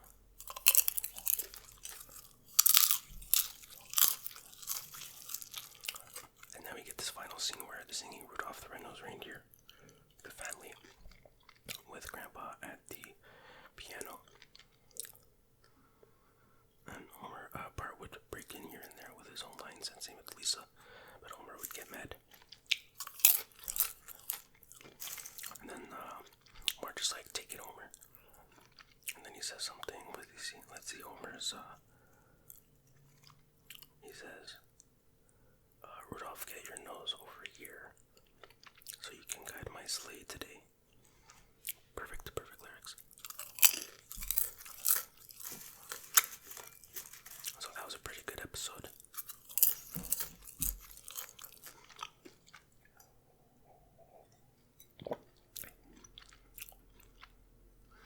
So at the end of the song, it's like, you'll go down in history, and Bart's like Attila the Hun, and then Homer chokes him, of course.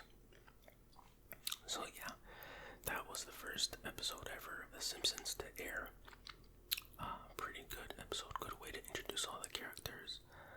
There's a lot of sweet moments, nice family moments there, a lot of funny moments. So, you know what, I know the animation is a bit crude, but still, pretty well done episode, pretty funny, and had a lot of tender, sweet moments. So, if I had to rate it, I don't know, maybe I'll give it like a 4 out of 5.